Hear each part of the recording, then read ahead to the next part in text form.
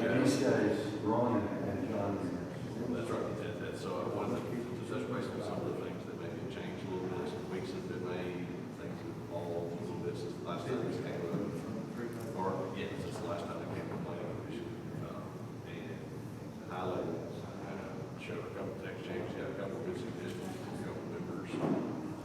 That revised the text a little bit from John, and had a good suggestion about retaining walls and how to talk about the engineer that does the design on those things to get it technically right.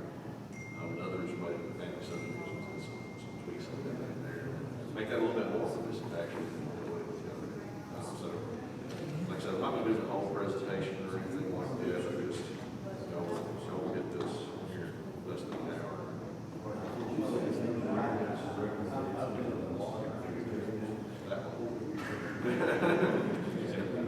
About how we describe it. Our terminology felt like was not, it didn't match the statute, and so that's awesome. Like, y'all know I love that stuff. So that's what I'm all about. So things that have changed since the last time you guys talked. Of course, as you know, the last time we had. I apologize, everybody. We're doing a pollution discussion.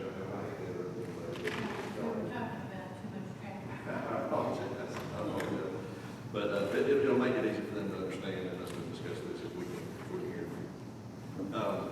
So things that changed, of course, the last time this came up for a public hearing was back in February. Last time it came up for a public hearing was in February. What we were talking about at the time was really the starting point was like a 5-acre minimum lot size. That has evolved, as you guys know, at this time we're talking about 100,000 square foot minimum lot size, which is 2.3 acres. So that's probably the biggest single change. This stuff is kind of similar, and I've talked about more of this. A lot more flexibility, as we talked about in the last meeting. Heard a whole lot of stuff from you guys, and county commissioners, and citizens, and a lot of other folks. Had a lot of good input and a lot of discussion. And so what we did really was to accommodate that. Really, what I think a lot of people have a lot of really valid concerns about flexibility, being able to do things with family members and those things that the last revisions that version didn't quite have, that I think this version does have. So as I said, it went from 5-acre minimum lot size to 100,000 square feet. There's exceptions from these are our infrastructure requirements. I'll talk about these. Might be a little easier to see on the small screens, believe it or not, but and I can zoom in on the stuff that anybody needs me to. But what's in there is if you have all your infrastructure, if water's available, hydrants are available, you're on a roadway 18 feet wide or better, those characteristics, then you can reduce down to 100,000 square feet. If you don't, as a developer, you can. So if you're doing a major subdivision, 3 lots or more, you're coming in, that if you don't have those characteristics, you aren't willing to upgrade the infrastructure, if you're not willing to upsize the line or install a new line or widen the road or whatever, then you can do 5-acre tracts. But that said, one of the things we've worked in is a good bit of flexibility here, and so there's exceptions to that. So basically minor subdivisions, 1 or 2 lot subdivisions, you'll be able to turn those in off your property and sell a lot to, or give away a lot to, or whatever you might want to do. So major subdivisions would really be held to a higher standard by these changes. Your small, minor subdivisions, 1 or 2 lots would not be. They would be able to continue basically like they have that now, except in that part of the county it's going to be zoned RP, or it would be zoned RP. Instead of having 40,000 square foot lots, we're doing 100,000 square foot lots. That's through the typical standard subdivision process. But beyond that, even there's additional flexibility that's put in for family subdivisions. So I had a good bit of discussion with a whole lot of folks about this. I'm sure you guys did too. One of the things a lot of people said is this is, you're going to impact people's ability to buy off the lot for their kids, that kind of thing. And so I talked with our colleagues in Williamson County. Saw them at a conference the other day, actually, and when I was there, had a chance to talk with them. We incorporated, and I'll spend time talking about what all this is, that there are provisions in here for family subdivisions. And so if you own a certain piece of property of a certain size, and there's a table there, and I'll zoom in on the next slide, you'll be able to partition, no matter where you are in the county, no matter what services are available, no water, hydrants, 12-foot wide road, whatever, you'll be able to partition off a 40,000 square foot lot to give to a child or a close family, immediate family is what we call it. So that's a child by birth, stepchild, spouse, sibling, grandchild, grandparent, parent, or step-parent. That's what we call it. And depending on how much land you have, you can do a certain amount. So I had some conversations with Commissioner Miller, and I talked about this morning, and talked about it some more.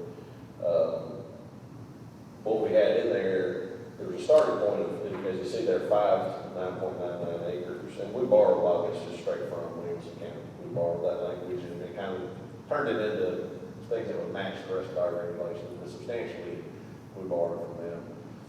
Of course, they have a 5-acre minimum in general, and through most of the're county. And what we're really going to is 1.84, I'm sorry, 2.3 acre minimum. And so what we've done right here, and this is a little bit hard to explain, so one of the reasons I wanted to do this study session is to talk it through with you guys, so I can talk it through.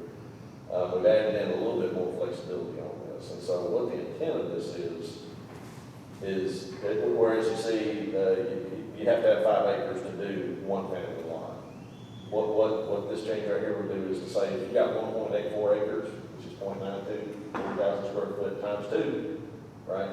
You can divide that in half and give one of those to your family. So what this is doing is basically making it so that if you have a piece of property that can be subdivided in the county, you're not losing anything with these changes. From a family perspective, not from a monetary perspective, from a sales perspective, a development perspective, yeah, that's it. That's not what we're talking about. But the changes here, they make it so that if you've got enough property to take a lot and divide it into 2, where you end up with 2 lots that meet the minimum lot size requirement of 40,000 square feet, you'll be able to do that. And depending on that table, how much land you have, that's how many of those lots you'll be able to create for a child or whatever, your mother or grandchildren or any of those things. So that's probably the most significant change in recent days that has come along. This is in the presentation. This is what will be up on the screen here in a little bit. And so this is what you guys will be asked to be voting on this evening. Yes, ma'am. Can I just add a little to that? So kind of the whole concept of this was for people that kind of establish this county that have farms and you know, a lot of people move to the rural county to be rural and, you know, maybe it's not a working farm and they have 5 or 10 acres or whatever, but for even 4, I guess.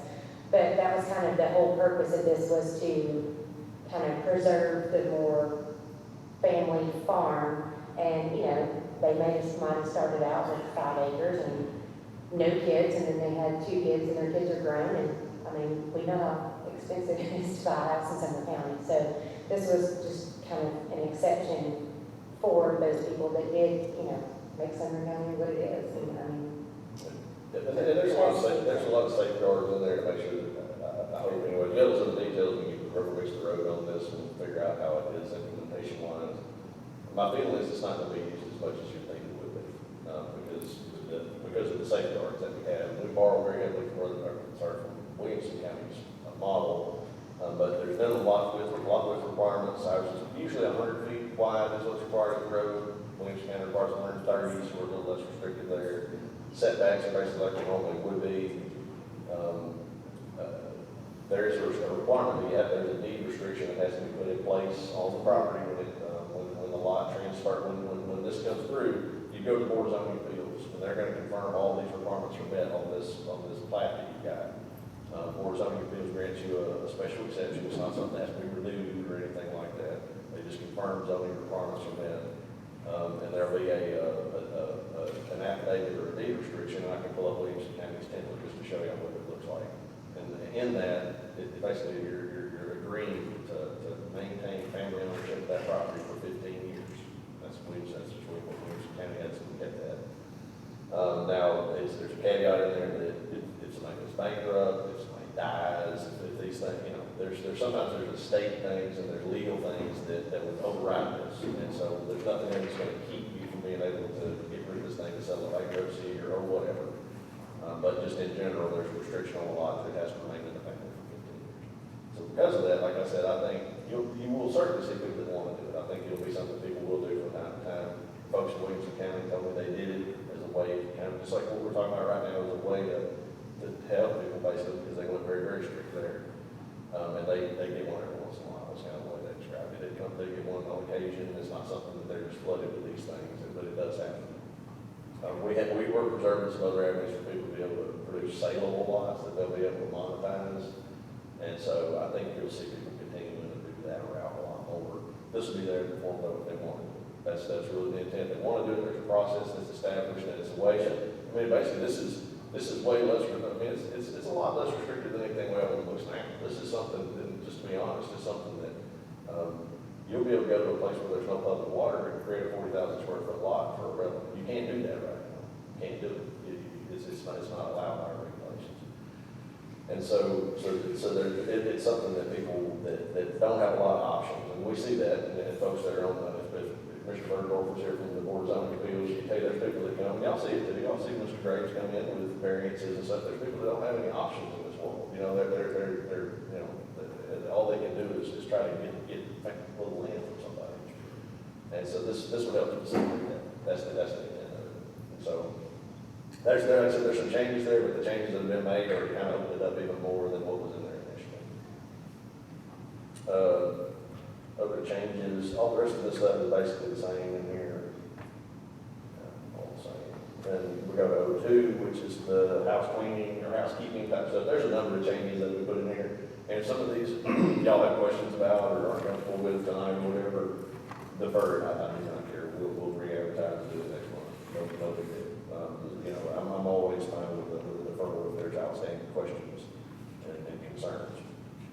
A lot of this, you know, name change stuff.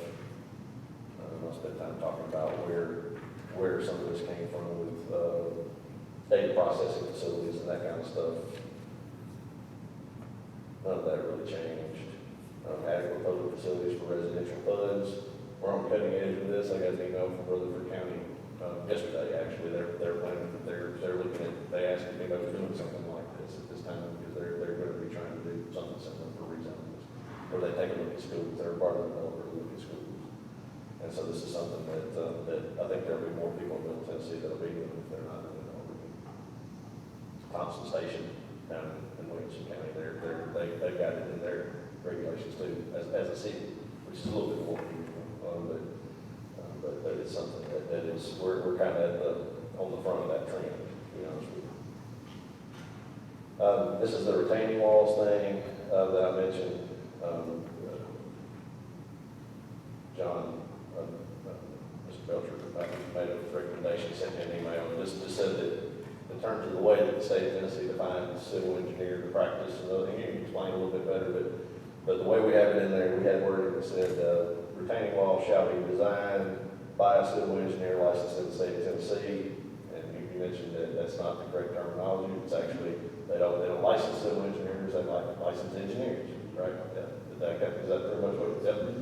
And so I think you're right. And so what I did was I struck that wording, and I've got wording in there that says that the retaining walls over 4 feet high shall be designed and sealed by a Tennessee professional engineer. And that just means that any engineer with a stamp can stamp those. Their responsibility to know what they're doing.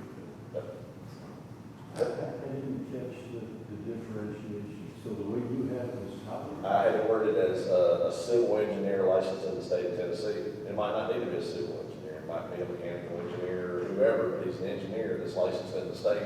And so that engineer can stamp himself. So he's a professional engineer. I believe They can, however, they have to prove their proficiency in that particular area. I mean, like, I'm a mechanical, I could seal the wall if I could show that I've got a lot of experience in designing walls like that to the state board. So it's up to the individual engineer to be able to stand behind their design work. And like you said, Tennessee doesn't license by discipline.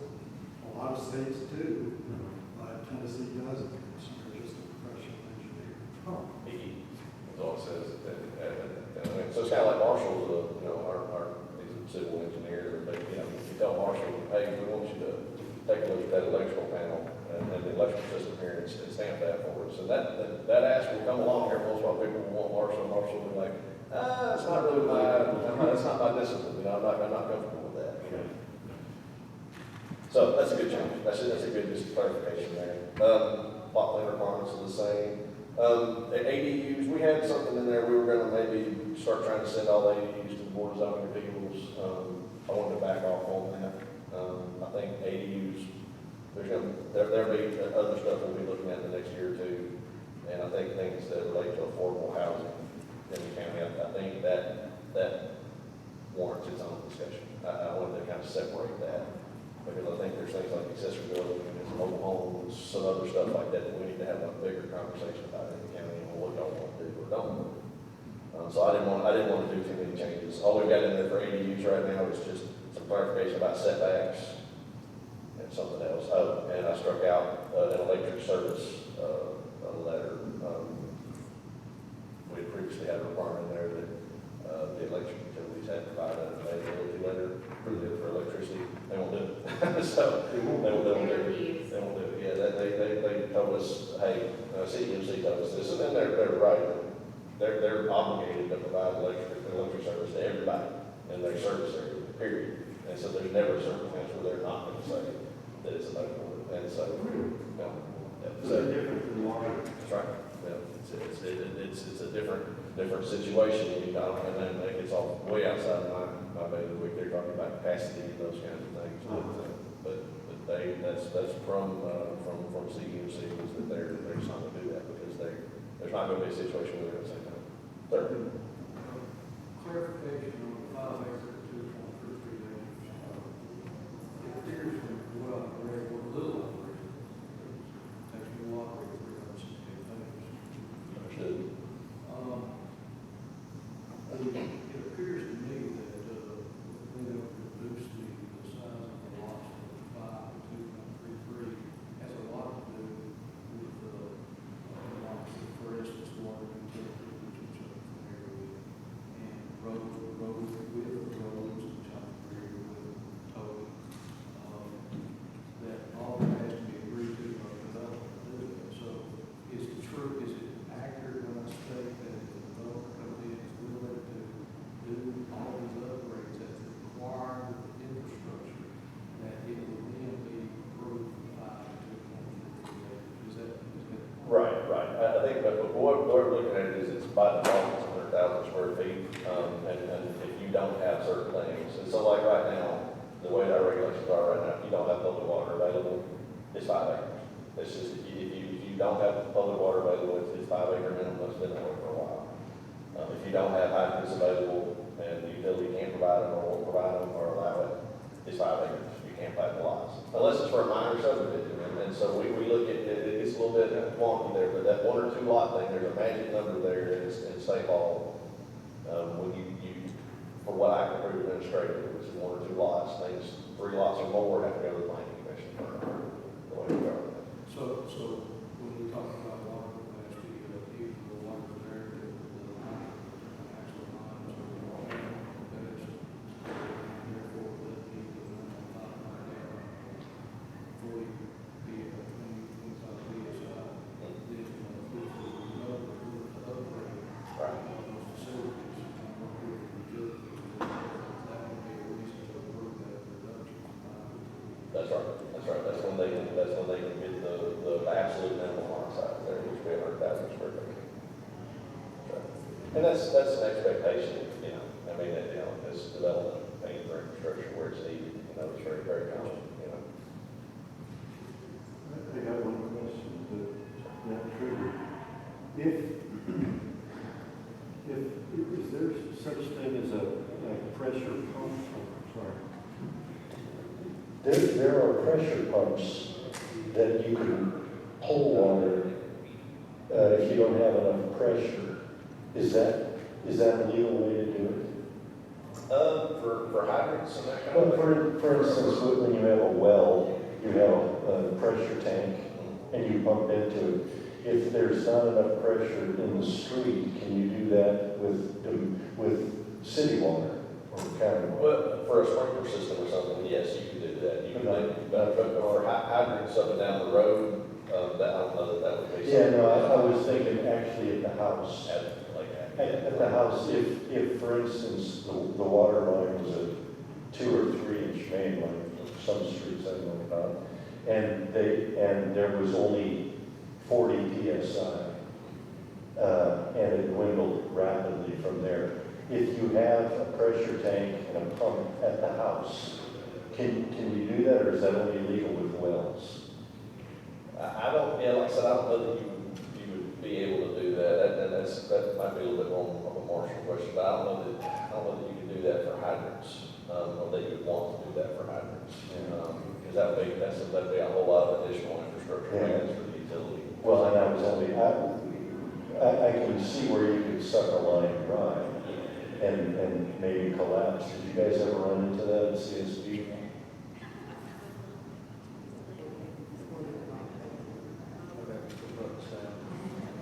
I can only speak for CSB Utility District. There's a gravity fed systems for tanks up on top of big hills, and then there's pumps that we have to have pumps in line that actually feed to areas that have reduced capacity and pressure. And so there's a combination of those that can be utilized, if that answers your question. Yeah. And that has to do with it. There's a lot of things that obviously that work is accomplished under the engineers that they basically present to the decision makers, and they decide, because that's an infrastructure cost, what it is, and it's a maintenance cost well over the years. Yeah. So, Okay, thanks.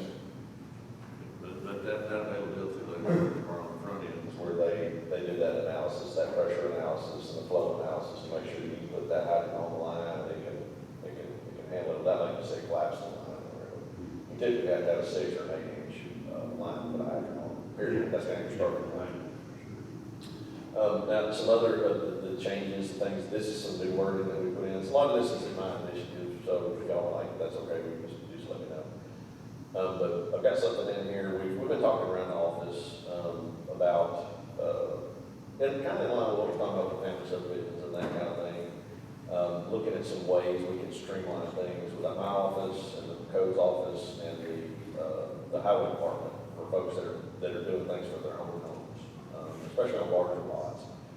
And so I've got something in there, there's no specifics on this, but basically it's just something, we have a thing called a zoning compliance form. You want to build something in the county, you fill out a zoning compliance form, you tell us what you're going to build and where you're going to build it on your lot, we check the setbacks and all that.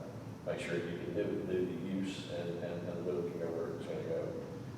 This would allow, it's kind of broad right now and I'm not fleshed out yet, but it would allow us to kind of create a streamlined process on all that. If you're doing something over 5 acres, I kind of look at it, somebody's built a barn or some building on 10 acres, it's not as critical as building something on a ½ acre where the setbacks are tighter, drainage is more of an issue and all that. And so this would just authorize me to create a separate process working again with the codes department and the highway department to streamline things that come through that are on lots over 5 acres across the county. I don't have a lot of specifics on what that's going to look like yet, but we're kicking around ideas right now. And so the zoning compliance process is required by our zoning code, and this would just be something that would kind of would allow us, like I said, to make it a little easier on homeowners in general, especially with larger tracts, to get their permits quickly. And I've been talking with our staff, I want to see more situations where people can come in and get their permit that day. That's what I want to aim for. Sometimes on a tight lot, where there's lots of questions and we don't know exactly how far you're going to be from the lot line and stuff, it takes a little bit more time. You're cutting a new driveway in, you got to get a permit from Toby, those kinds of things. Sometimes that shouldn't necessarily be the case, and I don't want to try to speed things up on some of those non-critical things. Yes, sir. I personally think that the property owners of Sumner County would greatly appreciate that streamlined process. Seems to me to be the right thing to do. Very different thing. I appreciate that. Then there's just some clarification on our common review procedures about withdrawing applications. It's one of those things, if you don't have it in the code, people will question you on it. So it's like, the example I like to give is, We actually had to put it in the code that you're not allowed to build a building on your neighbor's property because somebody said, show me where it says that, you know?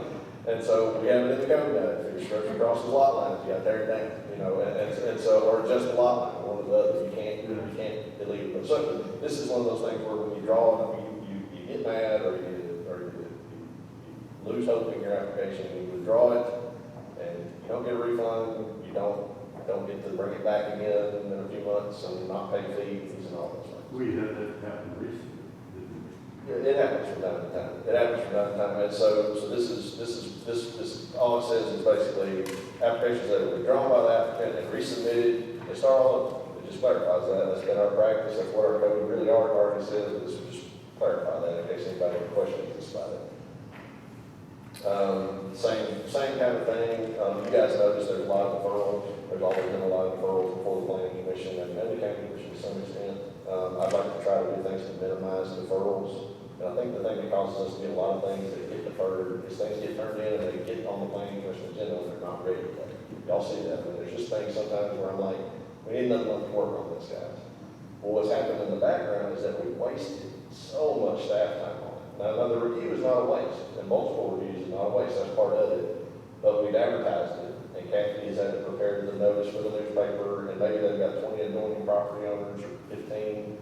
Each one gets a certified letter that we have to prepare, and so we're doing all this work for something that we know is not ready. It's not ready, it's not going to get approved, it's going to get deferred. And so what this is saying is, in order to minimize deferrals and unwarranted confusion, the planning department shall cause applicable public notices to be published when all staff comments have been satisfactorily addressed by the applicant's representatives. And so if they refuse to do that, there's a process in here for incomplete applications where if they refuse 3 months in a row to do to comply, I have the ability to keep them off the agenda, but ultimately I'm forced to put it on the agenda and say, turn this down, you know, because it's no good. People will do that. Sometimes there's political things where people think that they can push something through and that kind of stuff. But this is just something that will cut down on a lot of the deferrals that we see. Because when we have things that, like I said, when it gets turned in, the way the cycle works, we get it. We have to get it advertised before they turn it back in. So we've already spent the time to advertise it, and then they turn it back in, and I'm like, guys, it's not ready. It's not ready, you know. So this was for a reason. This is not really going to apply to plats because those are on a statutory deadline. I have to put them on the agenda. And they're a lot simpler, but it will really be rezonings. Rezonings are much more complicated, have a lot more moving parts and requirements and those kinds of things. And so this is something that will apply to rezoning more so than any other kind of application. And y'all want those to be really squared away when they get to you. You know, you don't want a bunch of unanswered questions. And so it would just clarify that for written notice and for the published notice. Deferrals, and this is another one. This is something that I wanted to do for a long time, and y'all might think it's pretty too far, but what it says is for applications deferred at the applicant's initiative. And so, try to zoom in this a little bit. So, applications deferred at the applicant's initiative.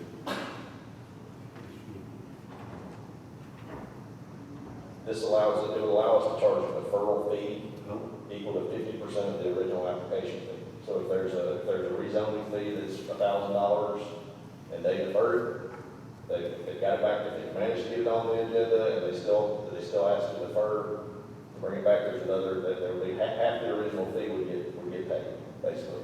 And that's because when things get deferred 3 or 4 times, there's one application fee. We're spending the staff, it's times 3, times 2, times 3, times 4 for the staff time of preparing all the notices, getting the agenda packet ready, doing all these things. So this would have to capture all that. They say run it like a business, that's what everybody's told me ever since I started working in government. This would be something that would allow us to capture a lot of that time that we're spending on these things. If they don't defer, if everything's ready to go and square away, then they don't get charged anything. But this would also be a deterrent to a whole bunch of deferrals where people defer over and over and over again to try to either beat you into submission or whatever, work out other issues. If this is at the applicant's initiative, if you guys are uncomfortable and you're like, hey, I want to defer this so they can go traffic study, then we're not going to charge them. We're not going to charge them for that. That's not their fault. That's something where you guys need more information. So, And this is for each time. that's right. It'll be for each time. Because each time we have to do the notice all certified letter, the newspaper notice goes to the newspaper, all those things, all that time. We're talking, that's hours of staff time that gets spent for Kathy, for me, for other folks too. You know. So, anyway, like I said, might be a bridge too far, but it's something I wanted to do for a while. And it wouldn't apply to engineering fees, some of those other things. It would just be for the primary application, like the planning application, like the rezoning application generally is what it would be, or a plat application. And and it says that in there, like, which fees it would apply to.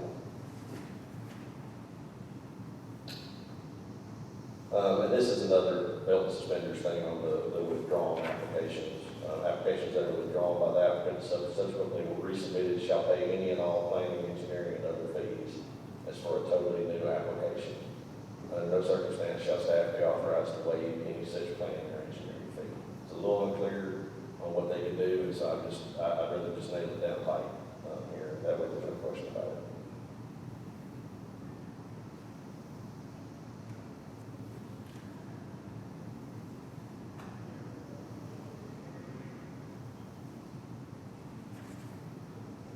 That's it. Those are the changes that we made since the last time that we met. And so we've got about 15 more minutes if y'all want to have more discussion, if there's any questions about anything. Or if we're done, then 15-minute break. Anybody have any questions? Can I tell you how delighted I am to have a full planning commission? I know Jim's not here, I feel bad about that, but thank you, everybody.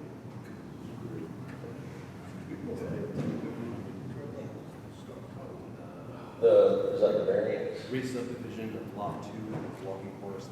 Yeah, so I don't want to get too deep into it, but I don't know if those guys are not here. I try not to get into individual like that. But what I'll say is that they're wanting to do a fire hall at that location. And there's an existing lot that's there, and because New Deal Box Road is too narrow, it is a Laker Road, the lot they're wanting to create is a little too narrow. So they need a variance from the lot width requirements in our subdivision regulations.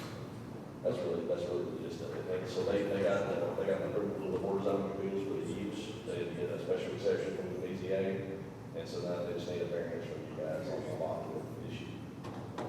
Does that answer your question? If there's any, is there? No, really. We'll go over it when we get into it, sure.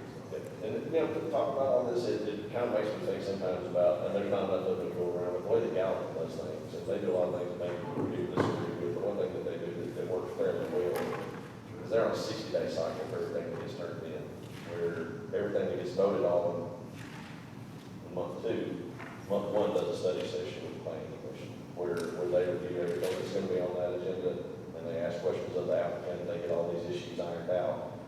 And that was their answer to cut down deferrals and withdrawal applications and all those kinds of things. So I'm a believer in having a chance to look at these before you're asked to vote on them. But I do get a little bit uncomfortable in debating it or something like that if they're not here in the audience. We're not actually here. The meeting hasn't been gathered over yet. That's all I have, Mr. Chairman. Yes, we'll have a 15-minute break before the meeting starts.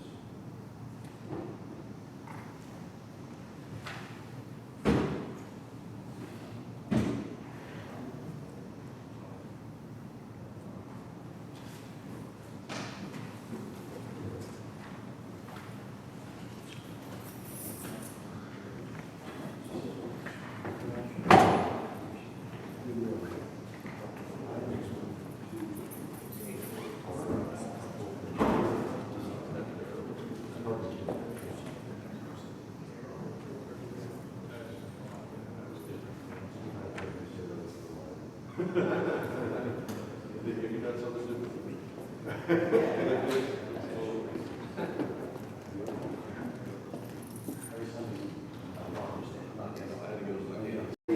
He's in chairman mode. How are you? How you doing, Baron?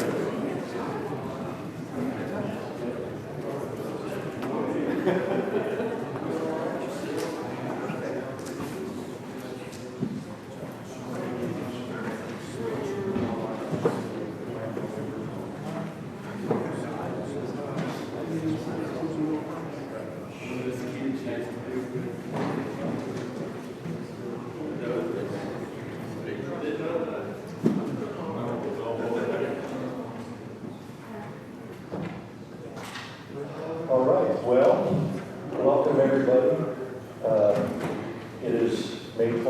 now going to bring this meeting of the Sumner County Regional Planning Commission to order. First order of business is the approval of the meeting minutes from last month. Do I have a motion? So maybe, All in favor, say aye. Aye. Opposed? Passes. Second is the approval of the May 2024 agenda. Do I have a motion? Second. All in favor, signify by saying aye. Any opposed? Passes unanimously. Okay, what we've decided to do is this is a pretty sizable agenda we have, so I would ask that anybody who has comments, make them as brief as possible, because I think we have a pretty good list of people who want to speak, but I want you to be able to say everything you want to say, so don't cut it short on that account. We will do project by project. Mr. Sutter will pretty much handle it from here. The first thing he will do is give an overview of what the item is about, and that will be on the screens above, and then we will go into public comment on it. So, with no further ado, go ahead, John. Yes, sir. Thank you, Mr. Chairman. Mr. Chairman, the first item on the agenda, and this is a very text-heavy presentation. I apologize for that on the front end. Just by its nature, we're making a map and a 300-page document, so there's a good bit of text. So I'll have to read a good bit of it. But what this resolution is, I'm going to read this. Resolution 2024-01, which is a resolution amending chapters 3 and 4 of the county zoning resolution to create a new rural preservation zoning district, establishing said district purpose, bulk, yard, and density regulations, amending chapter 13 of the county zoning resolution to establish requirements for non-conforming platted lots in the RP and RR zones, amending chapter 14 of the county zoning resolution related to family subdivisions, amending appendix A and B of the county zoning resolution to make provisions for family subdivisions and for the RP district's allowable uses, and making other minor revisions to reflect the RP district, and amending the county's official zoning map to reflect RP district boundaries. So a little background on this one, Mr. Chairman. Beginning back in January 2023, the Sumner County Regional Planning Commission held public study sessions related to residential lot sizes in the county. These public study sessions on this topic were held January 24th, February 28th, March 28th, May 23rd, June 27th, August 15th, September 19th, December 19th, and then on February 20th. And following that last one there was a formal public hearing held that same day on February 20th, where a previous version of some of these changes was brought forward for a staff presentation, public comment, and a recommendation. There was a positive recommendation made at that time. What happened was the county commission elected to refer that back to the planning commission. There was a good bit of citizen input, good bit of input from the community on those changes. And so they referred back to explore the possibility of adding additional flexibility for small minor subdivisions, as well as adding new provisions and much greater flexibility for family subdivisions. And so that's essentially what the changes that are in Resolution 2024-01 will reflect. I'll review those. This is a little bit of an in-depth presentation, but we do need to talk about the background as part of the comprehensive plan, but we notice all those things. So as per the county zoning resolution, this item was advertised in the Gallatin News and International Standard on May 2nd. The draft text and map, as well as this public notice that you see on the screen there, was posted on the county's planning and zoning website. We've had a copy of that draft text and map available for public review in our office. And the notice was posted on the Sunshine Board as well, the county administration board. So over the course of those study sessions, the one that I talked to going back a year or so, year and a half, the Planning Commission took an in-depth look at the county's current residential zoning regulations. There's a good bit of research on how those current zoning standards relate to our comprehensive plan. So we do have a comprehensive land use plan, the 2035 plan that was adopted by the county commission and the Sumner County Regional Planning Commission in 2010. And so we did discuss, during the course of those, there was discussion about non-residential zoning standards and non-residential growth, which I think the Planning Commission and the County Commission generally wants to encourage in the county, but the focus was on residential zone as it relates to the county's comprehensive plan. And so that's the focus of the discussion, that ended up being the focus of these proposed zoning changes that the planning commission has come up with. So as we review the 2035 plan, we heard a number of recommendations in there. And essentially what it says is that the county's longstanding approach to residential zoning is not desirable or sustainable, is what the comp plan says. And so what it says here, it levies two criticisms of our current zoning code. The first of which is both parcels in Sumner County can be divided into 0.92 acre lots for 40,000 square foot lots.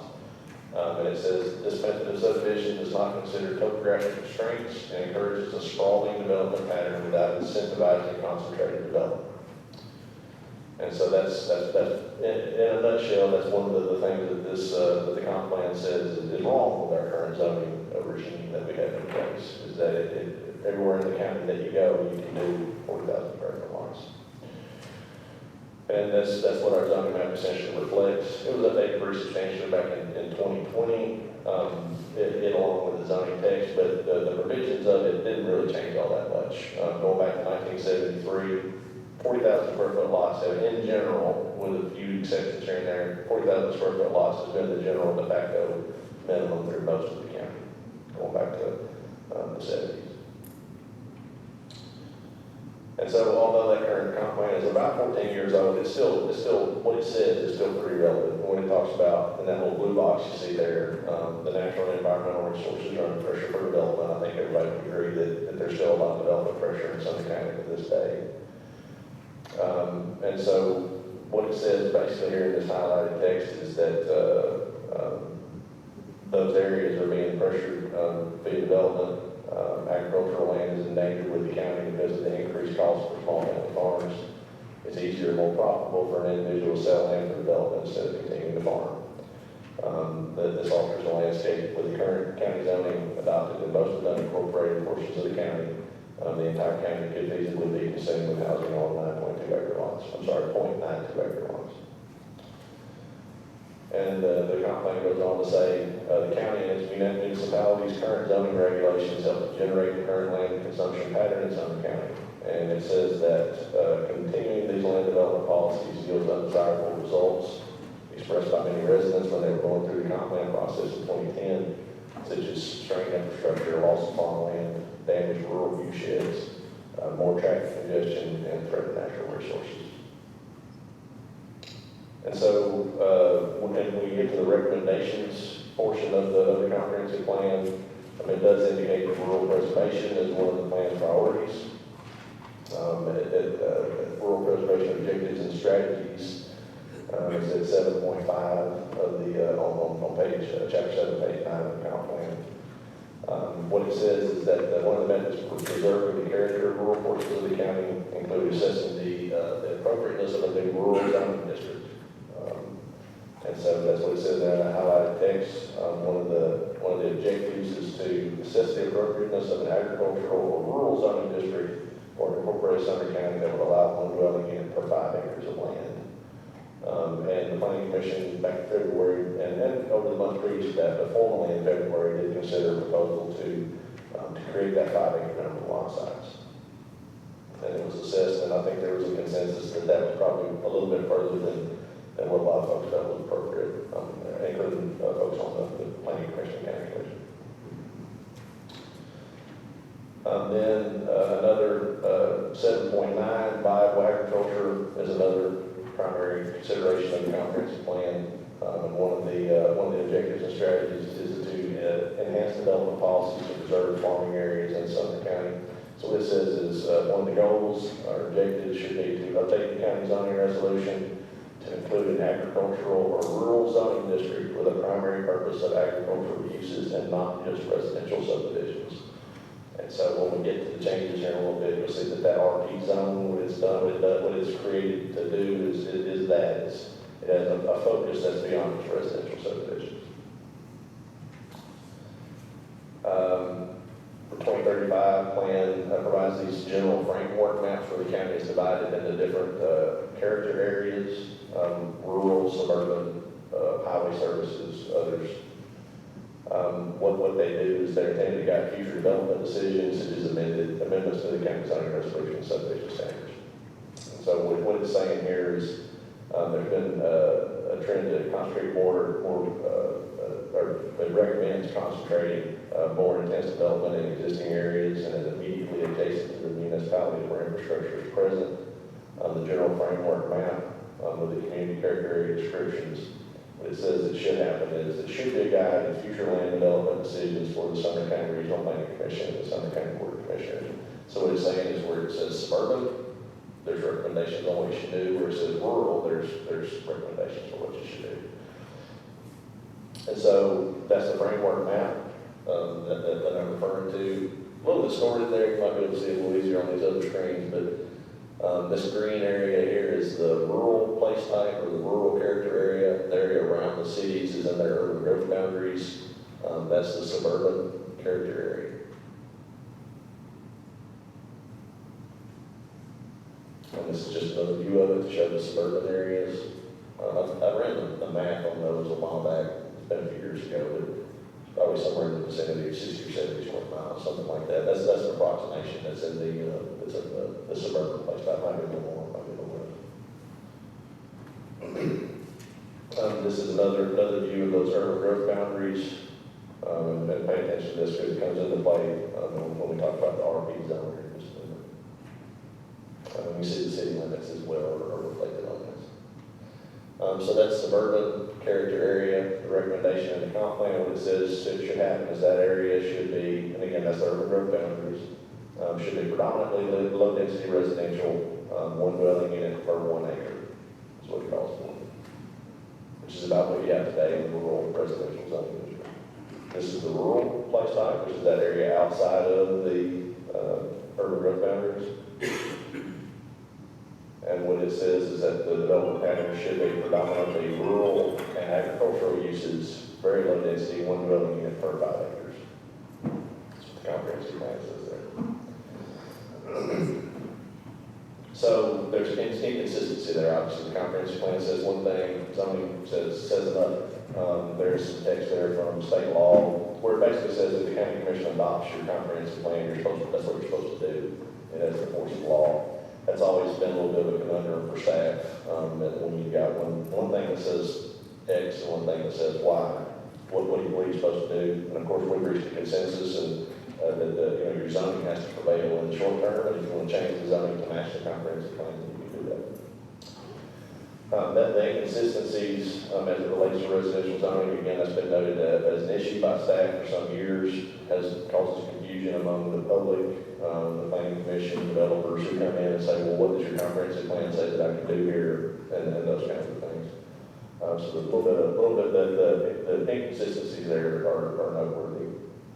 So these changes, what they would do is to bring the zoning resolution and the comprehensive plan in much closer alignment with regard to residential zoning. And they would constitute probably the most significant updates to the county zoning standards since the zoning was adopted back in 1973. So one thing that did come up is a comment as folks talk about this.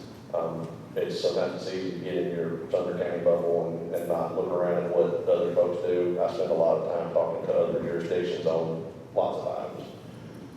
And so just very, very high level, what I wanted to show is what do other peer counties in Middle Tennessee, how do they handle minimum lot size?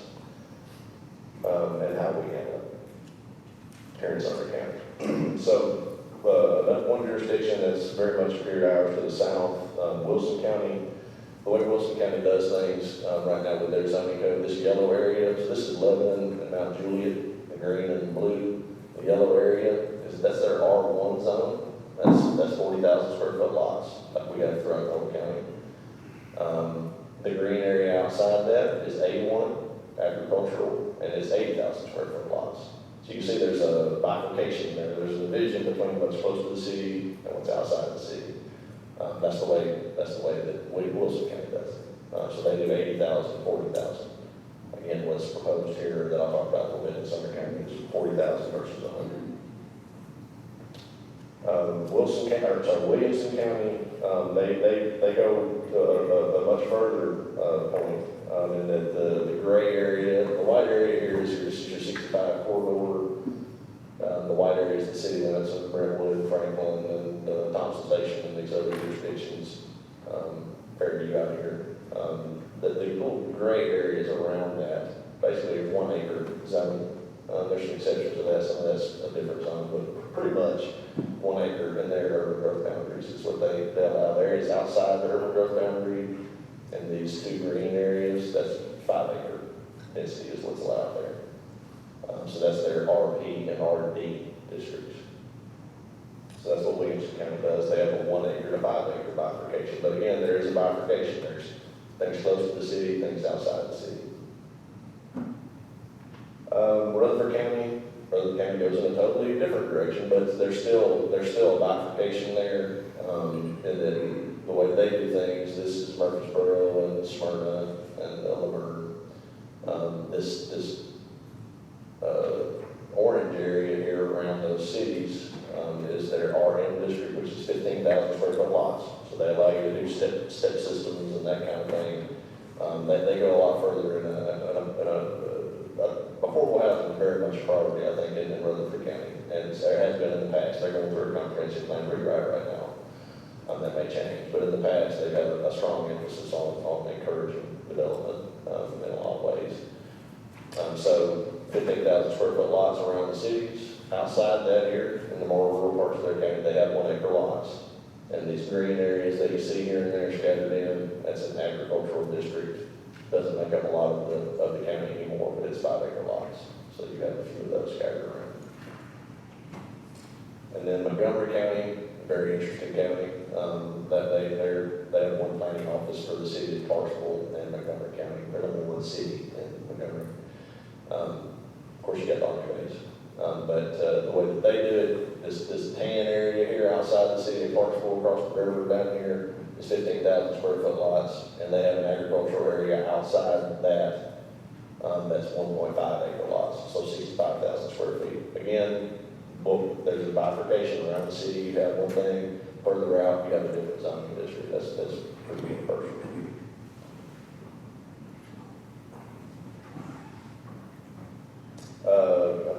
Slide there. So obviously every county can do whatever you want to within reason with your zoning code. You have your own norms and regulations.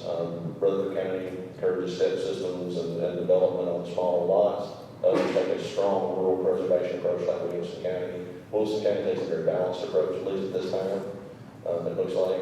But one characteristic that they all have in common is they differentiate in areas closer to the cities versus those that are remote and more rural. And they allow more density closer to the municipal limits. That's something that each one of those jurisdictions does. And they do that by dividing those areas into 2 distinct zoning districts, which is what our comprehensive plan really seems to recommend. So our current zoning map is here. These are the cities. You have Andersonville, Gallatin, and Portland, and Westmoreland, and other cities here. This green area is unincorporated, and as you can see, it's all the same color. That whole area is zoned all rural residential this time. Little splotches here and there, planning and developments, and that's the Liberty Creek School Complex, and there's some other things like that. But 95+% of the county is zoned rural residential now, which allows 20,000 square foot lots. So the 2035 plan recommends that lower densities are appropriate in the portion of the county that's rural outside there, and then, as I said earlier, within the suburban area and the UGBs and growth boundaries around the city would be available for more intensive development of 1 unit per acre. The ability is there to cluster lots as well, but that's a strong compound recommendation in those suburban areas too. So this is again, just to talk back and forth, this is the current zoning map, and this is that proposed map. So, existing and proposed. That would bring the residential zoning into compliance with the 2035 plan's recommendations. One thing to note, anybody that has an entitlement right now, if you've got a subdivision that's approved, or a platted lot, or a preliminary plat approved on the development, or a planned unit development, if you have a vested property right in any way, this doesn't touch it in any way, shape, or form. You maintain those rights to utilize that property. That's state law. That's the Tennessee Domestic Property Rights Act. That's it. What this would do is to create a new zoning district called the RP district. That's the green area.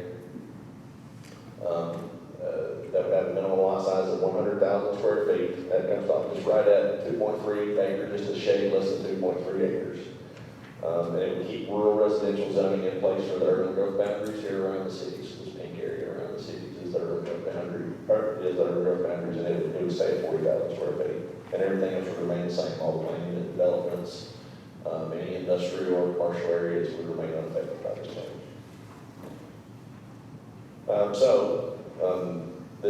The next slide is, these are the actual text changes. This is at chapter 3, so we're just adding in the RP, Rural Preservation District here, as one of the residential districts. This is where we're creating that district and saying what this district is intended for. We utilize the comprehensive plans language, that it should be something that really prioritizes, raising crops, that kind of thing, farming and those rural agricultural uses.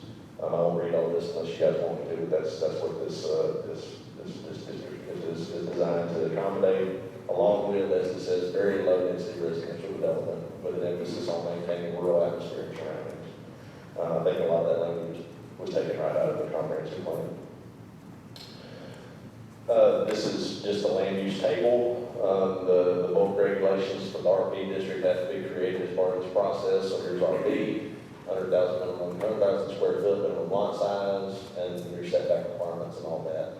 All that would stay basically the same as in the RR district. There'd be a 10-foot additional setback, so a 50-foot front setback instead of a 40. That's the only change there. But the biggest change is you're going from 40,000 square feet to 100,000 square feet in those areas. That said, there's variable lot size requirements. A lot of these are in place now. If you don't have public water in Sumner County right now, your minimum lot size is 5 acres. You can't subdivide lots that don't have access to public water. Likewise, fire hydrants, our subdivision regulations require for major subdivisions more than 2 lots. If you come to the planning commission with a major subdivision, you have to install a hydrant. If you can't do that, then you can't do the development. So that's not necessarily changing. Adequate roadway availability. This is something that is addressed in different places in our subdivision regulations, where the planning commission can require roads to be widened and those kinds of things.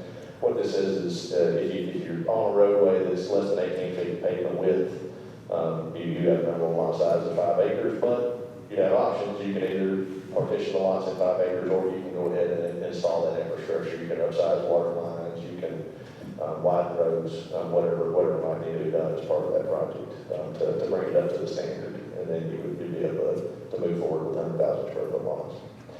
There are exemptions from the provisions here related to some of these water, hydrant, or roadway availability.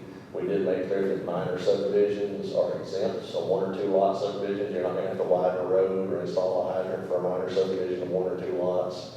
You'll just be able to bring in the surveyor will submit the plat like he always does for 100,000 square foot lot, and then the RP zone. That would change. The lot size would change with the process with it. And then we're also creating something, we'll talk about it a little bit more length here in a minute. There's a family subdivision process that we borrowed from Williamson County. Basically what that does is that would exempt family subdivisions from any of these requirements, public water, hydrant, or roadway availability.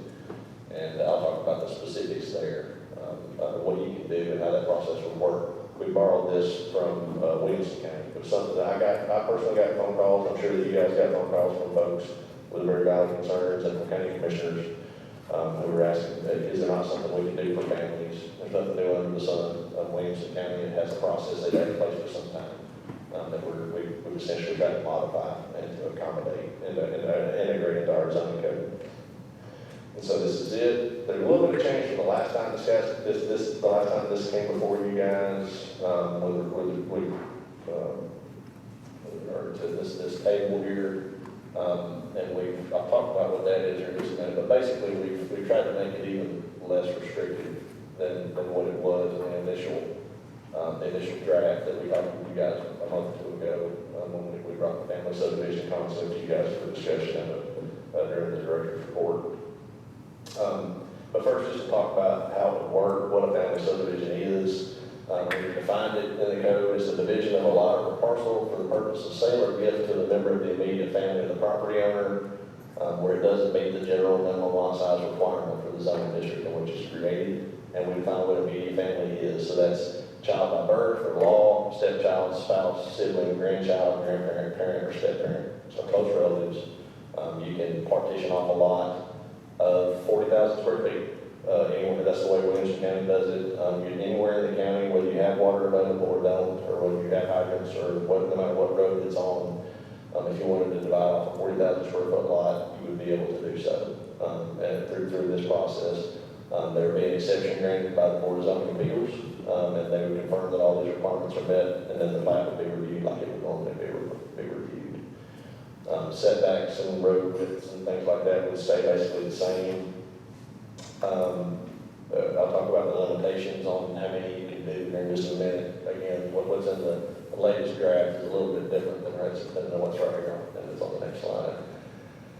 There's a requirement that as part of these family partitions, there's an affidavit that has to be generated, and Williamson County has sent me their template that they use. We would modify that for our purposes. And it would function as basically a restricted covenant that gets recorded on the property that prohibits from being sold for 15 years to anybody outside the family. Now, if there's involuntary transfers, foreclosure, death, judicial sale, condemnation, bankruptcy, any of those legal proceedings would trump this, and it would be able to resolve the bankruptcy or whatever might need to happen would be able to with this process. But in general, the intent is to keep it, make sure that it's actually being created for family.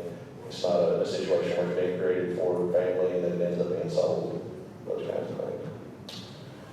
And so what we've done here is we've, again, you have to have a minimum of 5 acres to do it at all. What we've done here, we've got some wording in here that basically says you need 1.84 acres somewhere in the county in order to do this process. You've got 1.84, which is 0.92 times 2. So you can take it, get 2 legal lots out of it. To 2.75, you can do 1 family subdivision lot. So that's anywhere in the county. Water availability, no water availability. You can just do it. And based on your acreage that you own, you'd be able to do up to 7 lots for family members. And so, like I said, it's a change. One thing we did, there's a caveat I wanted to put in here. So regardless of what it says, you can't go less than 40,000 square feet, and state septic requirements must be met. So it's one of those things that I tell people, we have a 40,000 square foot minimum lot size, but most plastic get turned in don't have that. They're not that small because the septic doesn't work out for the lots that small. And so you got to have whatever you have to have in order to make it work. So that might be 50,000 square feet, it might be 2 acres, but if the soils will work, you can do 40,000 square feet anywhere in the county. So this is our land use table. This is just where we work the family subdivision stuff in here. There's a thing where it says how it's allowed. It's allowed in all the residential districts with a special exception to the PZA. And again, they just confirm requirements are met, ask on the record who's selling it, or who owns this property, who's getting this property, those kinds of questions in a minutes. And we just kind of nail it down. Moving on past that, that's all I have to say for now on the family subdivision stuff. There's other things that are related to this. There's a lot of non-conforming lots out in the county that would be created as this when you have a larger lot size. We put some flexibility in there to make it so that you can re-subdivide those lots, move lot lines. If you need to move a lot line for a fence or a building encroachment or something like that, you'd be able to do it. Otherwise, you'd be grandfathered in and you'd have to bring it into full compliance, which is not possible most of the time. So this is something that would hope to provide a good bit more flexibility with the planning process. And then there's just miscellaneous changes, just working the RP language in there where we list other zoning districts. This is one for cell towers to tell what the approval process is if you have a cell tower, and then correct the typo. We had a typo here for RS was supposed to be SR. And so we do have zoning map amendment standards, Mr. Chairman. So there's a number of these. They are important. Our zoning code does say that these have to be taken into account when making a decision on whether to amend the zoning map, and then I'll talk about the text. So the first finding is whether, to the extent to which it's consistent with a comprehensive plan. and other county adopted plans. From staff's perspective, I'd say this is consistent, it's more consistent with the county's comprehensive plan. As I mentioned, it does call for certain things. Number two, whether and to the extent to which there are changed conditions that require amendment. The changed condition really is that the comprehensive plan got updated a number of years ago, and this will bring regulations in closer conformity with the comp plan. Three, is there a demonstrated community need?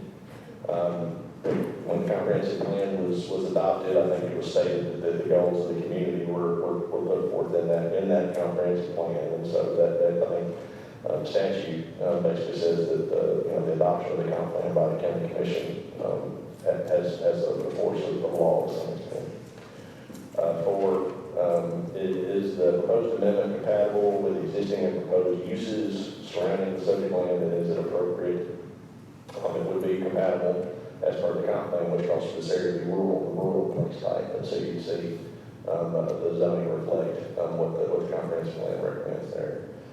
Five, would it result in a logical and orderly development pattern? Would it deviate from that? It would impose a development pattern based on available services and infrastructure. Six, would it encourage development prior to the availability of necessary services and infrastructure? I think it would not. It would impose a development pattern, again, based on available services and infrastructure. Seven, would it result in the creation of an isolated zoning district unrelated to adjacent districts? No, it would not. The proposed district boundaries are in agreement with the county's comprehensive plan. Eight, would it result in significant adverse impacts on the property values of surrounding lands? We have not received a real estate appraisal or expert testimony. My office has it anyway at this point that indicates an adverse impact to property values. There's an important case there, and I'm not a lawyer or anything, but there's a case there that requires, if you're going to deny something or make a decision based on land values, you have to have an appraisal report or expert material evidence, and so we don't have anything on that. These changes are supported by the comp plan. And nine, would result in significantly adverse impacts on the natural environment, including but not limited to water, air quality, stormwater, wildlife, vegetation, wetlands, etc. It would not result in negative impacts to the natural environment, and would in its way would serve to improve development and more environmentally sensitive areas such as the ridge, which is recommended by the comp plan. And the text changes, I'm sorry about this, but there are 7 standards there, same kind of questions. Is it consistent with the comp plan? Yes. Is it in conflict with any provision of the zoning resolution? No. To the best of my ability, we've tried to make sure that there's no inconsistencies, so we're not creating issues where one thing says one thing and something says another in the zoning code. 3, are there changed conditions that require the amendment? As I said a minute ago, the comp plan, it will bring the regulations in conforming with the comp plan. The community need, it would bring zoning into compliance with what the community goals are in the comp plan. 5, is it consistent with the purpose and intent of zoning districts? And or would it improve compatibility among uses? Yes, the proposed amendments are consistent with the purpose and intent of zoning districts and would improve compatibility and would ensure more efficient development patterns across the county. 6, would it result in a logical and orderly development pattern? Yes, it would be more logical in that you have a portion of the county that is, again, go back to that bifurcation where you have the portions of the county divided up like other counties do. It would be more logical in terms of available services. As again, you do have, for development especially, you have more restrictions in terms of lot size and that kind of thing, where services simply aren't available. And 7, again, would it result in adverse impacts to the natural environment, et cetera, and we don't anticipate that it would. So, Sharon, that concludes my presentation. There's example motions there on the screen to approve this resolution or to deny it. To approve it would forward a positive recommendation to the Sumner County Commission, to deny it would forward a negative recommendation, and of course there's always the option to defer. If the Planning Commission feels like more study is warranted, a deferral can be done as well. And this is a public hearing. Before we start the public hearing, Josh, could you go back to the urban growth growth boundary plan. There's a couple of things that are really important to remember. Number one, what the planning commission is proposing to do here is complete a job that was started in 2010, if you didn't catch that. At the time, in 2010, the planning commission had approved the 2035 comprehensive plan. It had gone through the county commission, and somewhere the baton got dropped as they were crossing the finish line. So a lot has changed in the county since 2010. We've tried to accommodate those things, and I think you couldn't argue that we're less restrictive than the 2035 plan would have been. Now, a lot of people I've spoken with are confused about the urban growth boundaries. In the county, you have municipalities, which are your cities. Around those are an urban growth boundary, and those are highlighted in the yellow. Those are locked in. They cannot change unless there was a vote taken by the county and all cities for a unanimous agreement to change any aspect of the urban growth boundary. So what happens currently is the cities will annex into their city these parts of the urban growth boundary that are currently under county jurisdiction. So that's one of the reasons why we have a different zoning, and we kept the 40,000 square foot lots in the urban growth boundaries, because that's primarily what you have in the cities, if not more dense than that. So there is a bifurcation, as Josh was discussing, that you have the cities that have control over their own densities. You have the urban growth boundaries that are currently county, but they have a zoning of 40,000 square foot lots. That urban growth boundary, as I said, cannot grow unless there's a unanimous vote by all cities in the county. And then you have the RP, which is the rural preservation, which is what we're talking about. So on that note, Josh, if you will go ahead and start the discussion. Yes, sir. I think we may have folks signed up across a couple of sheets, and so we'll do a roundup at the end. I believe the first person that signed up to speak was Commissioner Mary Dunn.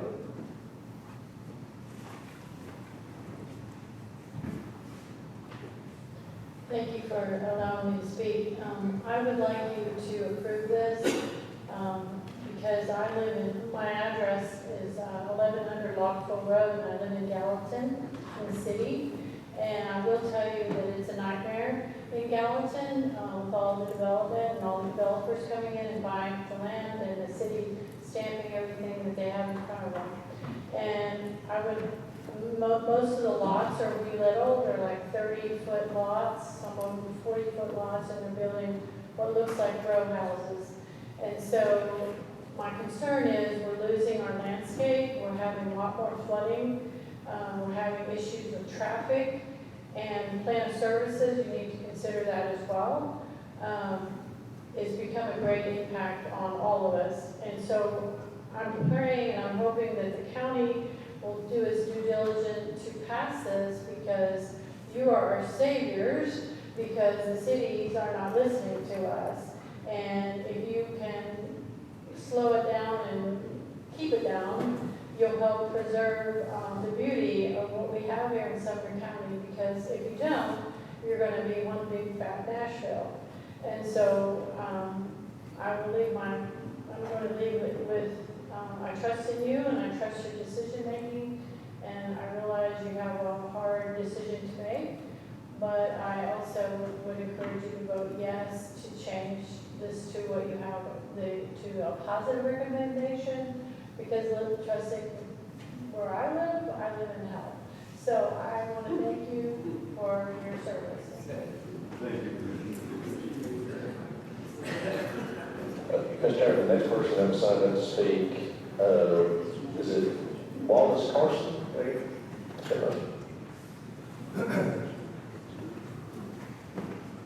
Please, your name and address. Thank you. My name is Wallace Carson. I live at 397 Bradley Mill Road. And first thing I'd like to go on record to saying that as a resident of the Sumner County unincorporated area, I am in favor of the new zoning code. But in particular, I'd like to address some of the issues that are going on with the building in the Bradley Mill Road area. We've got a subdivision that's not completed. It's got 22 more houses to be built. new one that's just apparently been approved, and they've got like 25 more houses to build or somewhere in that neighborhood, and then they're applying to build 30 or 40 more houses just within another half mile of that location. I don't believe, first of all, that the road is wide enough. I know there was something said about 18 foot wide. I've run a business with the Zuzu trucks for 27 years in this area, and if that truck's coming down the road, another vehicle has to go over to the side of the road, and there's no shoulders there. So there isn't going to be any ditch or taking out trees coming down parts of Brownville Road. So I think that needs to be considered. We did a traffic study from our area. It was seven, I don't have it with me, but there were several hundred in and outs during the day. Now you're going to add 70 more houses to that, 2 cars, 140 more cars. And between 6 and 8 in the morning, you've got at least an 8 to 12 minute wait to get out of Brandonville Road. And it's kind of dangerous. 31's not wide enough. Brandonville Road's not wide enough. And so we had those issues out there with the traffic. Also, I want to address that there's multiple sinkholes in our area. Now, I don't know if any kind of research has been done to see what's going to happen as they continue to build houses where there's multiple sinkholes. And I mean, even around my house, there's at least 5 sinkholes in our area. We really notice that when we get heavy rain, we get lake, we call it Lake 3, Lake Wentworth, which is our neighbors. And you can boat out there if you want to, and then about 2 hours after the rain stops, it's all gone. It's right down into the sinkhole. Also, this has created some flooding across Brandonville Road. When we get substantial rain, we're cut off from 31. It's happened just recently with that, where we get 10 inches of rain, and it was cut off. We're a dead end. I don't know what we're going to do about emergency vehicles coming in and out there. With it being narrow and a dead end and no other access, the Bryce Lane or anywhere around us there, we're going to have some emergency vehicle problems. And all my neighbors, including myself, are getting kind of aged, so we may see some emergency vehicles here down that area before too long. I don't know what else I had to say about, I don't know about water pressure. I don't know what kind of lines they've added to the area down there to make it more substantial for new housing. But at one time, I heard that the water supply wasn't substantial to add any more housing down there. So I hope that we'll take some consideration about not approving any more building in our area. I guess I have a question. Is there anything else? Thank you. Mr. Chairman, the next person signed up to speak is Philip Nash.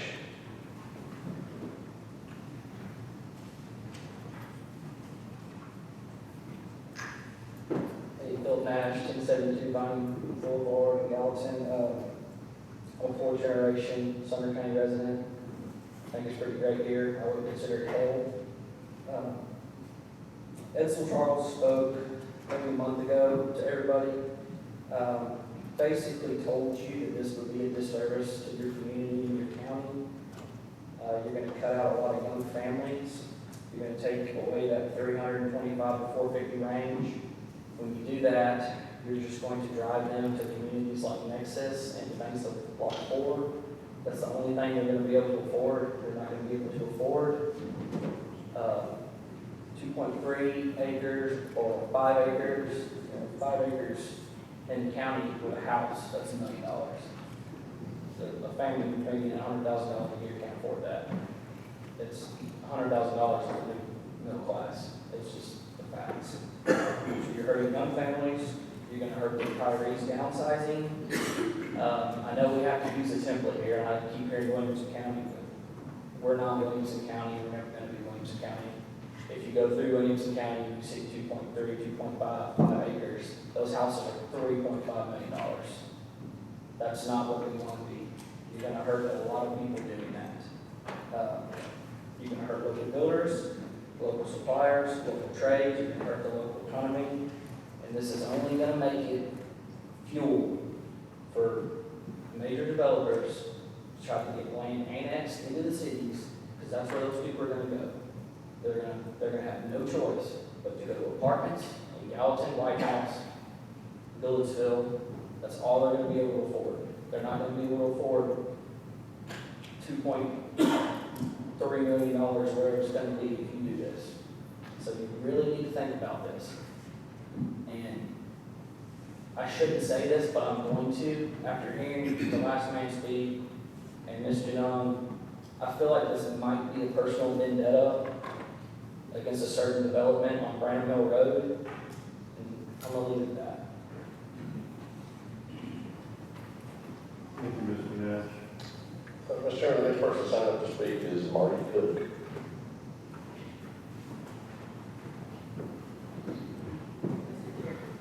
Mr. Chair. Yes. I think we're about to name names. Oh, okay. Good evening, folks. Mark Cook, one of Bluegrass Commons in Hendersonville. I'm an attorney in Hendersonville, and I have heard from several owners of large tracts of land that would be affected by the new RP zoning designation. And these are not developers. These are not someone who has any intent in the near future to sell their land or develop their land. These are folks who have family farms and have been in their family perhaps for generations. And their main concern is on their property values. That's important to them.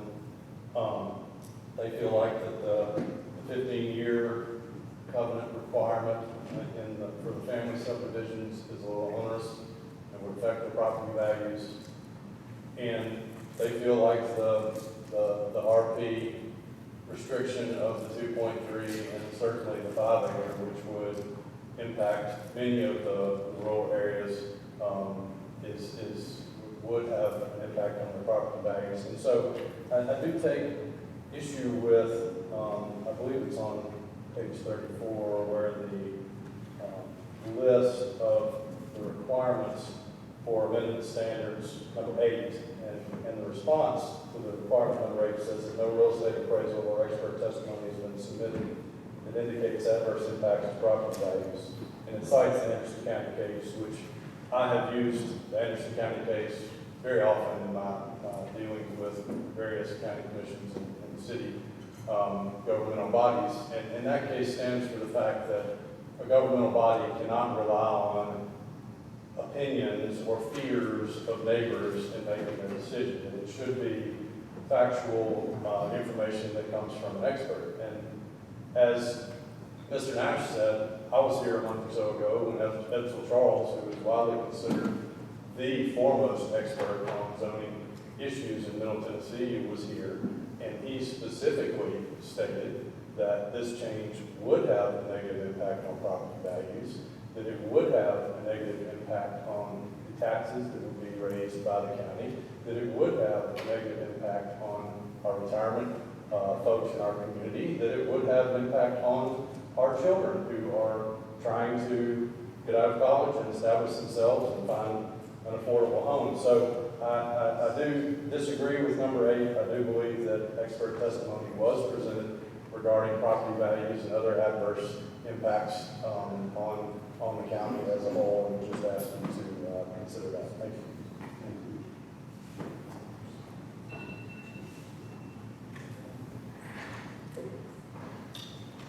Mr. Chairman, the last person I had signed up to speak, and if there's anybody else that wants to sign up, they can certainly feel free, but the last person I had signed up was Commissioner Jeremy Mansfield.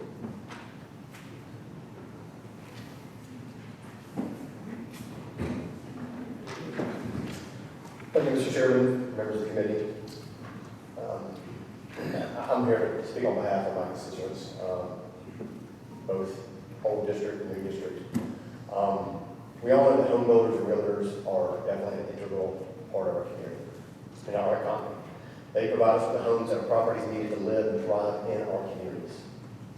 However, the influence of their campaign contributions and lobbyists over our elected officials from the state level who have blocked laws that help us and protect us against egregious annexations, laws that will help counties have parity with cities when it comes to impact fees and pay for new development, they have been thwarted by these industries. And our elected officials have created an environment that financially benefits them to the detriment of property taxpayers. It's a serious issue that needs attention. City governments have no financial responsibility for destroying their annexations, rezoning, and high-density residential developments put on county schools and infrastructure. Currently, the county has no other option under state law to alleviate the strain from these developments except to increase property taxes to build more schools near these cities' new developments, which in turn opens up more opportunities for undeveloped land surrounding the newest schools to again be retargeted by developers to overdevelop, and then the cycle repeats itself, leapfrogging across the entire county. Until all that is left is unbuildable ridgetops or low-lying floodplains that get filled in for future commercial development. Unfortunately, the cycle of overdevelopment has other far-reaching consequences. As the demand for new schools and increased property taxes expand to other areas, people are being pushed off their land because the taxes do get too high, because of overdevelopment. This leaves vast tracts of open land, which developers are quick to seize for continued development, repeating the cycle. Another problem of overdeveloping is that the county is left attempting, usually unsuccessfully, to help citizens with drainage and flooding issues these high-density developments are causing for homeowners and their properties. Such is the case recently in Shackle Island, the Hollows. This small neighborhood built decades ago has recently experienced flooding that only started once a high-density residential neighborhood was built nearby, causing the existing homeowners to sustain substantial and frequent flooding and damage to their homes and properties. To do right by these citizens, to correct mistakes made by previous planning commissions, like this one, and county commissions that sit in these chambers. Our current county commission, that is seated right now, has committed to providing over $750,000 in funding to fix the drainage and flooding issues caused by these new higher density developments. Short term, I appreciate what's being done for lot sizes, removing automatic exemptions, requiring fire hydrants in the rural areas for fire protection for these same residents. I also appreciate redirecting funds away from the GNRC, which only promotes high-density development to the detriment of our taxpayers. All I hear from citizens in this county is, why do we want to be the North Shore of Nashville? We're not the North Shore of Nashville. They don't want to be called that. They don't want to be Nashville. Live in Sumner County for a reason. Chairman Hyde has stated, I used to live in Murfreesboro and Rutherford County. I don't want to be like Murfreesboro and Rutherford County. I left there to come here to get away from Rutherford County and Murfreesboro. So I appreciate the protections that you guys have done from this planning commission so far to help the citizens. Ideally, I'll just say this, our elected officials would be free from influence by campaign donors in the residential construction industry, such as developers, home builders associations, and PACs, real estate brokers, realtors association PACs, mortgage lenders, and insurance agents. Ideally, elected officials would prioritize sustainable growth that benefits existing property taxpayers, eliminating the need for property tax increases or even impact fees. Personally, I do not like the idea of impact fees. However, because of political will, we're left with no other recourse to pursue. And I'm not going to vote for any more property taxes. Never have, not going to. So, unfortunately, this ideal scenario has yet to materialize in our cities or county, and I'm skeptical that it ever will. Therefore, in my opinion, a capitalist approach would argue that those initiating new developments would be responsible for covering necessary infrastructure costs rather than shifting this burden onto the existing tax base. As citizens, my two terms have told me, why am I having to pay for somebody else's new growth? I have a rural district, folks, in Millersville. My co-commissioner, my best friend and mentor, Mo Taylor, represented Westmoreland. And citizens are tired of being a credit card, an unended bank account to pay for new development and increasing infrastructure costs from it. So I'm thankful for what you guys are doing here. And I implore you to join mine and the late Commissioner Mo Taylor's efforts to break the cycles of reckless rezoning and irresponsible, high-density overdevelopment in Sumner County that doesn't pay for itself. So I'm asking you on behalf of my family. I was born and raised in Sumner County, Nashville. My parents have been in the same house since 1964, across the street from Commissioner Holmes, where she grew up. And I'm asking you to please pass this resolution, amending the county zoning resolution to create a new rural preservation zoning district to protect Sumner County from predatory development and to allow farming families to subdivide pieces of their property for their children and grandchildren. Thank you for your time.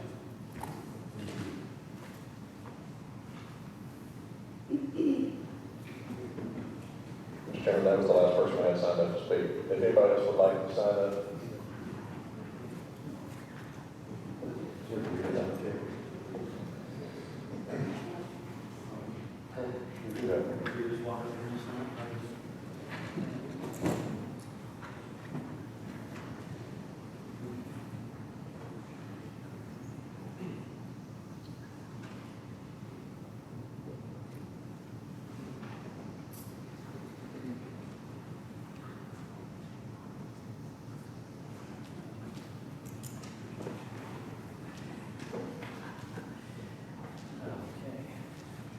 Ladies and gentlemen, thank you so very much for taking a moment to hear from me. My name is Jeff Beck. I'm with Sumner Realtors. And there are a few points to try to make or at least ask for your consideration on when we look at the concept of adjusting zoning to one house or one dwelling per 5 acres. A few different topics come to mind. This infringes first and foremost on property rights. And property rights are essential for personal freedom and economic success. The Fifth Amendment protects property rights to buy, sell, and use property without too much interference. Restriction on property rights can slow down economic growth and development. Limiting how houses can be built on a piece of land can prevent property owners from making the best and highest use of their land. So property rights infringement is a component of what we're doing here or considering. The impact on housing affordability. Congress recently has been talking about how housing in general, inventory, housing affordability is one of the biggest crises we have. Real estate is about 20% of our economy, so it's an important aspect of it. Where it pertains here, it has an impact on affordability. In our county and in the county, within the last handful of years, we've seen a dramatic shift in home prices. Back in 2019, the average house in the county was $322,000. Recently, now in April, it's $556,000, same house. Limiting the number of homes or dwellings on property will increase the housing costs, making homes even more or even less affordable. Fewer homes mean higher land values, which the gentleman a while ago also mentioned will increase the cost of that home even further. A concept to consider, I think there's been a lot of topics here talked about, so I think we're really near it, but how you consider the development of the land use may be a win-win for all involved. Thoughtful development is important to balancing the need of housing with preserving farmland and natural resources included in that mix. So kind of a mixed-use development, kind of clustering developments where you group houses in certain areas while you keep farmland areas kind of cohesive with each other. Involving the community in planning assurance development meets local needs while protecting the area's agricultural and natural heritage. It sounds like we've been doing some of that, so I think it's not so much this way or that way. There might be a mix in the middle that allows us both to have good outcomes there. So in conclusion, please carefully consider the impact of changing zoning regulations to allow one dwelling per 5 acres. This change would infringe the property rights, as I mentioned before, makes housing less affordable and hinders kind of strategic land use and development. That's a component of it as well. And I would advocate for balanced zoning policies that respect property rights, helps us promote affordable housing, and support, I don't know if responsible is right, but strategic land use, ensuring a little bit more long-term health and prosperity for our community. Thank you for letting me speak to you for just a moment. Thank you for considering. Good evening.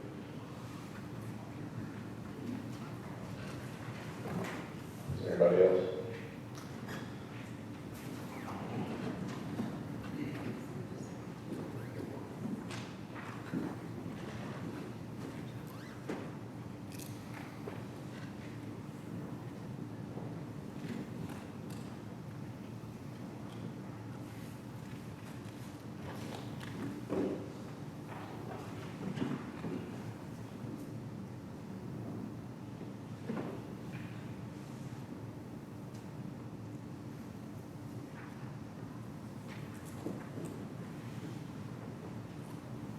Thank you guys so much for allowing us to come up here to speak. My name is Caitlin Henderson. I live at 111 Sugar Maple North in Hendersonville. As an agriculture major and a local real estate agent, I'm actually for this moving forward. The ripple effect that we see when there are things like developments like we've been seeing it impacts so much more. And I feel like anytime I'm in a room like this, the word that almost always solicits an eye roll is mentioning things like traffic. And I understand every time I'm in that room, it's a struggle. I also empathize that as younger generations are being brought up, the increased cost in farming in those agricultural communities, where I do empathize with that, we are still seeing more of a push towards homesteading, and something like this is still a highly valuable resource for people looking for that kind of property type. And that would also increase the ability to be closer to home for folks like me that were raised here that want to stay in Sumner County. So thank you for your time, I appreciate it.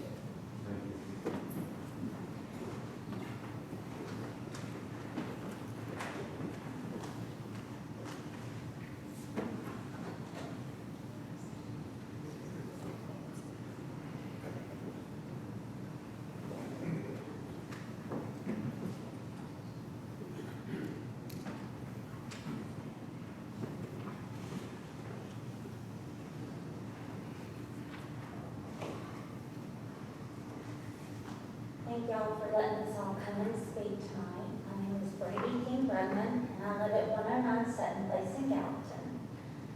And I want to talk specifically about the young people.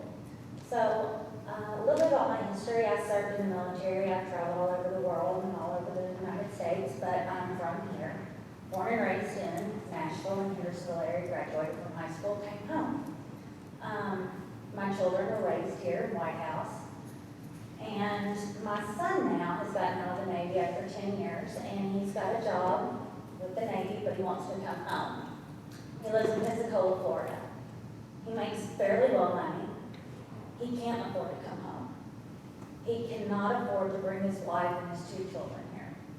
He has a nice home in Pensacola. It's 2,600 square feet, 3 bedroom, 2 bath. They do fairly well. He makes about $75,000 a year. And his wife's a stay-at-home mom. $75,000 a year does not buy him a home in White House. That is the problem our young people are facing. He served his country for 10 years, he's out, and he can't do it. That is the same thing that's going on with our firemen, our police officers, our teachers. Our young people are 2-income families, and they cannot buy homes. And it's exactly what Mr. Head said. The affordability has gone out of the roof. Now, in 2022, everybody got excited because their house prices skyrocketed. And everybody got excited because their equity went up. Well, that's nice. Everybody made a lot of money. But then interest rates went up. So affordability went down because no one in here made any more money. No one in here got a big fat check to make up the difference. And these young kids, these 20-year-olds, 25-year-olds, 26-year-olds, they can't afford to live in the city that they went to high school in. And that's sad. And the only way to combat that is to actually build more houses, supply and demand, give more supply, the demand goes down. And if we keep taking out and we keep talking about how bad high-density neighborhoods are, we're not giving our people a chance. We're growing up these babies and we're saying, you can do anything you want. You can be anybody you want to be. And we go to those high school games on Friday nights and we cheer these people on. And then we bring them back and we say, we want you to go to college, but when you come back, you can't live here. How about you go live in Smith County? How about you go live over in Dixon? That's not fair. And so there's got to be a way, because I love the farms. But maybe we need just to expand that white area just a little bit. Maybe we need to take into consideration the fact that, even just a little, give our kids a fighting chance. Thanks.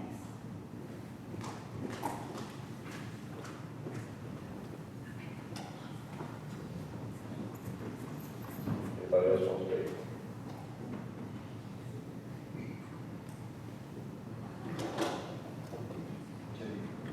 If you'll indulge me, I'd like to respond to a couple of things. Not necessarily the pushback, but I want to remind everybody that I did speak on the urban growth boundaries. Those are 40,000 square foot lots, areas now. And then if they are annexed by the cities determine what the density is. So as far as housing that is achievable for youth, I think there is more than enough opportunity to do that. I'm 66 years old. When I was 20, I bought a house, but I couldn't do it by myself. I had to do it with my brother and another friend. It's always been hard to buy houses, and it'll always be hard to buy houses. Currently, the market in Middle Tennessee is so hot, and that's for a lot of different reasons. We don't have state income taxes. Everybody wants to be here. Nashville's really hit. And there are many, many reasons why all of the counties in Middle Tennessee are suffering from the same thing we're suffering from. We're trying to plan appropriately, and as I also said, we're just finishing a job that was started in 2010. So please understand that what we're trying to do here is based on our knowledge of our constituents. When I was running for office 2 years ago, I knocked on over 1,000 doors and I had 650 conversations. I never met one person that said we need more housing. Not one. So understand that is an important factor in what not just me as a commissioner, but all the commissioners will be considering as we move forward on this. As far as restrictions on property, we have restrictions on property right now. It's called a 40,000 square foot lot. How dense do we go? Do we do quarter acre lots? Do we do 8-acre lots? There are all kinds of restrictions. That's what this is all about. We're trying to change something so that we have a community, a county that has all aspects. It has great diversity. And so we'll be talking about other things as far as economic development later in the year or next year. But right now, we're trying to, what I would consider, stop a lot of the bleeding that we're not able to contain right now. So I understand when people are talking about it's not achievable for my son or my daughter to buy a house. I understand that, but just understand that it never was. I think I'll stop there and we can go ahead and debate where we want to go. We have 3 options, so go ahead, Commissioner Miller. No, I just want to make a motion to, number 1, to approve with a positive recommendation. Do we have a motion? Do we have a second? Second by Commissioner Holmes. Is there any discussion? I welcome any discussion. Okay. On that basis, all in favor of number 1? Oh, a roll call. Absolutely. Kathy, go ahead. Commissioner Holmes? Commissioner Miller? Yes. Mr. Issa? Mr. Belcher? Yes. And Mr. Straw? Yes. Well, I guess that's a unanimous vote. So, thank you. All those in the audience, we will be moving to number 2 if you want to stay. Would we already come up with next steps on this, Mr. Chairman? Absolutely. Okay, so this has received a positive recommendation from the planning commission here at this meeting. And so what that means is that the next step will go to the county's legislative committee. So right now we're in May, and so in June it'll go to legislative, and then that's the docket and get it on the agenda for the following month. So that's planning commission May, legislative June. It'll go to legislative again in July, and it'll go to the full county commission in July. The advertising, the newspaper, all the stuff that I talked about, the code notice will basically be done again. And it'll be at the July meeting of the county commission is where the final vote presumably will be taken on this, and that'll be an up or down vote basically, so to approve or to not approve. And if the county commission approves it, then it's approved that night, effective immediately. They can refer it back to the planning commission if they want to. If they want to make changes, they'll have to refer it back to the planning commission as well. There can't be changes made on the floor of the planning commission, or the county commission, sorry. And so that's the process for the next few months as this works its way through the approval process here at the county, or the consideration process, I should say. Speak on it.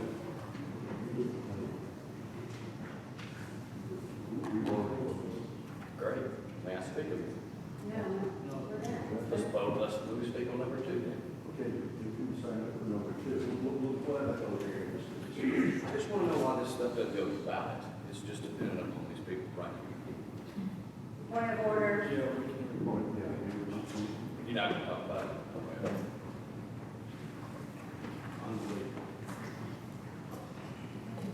Ready for item number 2, Mr. Chairman? Item number 2, Thanks, sir. Mr. Chairman, the next item on the agenda is more zoning related changes. These are, to be honest, a lot more housekeeping type items for the most part. Modernization, I guess you might say, items for things that just aren't reflected in our zoning code, things like data centers and solar farms and stuff like that, just to give us a better idea of how to handle those situations. And so this amends Chapter 2 and Appendix B of the county zoning resolution related to wind turbines, solar panel farms, data processing facilities, battery energy storage products. Amends Chapter 9 related to adequate public facilities for planning and developments. Chapter 11 related to retaining walls, plot plan requirements, accessory dwelling units. And Chapter 14 related to common review procedures and zoning compliance points. Making amendments throughout related to the parking name change. And so, as we said, the last one, this item, these were advertised together, 2024-01 and 2024-02, on May 2nd, 2024. It was posted, this text was posted on the county planning and zoning website, in addition to being in the newspaper. It was on the Sunshine Board. So, as we worked with the planning commission on zoning updates, we've had several items that were noted by members of the planning commission or staff as in need of being addressed. And these include wind turbines, solar panel farm, data processing facilities. Those are things that you hear about across the country and in the state of Tennessee. They're controversial in some places, in some situations. Our code is a little bit older, not really that old, but in terms of the text. But those, it doesn't directly address those items. So these changes would do that, along with battery and energy storage products. Again, active facilities for planning and developments. I'll talk about each one of these. Retaining walls, plot plans, accessory dwelling units, private cemeteries, clarification related to our recent departmental name change. And we'll expand on common review procedures. They clarify existing policy for deferrals to fees. And then there's some changes that would allow the staff to try to streamline permit applications for lots over 5 acres. For various reasons. I'll try to run through a lot of these. I'll spend time on the more important portions that this first slide here just shows our department name used to be Development Services. It's been changed to Planning and Engineering, so we're just updating the zoning code on the title sheet and other places to reflect that change. I got a question from the media recently about why we're changing things related to data processing facilities and that kind of thing. And I think there was an impression that it was related to big projects that we have here in Gallatin. It's not at all, actually. It kind of came from this article here. This is from, I'm a member of the American Planning Association, obtaining my AICD certification right now. One of the things that a recent publication came out that really recommends that you really need to define data centers and crypto mining and that kind of thing. It's very specific uses in your zoning code. Because right now I would have to try to find a way to shoehorn it into a utility or some kind of industrial use or something, and you can end up in court pretty quickly on those kinds of things. And so the American Planning Association recommends doing exactly what we're doing here, which is to really define those uses so it's very clear when somebody comes to one of those, how you classify it, where you can do it, in what zoning district, what special requirements apply to it, those kinds of things. And so this is just where we add in data processing facilities, wind turbines, solar panel farms into our zoning code. Same thing, data processing facilities, data centers, those kinds of things.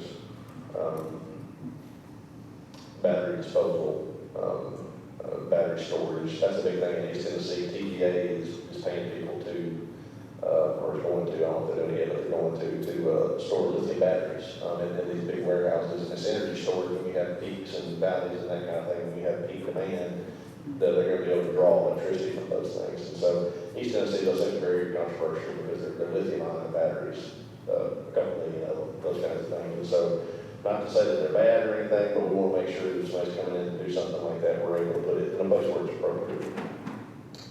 And we're updating the land use table to do that as well, just to show for data processing facilities and some other things. This just updates our use of our table of uses at the end of the zoning code. Again, very routine administrative stuff, not very exciting. This is me, but I'm sorry.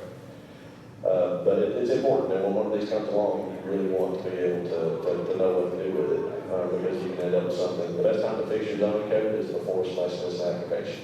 You try to fix the zoning code after somebody turns something in, it's too late, and you can't do that to somebody that have a right. And so the time to look into these things now. Then next, public facilities for residential floods. As I mentioned during our study session, this is something that's kind of coming to the fore across Middle Tennessee, where more county jurisdictions and municipal jurisdictions are taking into account school capacity when they look at rezonings. So when you're looking at a plat, you're looking at something that's by right, and I don't think it's appropriate at that time because somebody has a right to bring that plat forward.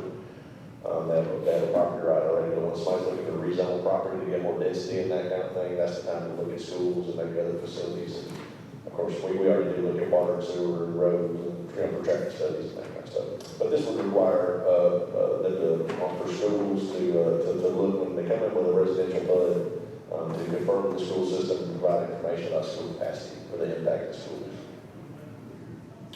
Rutherford County and some other jurisdictions are looking at doing similar things right now. Retaining walls, this just basically codifies that plans are required for retaining walls over 4 feet high. We already required that. It's in the International Building Code. I like belt and suspenders where you have it in the zoning code. It's in, you cross-reference. There's a little highlighted text right there. One of the planning commissioners, Mr. Belcher, recommended that we revise the wording there as I showed in the highlighted text to say still by a Tennessee professional engineer rather than a civil engineer licensed in the state of Tennessee. So that's a little bit of a change from what we saw last time. Plot plan requirements, this just clarifies that when we can require a plot plan, then we have to have a plot plan when somebody is bringing in an application. If they're closer than 5 feet from a setback, we do need a survey plan to make sure that they're not over the line and that kind of thing. Accessory dwelling units, we did talk about making some changes to our ADU process previously. As I mentioned during the study session, I really believe that accessory dwelling units, this is just my perspective, they are key to addressing affordable housing issues. And so we allow them by right across the county. A lot of people don't know that, but we do. There's a process for them, and I think there's probably the possibility that we can make that process a little easier, a little better. There's something right now with generational housing and that kind of thing, where you have kids moving in with parents and parents moving in with kids. You didn't see it anywhere near as much 5 years ago as what you see today. And so we're making just a couple of very, very minor little tweaks right there that don't really affect anything. But probably the next year or so, we'll want to really take a look at things like accessory dwelling units, mobile homes, other things like that, where you really get into affordable housing. And if we want to address that, how to do that in Sumner County. But that'll be for a future day. Private cemeteries, this is just reflective of an act of the state legislature that repealed a private act that we had related to private cemeteries. So it just does look at that language. Streamlining the process, as I mentioned earlier, this allows me as the planning director to create a streamlined process when people are bringing in zoning compliance applications to build something on a lot of 5 acres or more. What it does, not that those aren't important, but it lets us spend our time focusing on the platted lots and the smaller lots and buds and that kind of thing, where they're a lot tighter and require a lot more attention, and try to process these bigger lots a lot faster. As I mentioned, my goal is to get to where people come in to apply for permits and then walk away that day and able to go get a building permit and start construction. That's the goal. And so that requires a lot of cooperation from my office and codes and the highway department and other folks. So this allows me to help try to set up a process to do that. Common review procedures, we discussed this at some length during the study session. Just some clarification on withdrawal applications, some items here to minimize deferrals by requiring the staff comments need to be addressed prior for rezoning, particularly in order for them to be advertised. We have to advertise things sometimes before we got the staff comments back, and they're not ready to go most of the time. So we spend a lot of staff time on stuff that's just not ready yet to go to the planning commission. So this will help fix that. This would create a deferral fee if the applicant defers at their own initiative. Not if you guys defer, but if somebody, if the applicant defers, there would be 50% of the application fee for that planning application, the plat application, and the rezoning application will be due if they defer. Because we have to do the notice, and that all the same staff work goes into it a second or third or fourth time for all these deferrals. And so this would help to pay for that. More clarification on withdrawal application, just that they have to pay the fees. That's always been our policy, and it's reflected to some extent in the code. This would just clarify that a little bit. So that's the summary. I'll be glad to go back on any of those, Mr. Chairman, if there are any questions, but that's in summary the text amendments that are proposed.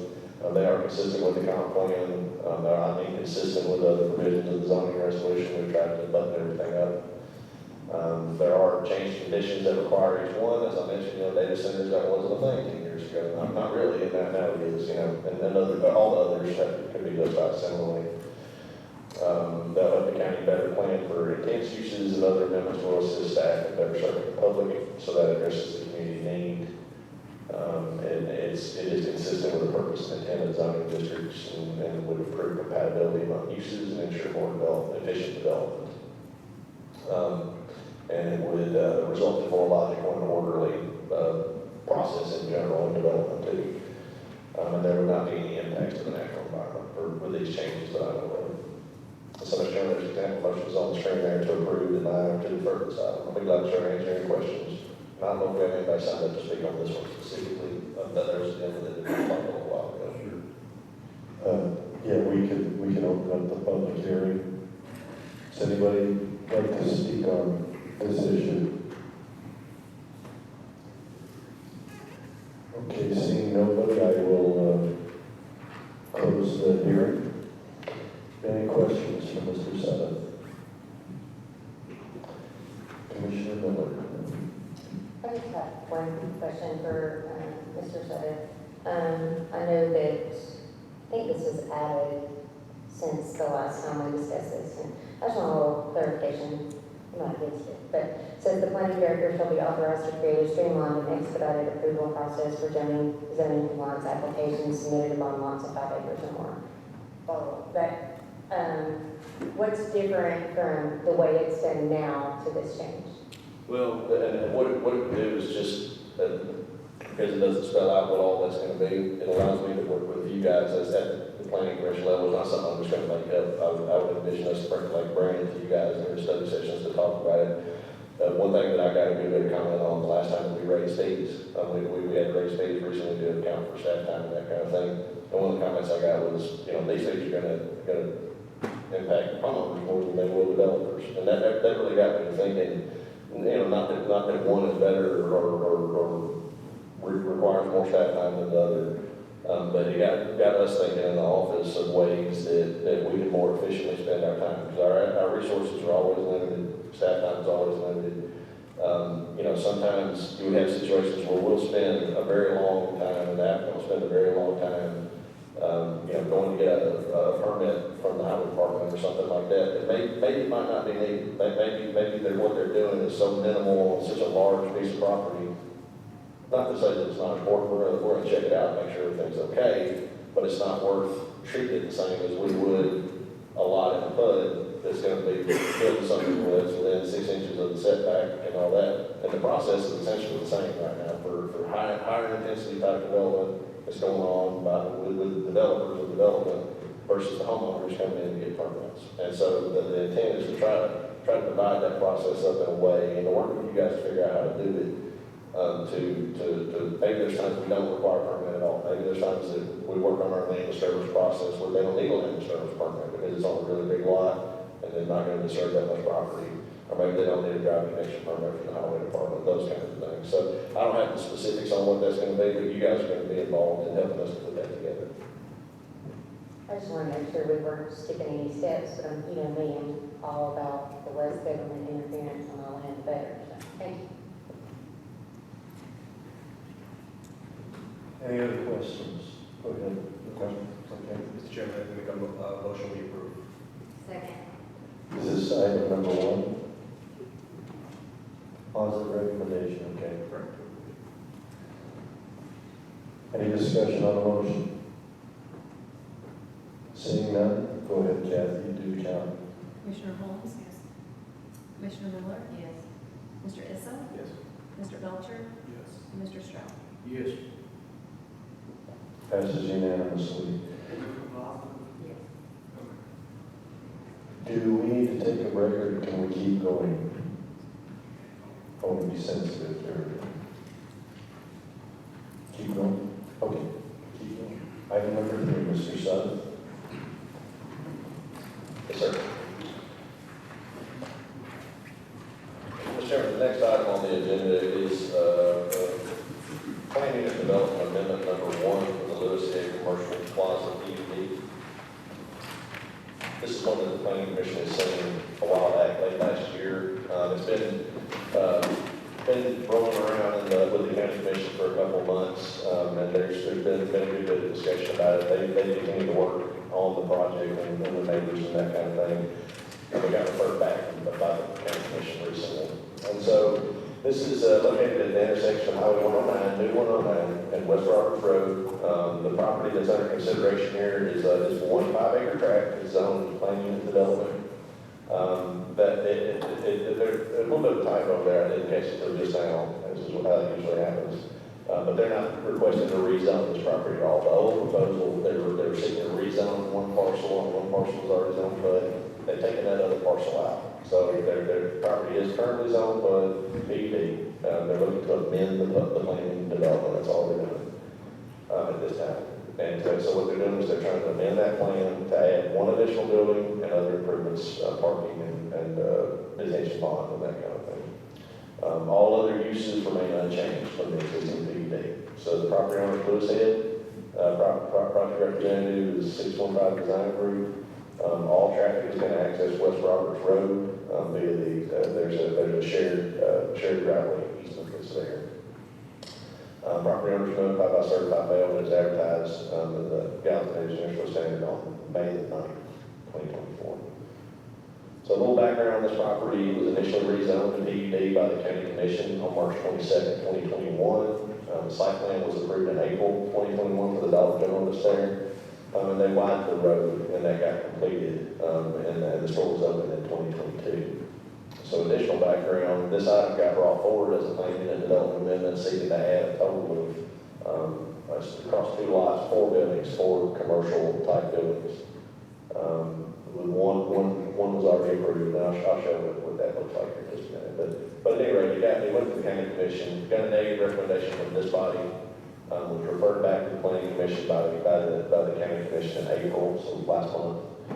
What they've done is they've really scaled back the proposal a whole lot. They've eliminated one parcel from it altogether. And again, as I said a minute ago, what they're doing right now, there's one parcel that's in this PUD amendment. They're looking to add one building to it. That's what there is. So there's one building that's already approved, and we'll add one more. So this is the public notice. They had a neighborhood meeting back last fall. This is the letter that they sent out. This is the summary of the meeting that they turned in. The county engineer and myself were in attendance at this meeting. I don't believe there was anybody in attendance. I think we had maybe two neighbors that came to that meeting at the time. That's been a while ago, and I know it's garnered more attention since then. And folks are coming to county commission meetings and that kind of thing. But this is the overall PUD. You see, it's 3 parcels. The parcel that we're talking about here today is that 5.05 acre tract with the star on it. This is the PUD that's approved. So what you see here is there's a Dollar General here. There's a commercial building that's approved back here. There's going to be an application coming to you guys here in the next month or two for this parcel as well. They're going to want to do something this, but that's not here, that's neither here nor there for now. But on this parcel, what was approved, there's a gentleman named Creasy who's gonna operate a mechanic shop here on this property. That didn't end up working out for whatever reason. And so this was approved as part of this part of the budget to have a Dollar General, some commercial uses here, retail type uses, and then a mechanic shop here. That was what was originally approved. But there was a whole table of other uses that were allowed as well. So this was recently, it was zone PUD, again, not a rare business. Number 2 was included last time y'all saw it, that's been excluded. Not there anymore, but essentially that's going to remain as a residential tract as a buffer between the folks that live over here, back to the, what is that, the west? Yes. So existing conditions here on the line, this is just a 5-acre tract, nothing built on it yet. And this is what they're proposing to do. Again, there's one building that's approved for this site already. It's approved somewhere up in here. They're kind of shifting everything back a little bit from the road. And they're adding this second building to the rear of the lot right here. And you see there's conceptual intention for both buildings. That would drain the north and south of the lot. And they have conceptual septic areas mapped out here as well that would accommodate there'll be offices in here. The use that's anticipated for these is construction sales and services, so contractors, roofing contractors, plumbers, whoever it might be, right, electrical supply guys, that kind of thing, that would operate out of these facilities here. And there would be offices there so people would need to use the restroom. So they would have to have a septic system. A little closer, look here, same thing. They provide us with a truck turn analysis. This is often in the Marshall, Boyd County Engineers territory, but they're showing that the trucks can make these turns around the buildings and can kind of navigate. I believe so. I believe it's maybe a box truck. I don't know if it's a full-on, 48 or 54-foot semi-truck or anything. That Mr. Morrell could speak to the specifics of that analysis. They did provide a conceptual grading and drainage plan just showing how the property is going to drain. They will be required to mitigate stormwater runoff from the buildings and the parking improvements that they're going to do. And so these bonds would need to be built. They have indicated a landscape buffer here, the type 2 landscape buffer, which is required by the zoning code. And again, this other lot here is also owned by Mr. Ed. They left as rural residential on 5-acre lot. They did turn in a photometric lighting plan. I commend Mr. Morrell for his plan that he turned in here. I like this. This gives you an idea of what it would look like as far as the glare on site. Looking at it from an aerial type view. And they provide examples of the lighting fixtures that they're going to be using. And this is the photometric lighting plan, but they can't have any, they have to show that they don't have any glare going off the subject property, which they're able to do. So this is the current architecture. This is for the approved plan that the county commission approved in 2021. And this is what they're proposing to do. You can see it's very similar. It complies with what's approved down here. And really, it's a little nicer than what was originally approved, I think. It seems like it's got to be a bit more approved to it. And I don't know if I noted, but these are two 7,500 square foot buildings that are proposed. What is our maximum height there, I can't tell? I believe within the PUD there's a 45-foot maximum height.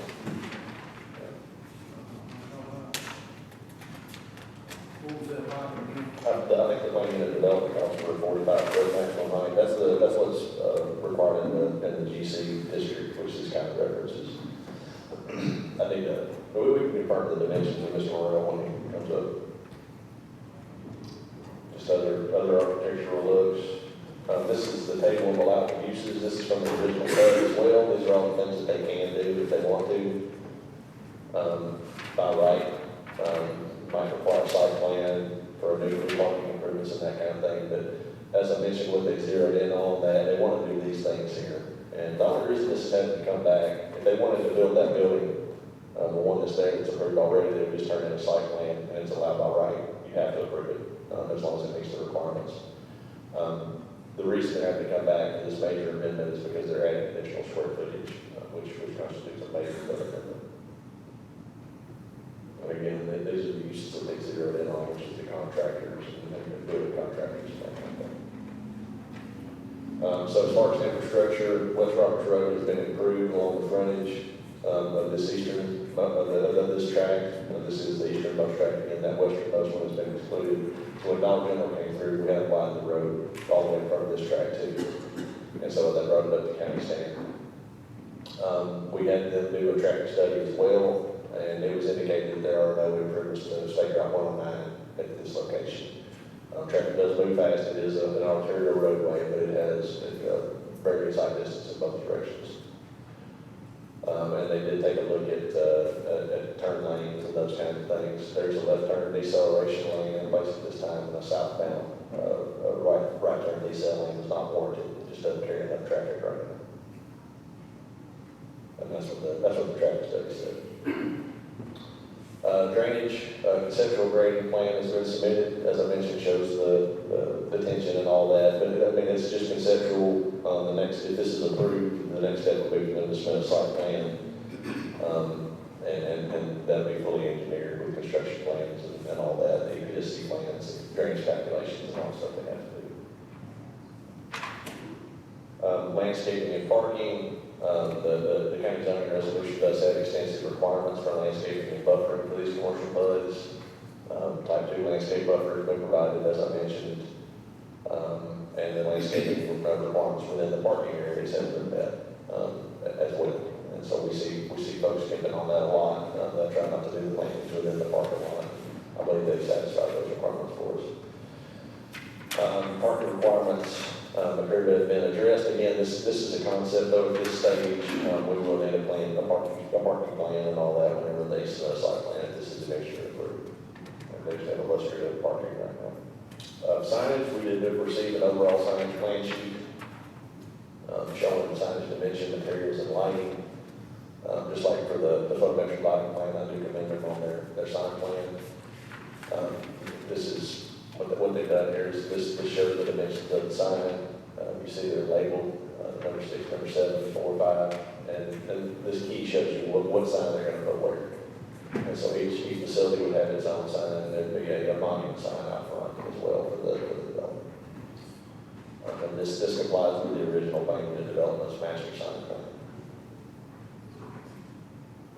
As far as our comprehensive plan, this is one of the things about the comp plan that needs to be updated at some point in the future. It's in the rural place type. This is, the county comp plan was drafted and went through the approval process before Highway 109 was finished. And so the comp plan doesn't reflect that line, the current alignment here. This is where it is in relation to the city of Portland. You see it's kind of equidistant between the city of Gallatin and the city of Portland. Okay, right here in the rural place type. At some point, the comp plan will need to address Highway 109. There need to be a specific plan for Highway 109 at some point because we get a lot of interest from a lot of different folks looking for, just as there's a shortage for residential property in the county and in the state of Tennessee and a lot of other places. There's a big shortage for light industrial and those kinds of properties as well with good road access. And so I get a call or an email at least once every week or two from somebody who's looking at property up and down Highway 109. So it's something we need to get our arms around sooner or later. This is just a picture we took it a while ago. This is where the Dollar General is. This kind of shows you the building site where this stuff will go somewhere right in this area. I don't believe it's going to go down into the kind of the holler down here where the storage slopes off. It would have, I think, with the old proposal, you'd gotten into some of this more sloped area, but I think it'll be in this relatively flat padded area here. So the zoning amendment standards, does it comply with the comp plan? As I mentioned, that comp plan is out of date in that regard. Highway 109 is not reflected at this location. Are there change conditions that require amendment? Number one, the change condition really is that Highway 109, a 4-lane arterial roadway, has been built and opened here at this location. And so I think that's worth taking into account when you look at zoning for properties and amending plans and those kinds of things. Does it address a demonstrated community need? The applicant does indicate that this type of service is needed. I say anecdotally, we get a lot of calls from a lot of different folks who are contractors. Just know that the next item on the agenda is a very similar thing, with a landscaping concrete contractor that wants to open a very similar type of facility. So we feel that there's certainly a need for this kind of space, and then finding that niche for it, in Gallatin at, Airport Road. It's going to be difficult for a small contractor to be able to buy into that kind of a place. It's very expensive. And so there's a lot of interest in finding places around the county to do these uses that are centrally located so they can go to different places for jobs and that kind of thing. 5, will it result in a logical and orderly development pattern? It's going to be located on Highway 109, which is a primary arterial roadway, and commercial uses join this property to the east that are already approved. And this is also commercial property. Are there available services, water services available, septic services available? I believe they've done their soil map. And it's in proximity to the major arterial roadway, and there is a fire hydrant. I know that serves along the road frontage of the Dollar General. I think they got one interior to the site too, so you got good water pressure as well for this site. So it checks that box too. Would it result in an isolated zoning district unrelated?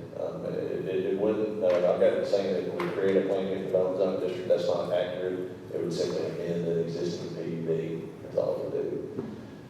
It wouldn't result. We haven't received any written appraisal or expert testimony. None of that's been turned in or entered in the record here at this meeting to say that it's going to diminish property values. And then number 9, there's no significant adverse impacts anticipated. We do have regulations to ensure that things like drainage and any flooding concerns and better water quality, all those issues, lighting, all those issues, we have strong requirements to ensure that all those things are met. Those all have to be addressed at the site plan stage. So next steps, this request will go to the legislative committee for 2 readings, and then the full county commission for a vote. If it's approved, the plan amendment will become effective at that time, and then it'll be turned into a site plan after that. And I have a note on there that any user for any buildings has to get a CO, a zoning compliance certificate. So, Mr. Chairman, there's the example motions there on the screen. One to provide a positive recommendation on this item to the county commission, another to provide a negative recommendation, and another one to defer it. And this is a public hearing. I'll be glad to try to answer any questions if the planning commission has any.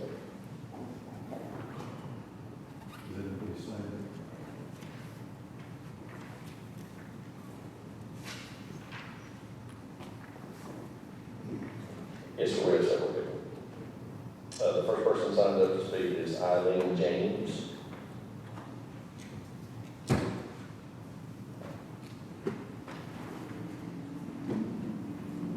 Good evening.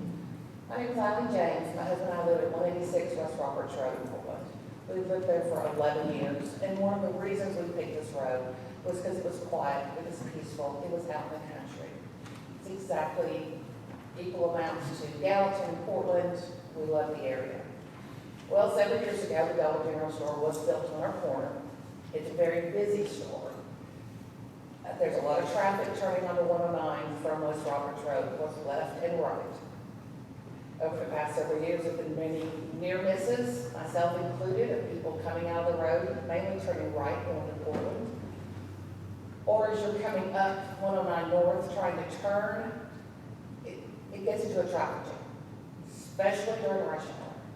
It's a posted 55 miles per hour. People are going 65 and 70. If y'all ever driven on 109, I'm sure you have. You're getting past left and right. And this happens a lot in the mornings, in the afternoons. People are wanting to get home. Of course, this is also time when people stop to pick things up in the store, including this Dollar General store. I can't imagine the traffic coming in and out of West Roberts Road on 109 if we add more commercial buildings and more stores or what they plan on building here. It's going to be a nightmare at that intersection, and there's going to be wrecks, and there's going to be fatalities. I don't know who did the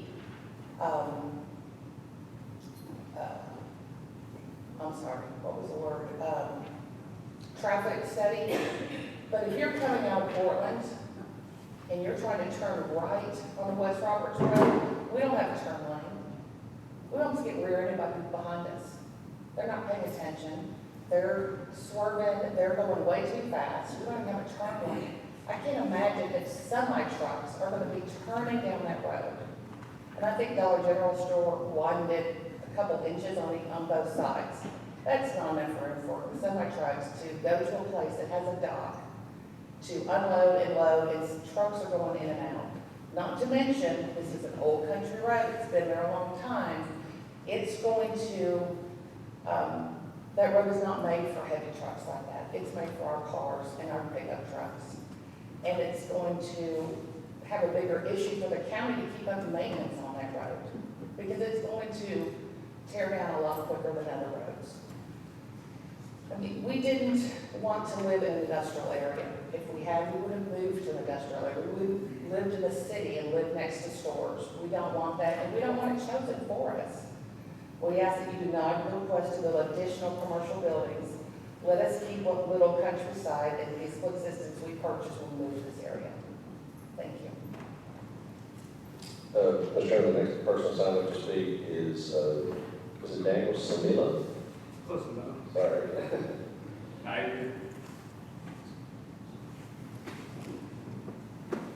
Hey everyone, I hope you're having a wonderful Monday afternoon. I'm going to try to best speak as I'm not used to speaking in crowds.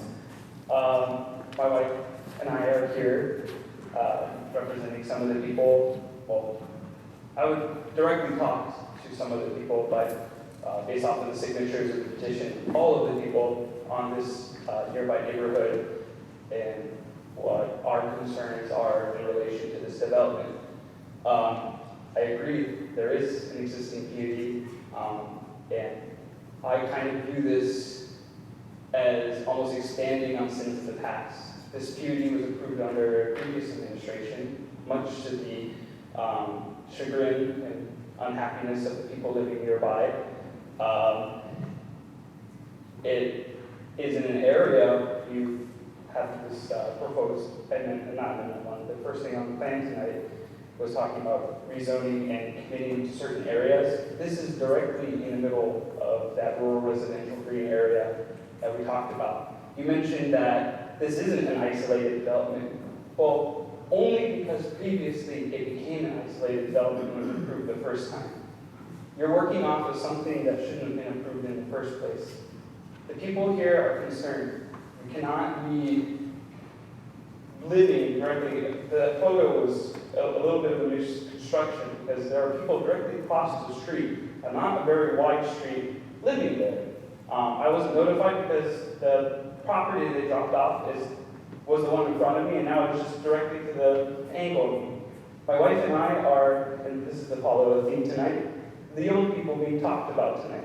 We came out to Portland because we wanted to have a happy existence in an affordable area, to live in the county that I've been in since I was 3 years old. To have industrial buildings directly across from me, by the way, that can be up to 45 feet tall, with who knows how many box trucks or semi-trucks, because this can't,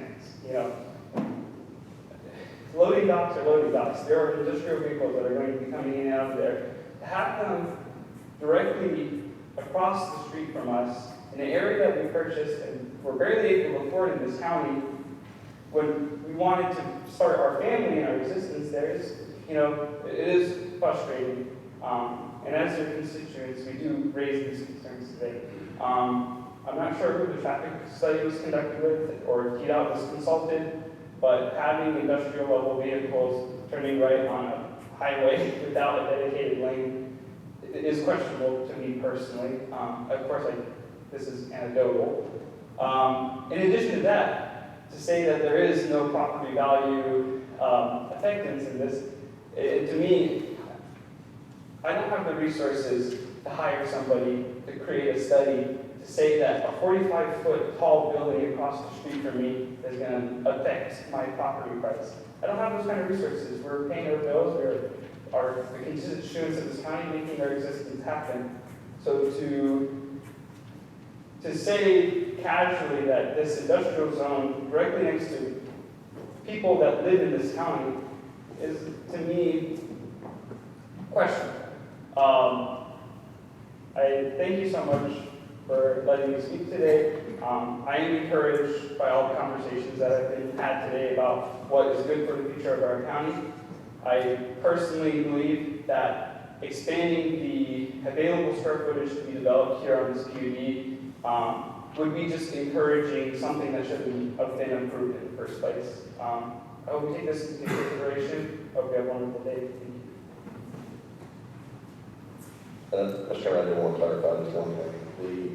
What's proposed here on the plan, I couldn't read that and get in on this. Those buildings are 25 feet at the east, 25. I think they said 29 at the ridge, so it's a lot lower than 45.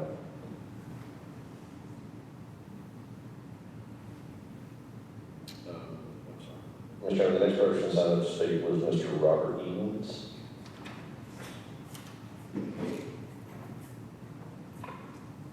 Thank you, Mr. Commissioner. Members of the board, allow me to speak. If you don't mind, Mr. Sedgwick, can you pass those out?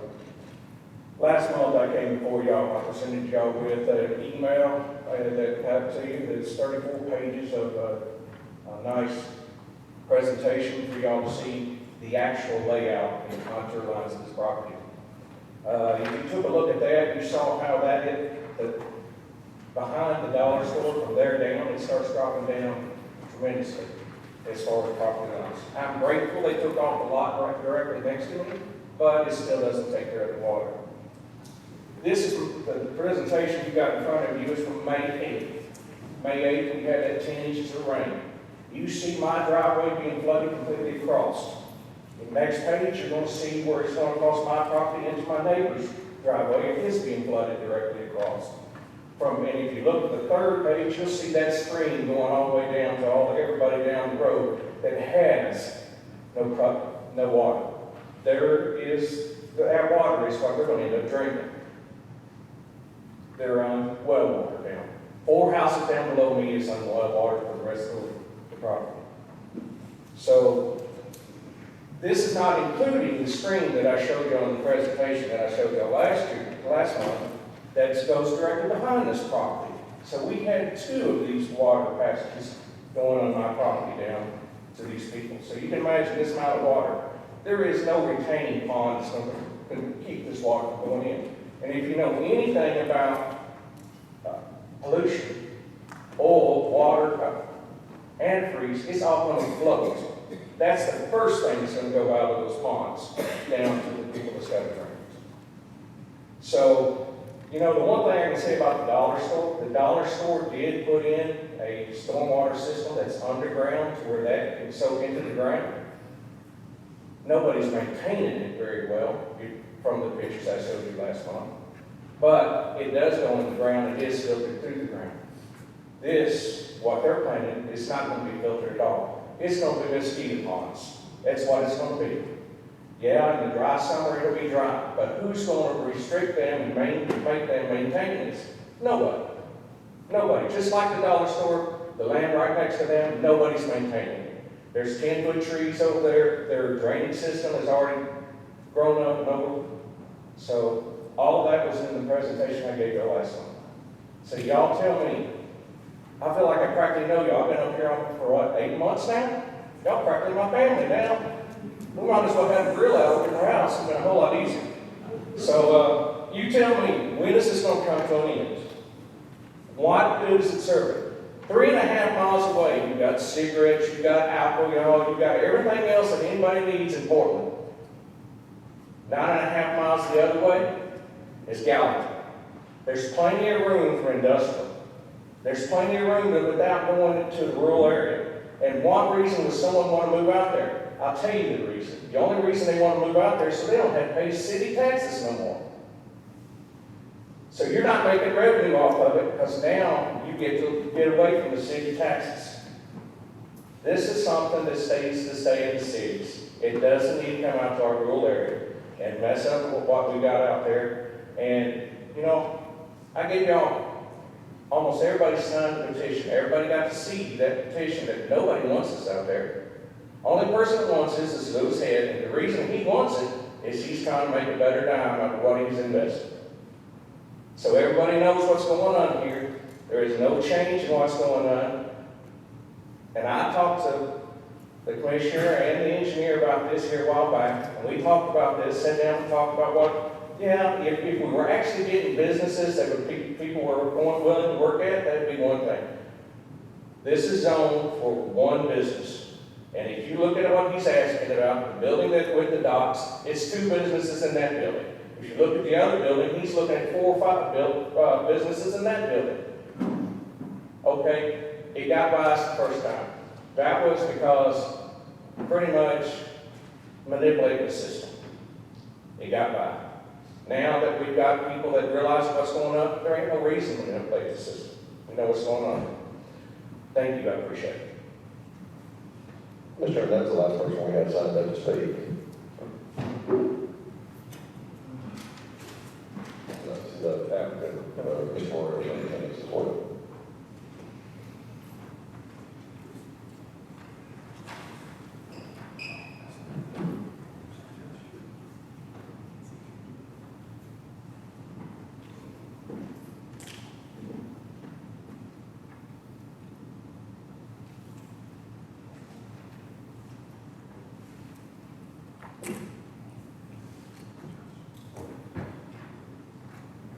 Good evening, Commissioners. Thank you for your time and your patience.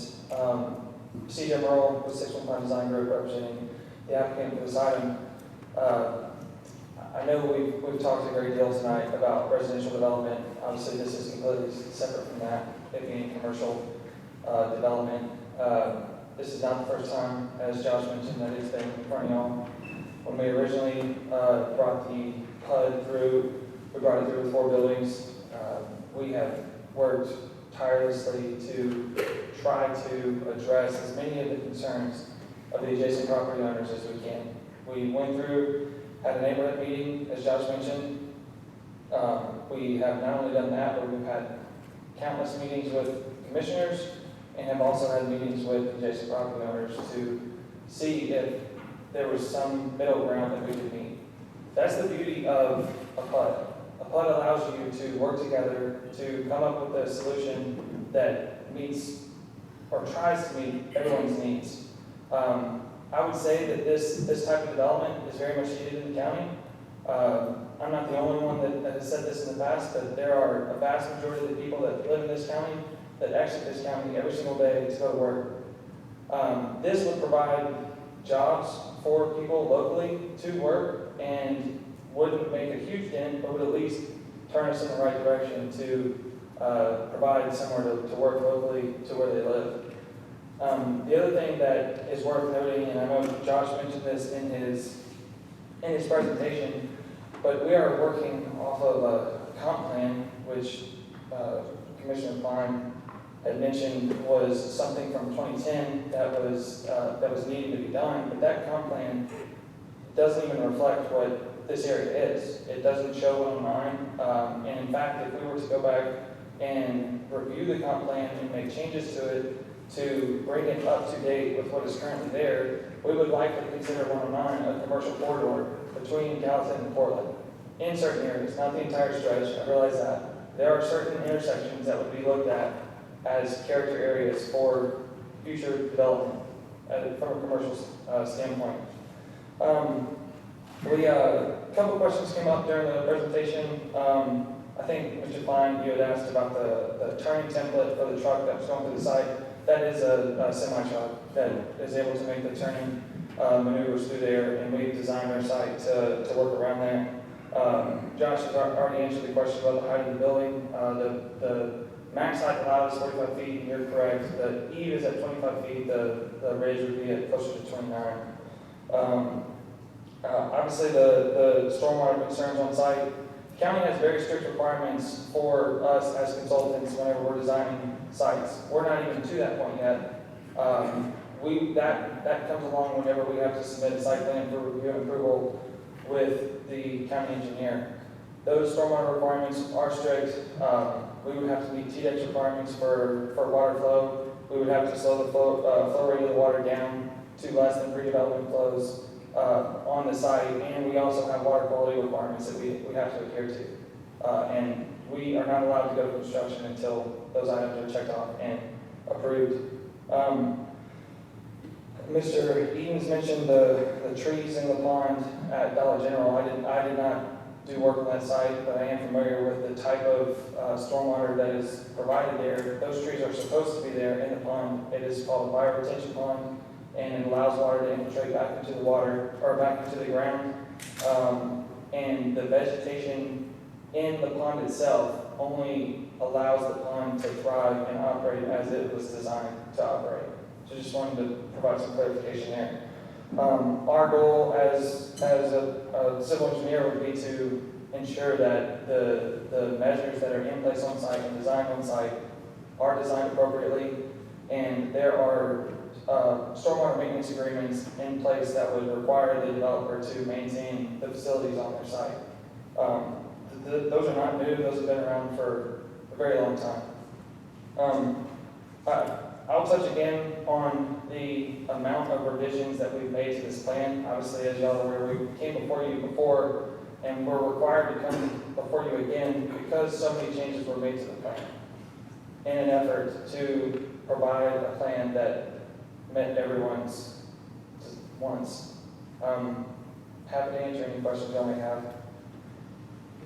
The buffer between the residential 5-acre lot and this project is a T2?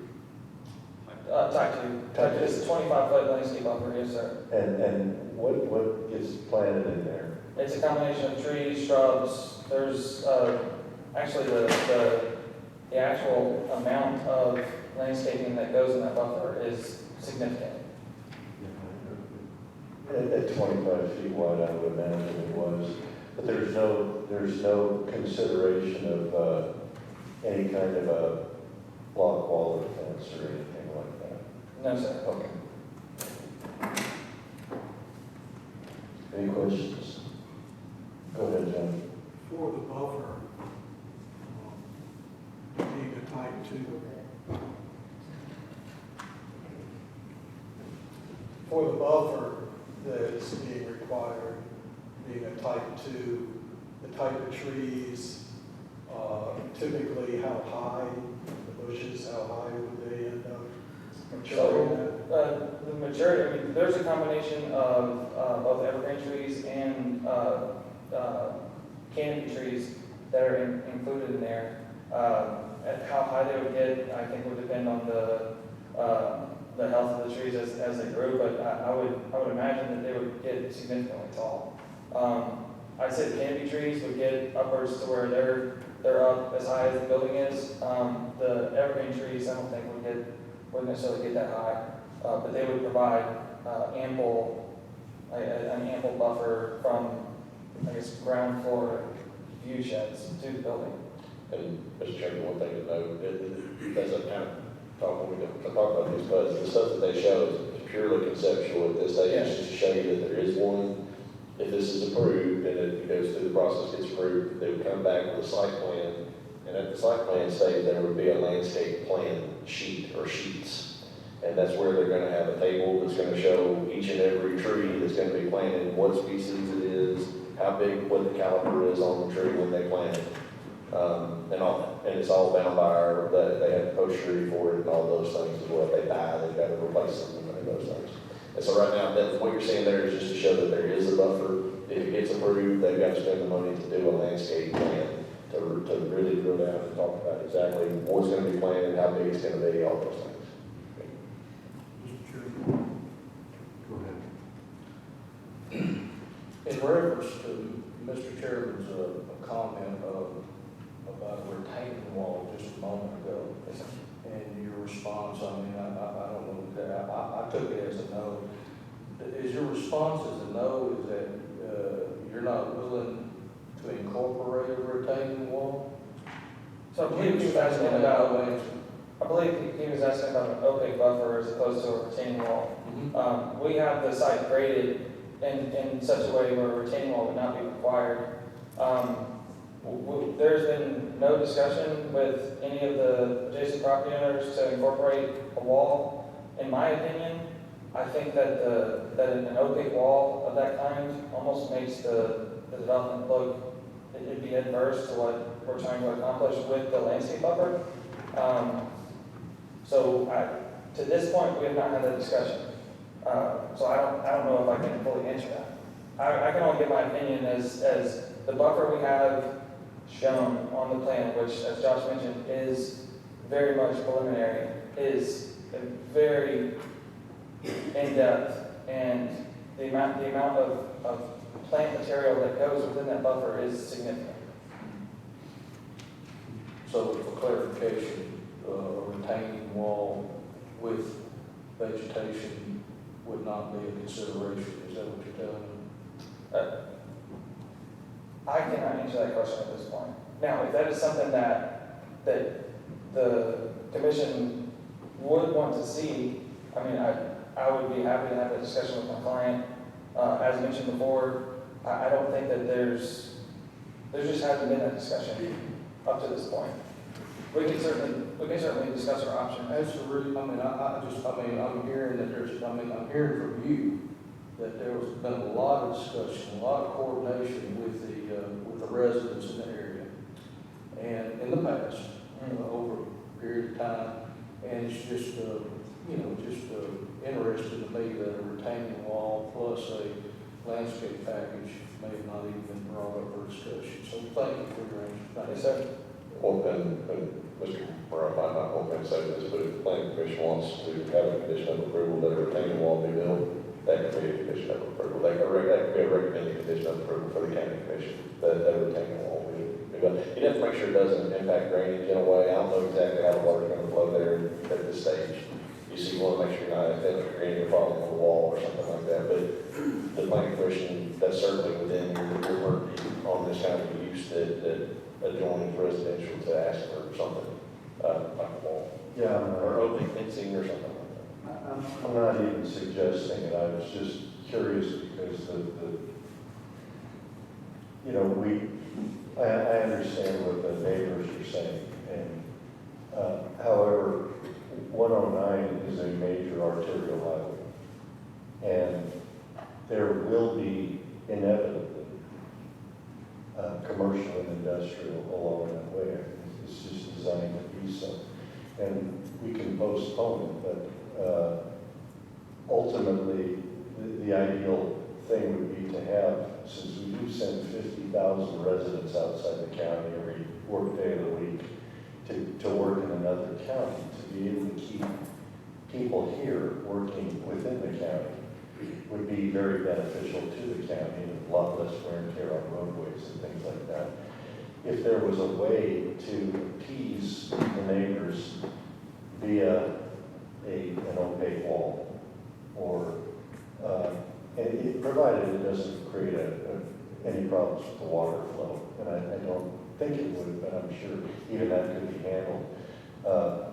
We need to create jobs, and this looks like as an impact, very minimal impact on the neighborhood. I mean, it comes out of the Dollar General parking lot. If turnoff is a problem because of speeding, there's two ways to handle that. One is to put a sheriff there, and another way is to create a shoulder. And I'm not suggesting any of it. I'm just looking, we're the planning commission. And I'm planning for the future and looking at the inevitable. So that's the only reason I bring up the question.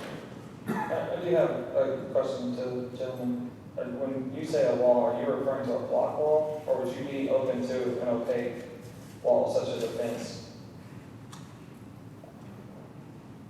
An opaque wall that the residents and your client can agree on. That's the reason I was wanting clarification on your answer of no a little earlier, is that it's obviously they've made some excellent points here, and you've made some excellent points. And I just wondered about that combination of an opaque wall. I'm not a wall designer, I'm definitely not an engineer, but between that and a landscape package that appears to be pretty satisfactory, would be more acceptable from the residents, being the fact that the residents were here long before this business came, long before the Dollar General came. That's all I'm saying. Yes, sir.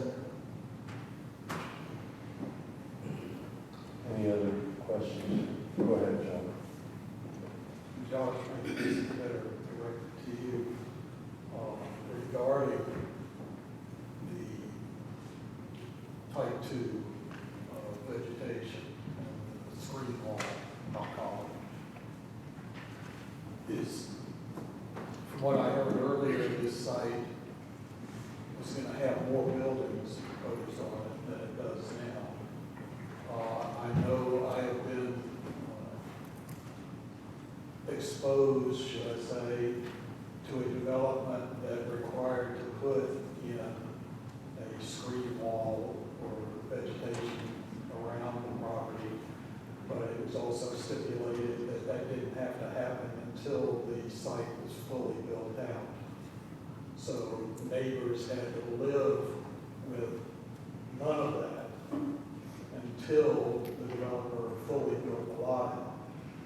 What can you tell me about this circumstance? Is that the case, or? Yes, sir, that's a great question.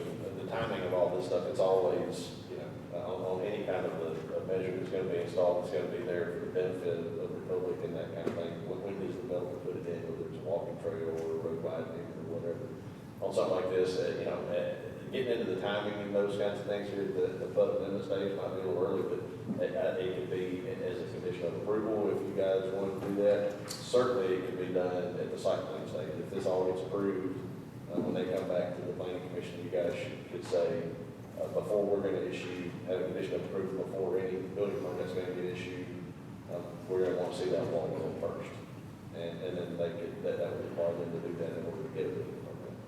I think that's a reasonable condition that can be put on the site plan. And I think they'd be willing to work with that. Josh, have you or Marshall ever been through a traffic report study of this particular intersection? Yes, sir. There was, when the overall flood came through the first time, several years ago, there was a traffic study that was done at that time that took a look at traffic patterns and what road improvements were warranted and that kind of thing. And as I said, so let me try to get my directions right. On the northbound traffic, there's a left turn lane to get in there. On the southbound, there's not a right turn lane in. At that time, it wasn't warranted per the traffic study. That's another thing that could certainly be revisited at the site plan stage. We could have them update that traffic study because I'm sure traffic volumes have probably increased since then. I would imagine that they have, but I don't know how much. And that traffic study might take into account, the update might take into account the kind of traffic that you're going to see here, which is going to be a lot of heavier trucks, not all trucks, probably some tractor trailers and stuff like that. There might be changed conditions that would warrant having that right turn lane put in, headed southbound to Portland. And so that's something that could be looked at. Again, at the site plan stage, that would be something appropriate. Yeah, I know that left turn pocket on Red River and Long Hollow going to Portland is ridiculous. So I'm sure things have changed substantially in the last 5 years. I don't know what the date is of this report is, but even though that's flat and clear vision that whole way, maybe it's time for a right turn. I don't know. It might be. And that's something that certainly that the planning commission, not to push everything out to the site plan stage, but that could be looked at that time too. Okay, so to do a synopsis here, that really the request is to have 2 buildings on the site rather than 1. By right, they can build 1 now as it is. Okay. Any other questions? I have questions, but not for. Okay. Correct me if I'm wrong, Josh, but when they built the 109 bypass, it was exactly that, a bypass for sort of bigger trucks to go around Nashville, correct? And kind of so there's no turn lanes, they said there was never gonna be red lights, and it had a higher speed limit.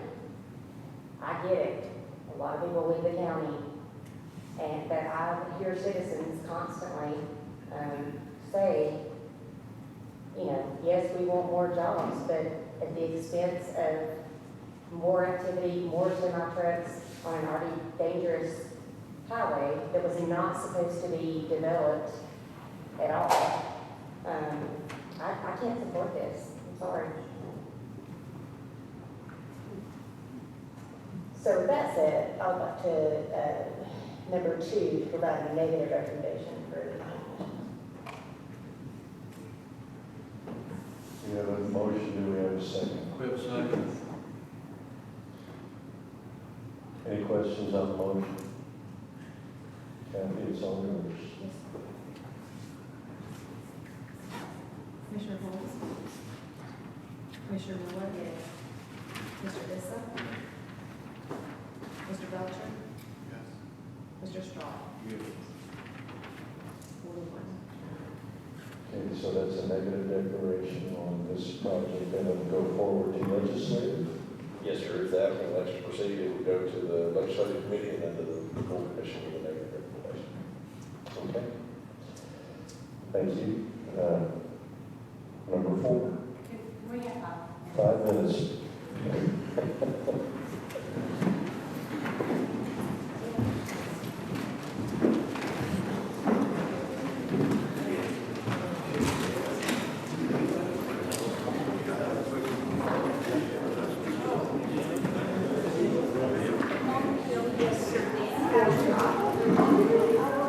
This is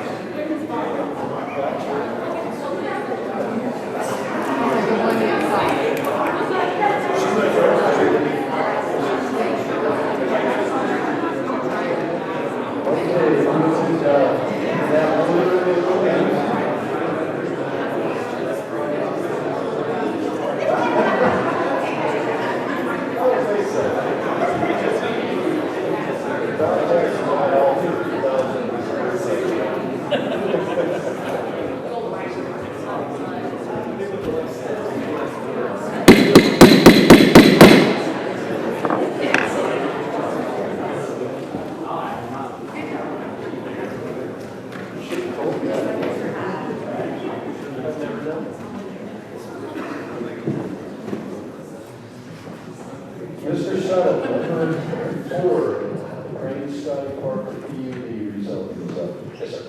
This is another one that the planning commission has seen recently. This is a lot, 41.37 acre lot, currently zoned rural residential. What they're seeking to do is to rezone the subject property to planning and development in order to, similar to the last item, but not related in any way to the last item, to conduct the construction, sales, and services use from the subject property. There's 5 new buildings proposed, totaling 34,000 square feet. Greenland Design is the applicant's representative on this. The applicant's Mr. Jerry Kane. Y'all will remember this one because it was deferred at the April meeting, so that outstanding staff comments could be addressed and revised architectural renderings could be provided. And then they addressed all the outstanding comments that we had, and they provided some revised architecture. They've prettied up the buildings a little bit. They've added some brick and those kinds of things to make it look a little nicer. And so all those comments that were noted last time have been addressed. And so it's been advertised in accordance with our policy. This is the aerial photo of the subject property. It kind of puts it into its context here. You see Highway 109 off to the east. More rural part of the county back to the west. Skyport Road is the old Highway 109. I may have already said that, but that was replaced by the new highway. It was constructed a few years ago by Eli. It's now a county road. So we show flood zones and that kind of thing here on the subject property. See here's Sky Park Road, the road frontage, Brazier Lane goes here. This is Douglas Road. The only frontage that we're supposed to use is the old state route, Sky Park Road. It is bisected by an area that's in flood zone A. They're not proposing any encroachment in the flood zone A as part of this development. Zoning context for the property, see where it is here. You see, this is the Meadows property, which was proposed to be a big industrial park a number of years ago in previous administration. It ended up getting approved as a residential development by the city of Gallatin. This is some commercial development that was approved several years ago. That was 2018 by the county. And there's things like storage warehouses and RV storage and those kinds of things that are scattered in and around this area. This is a landscape supply company down here. Like mulch, rock, and those kinds of things that they sell. It's called the Gravel Company. It was approved by the Planning Commission a few years ago. So you see that there's a cemetery right in here as well. A public cemetery. They got a permit from the board of zoning appeals years ago. Public notice was in the paper. They had a neighborhood meeting on February 15th. Rezoning notification signage is out front of the lot and has been adjoining property owners were notified by certified mail. It was in the paper. So that meeting notice, meeting summary provided by the applicant. And as I mentioned during the last meeting, they got a good bit of comments and suggestions and concerns from the property owners during this neighborhood meeting. That's the purpose. And they went in and they amended the plan accordingly. They shifted buildings around, they added landscape buffers, they did those kinds of things to accommodate the concerns that they got in. This is the existing conditions. You can see there's some natural drainage features, draws that kind of go through the property here. And as I mentioned, they tried to avoid all those. They have to avoid all those because they're in the floodplain or they're creek buffers. They can't encroach within for state and federal and county regulations. They provided us with a concept plan. I got to commend them on this. They did a pretty good job here. This final revision that we got from them is very clear. I'm not sure if that's the paper copy of it. I think it in the packet, but this is the overall concept plan. The flood zone is the hatched area here. The buildings are clearly indicated. Septic areas are mapped as well. And this is the dust-free surface for parking and truck turnaround and those kinds of things that they have proposed. This is over 4 tracks. And the 4th track back here is along Douglas Lane. There's nothing proposed for it. They're going to, I've heard that they intend to have cattle on. It's about 10 acres. Each one of these tracks is about 10 acres, give or take. They corrected all the issues that we noted. There are lots of typos and it just wasn't ready to go at the last meeting. So they fixed all the parking stuff up and they clarified building sizes and those kinds of things on their site data table, which is good. They've done it sheet by sheet. Like I said, they did a good job in the recent demo on this and it's showing exactly what's proposed. This is track 1. Two buildings proposed here. This one is Crane Lawn Care LLC. You see the building sizes here. Those are noted on the plan too. Track 2 to the north is, let's see, this is TriStar Excavation. I believe all these companies are owned or in some way owned by the same folks. But there's 3 companies: excavation company, landscape company, and a concrete company. And this is track 2. You see the buildings, and track 3. This is the one where there was the most comment that was provided. There's some folks that live up to the north. They shifted the building a good bit. Initially, they had their access out this road. That was one of our comments, was turn that around and put it back on Scotty Parker Road where it belongs, rather than on this local county road. Which they're both county roads, but this is a much higher road. So they responded accordingly and addressed those comments. And again, track 4 is vacant. It's nothing's proposed for it, and as it's a PUD, they would be allowed to do anything with it except for ag uses, and if they wanted to come in and put more buildings or houses or whatever on it, then that would require a PUD amendment or a rezoning. This is the landscape layout. You see the landscape buffer along the road frontage. That was something that was noted by the folks I believe at the neighborhood meeting, and so they responded to that. These other buffers are required. They're required to have a type 2 buffer because they adjoin residential property. And then up here they've got a robust buffer as well. And just more details. They had a lot of sheets in the plan to show where everything, all the landscape and all that was proposed. So there's a question about, what gets planted in that type 2 buffer, and so it's spelled out in our zoning code per 100 linear feet. They have to do, this shows 4 deciduous trees and 4 coniferous trees and bushes and shrubs and all that. It's a very intense planning schedule that has to be followed. And again, at the site plan stage, they would have a landscape plan where they would spell all that out a little in more finite detail. Photometric lighting plan was turned in here. They had multiple sheets as well. I don't think I included all those, but the plan shows no substantial lighting impacting any joint properties.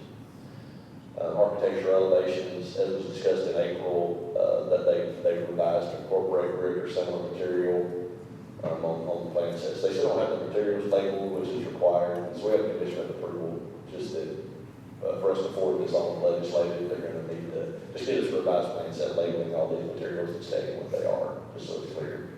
This is an entitlement that they're asking for, so we have to have all the information. So that's something that they'll be able to just make a quick revision and fix that.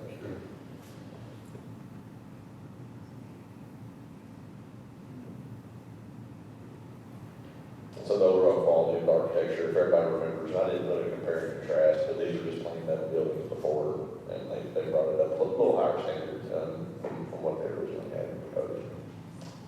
Comp plan, this is in the rural place type. It's just to the north of some highway services, and this is a regional employment center area here along the old Highway 109 corridor. As I showed, the zoning is over the years, you've had a good bit of non-residential stuff that's been approved along this corridor.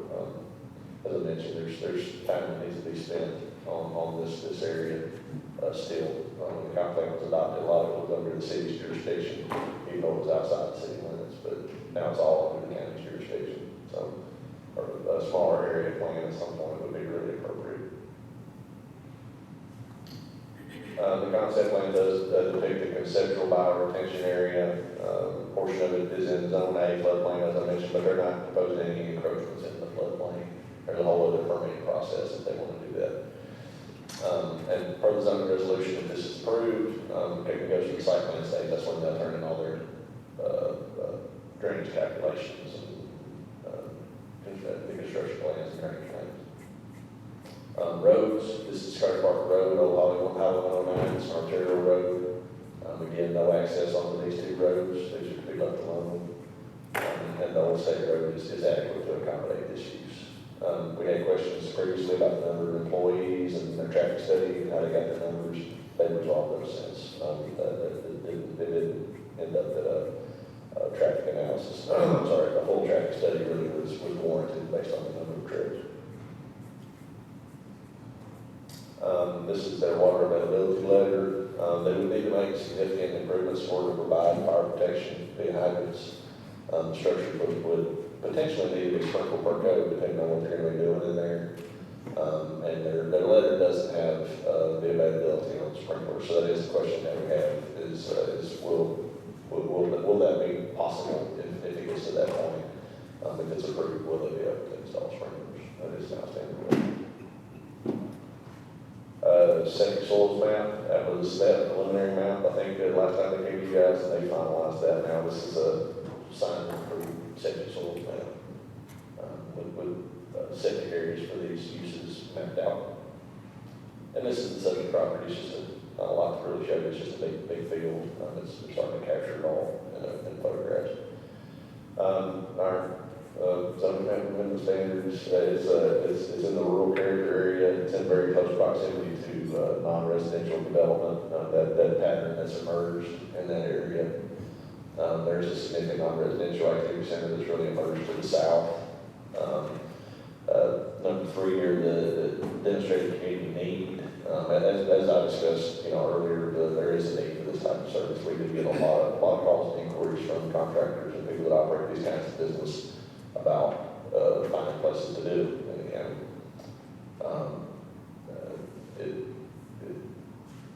Extent to which is compatible with existing and proposed uses and if is appropriate.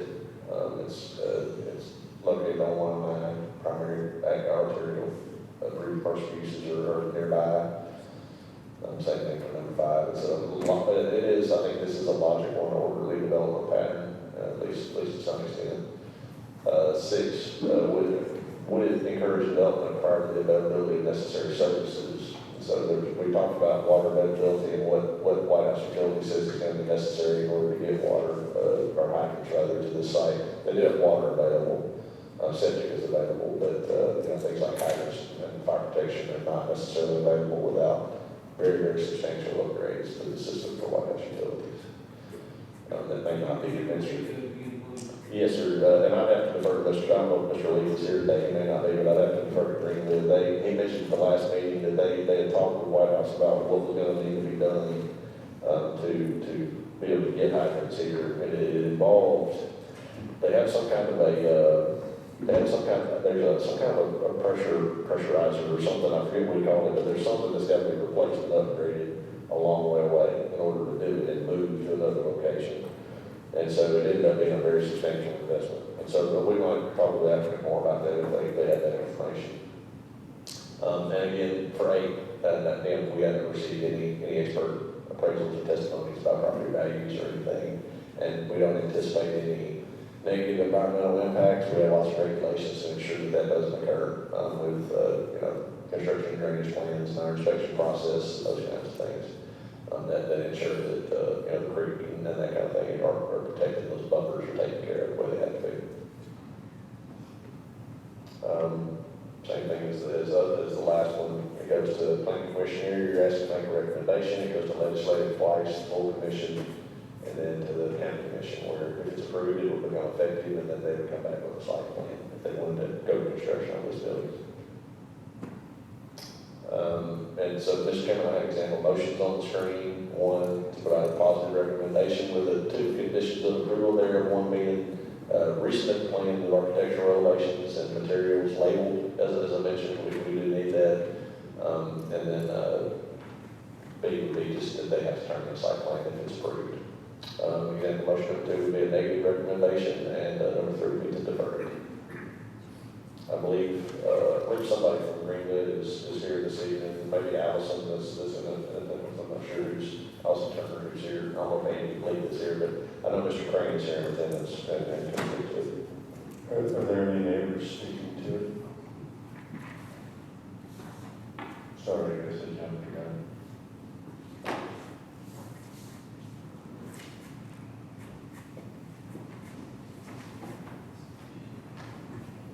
Mr. Chairman, we had 3 folks sign up to speak. The first one was Allison Turner with Greenwood Design. We might wait till last for her in case anybody else has any comments. Stephanie Wilkes.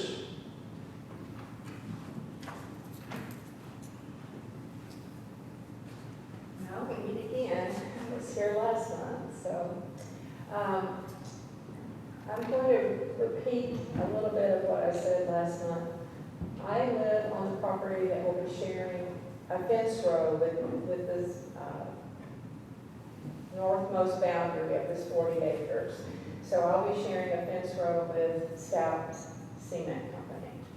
And my family has lived on that land since I was 4 years old, so I'm going to age myself. That was 1964.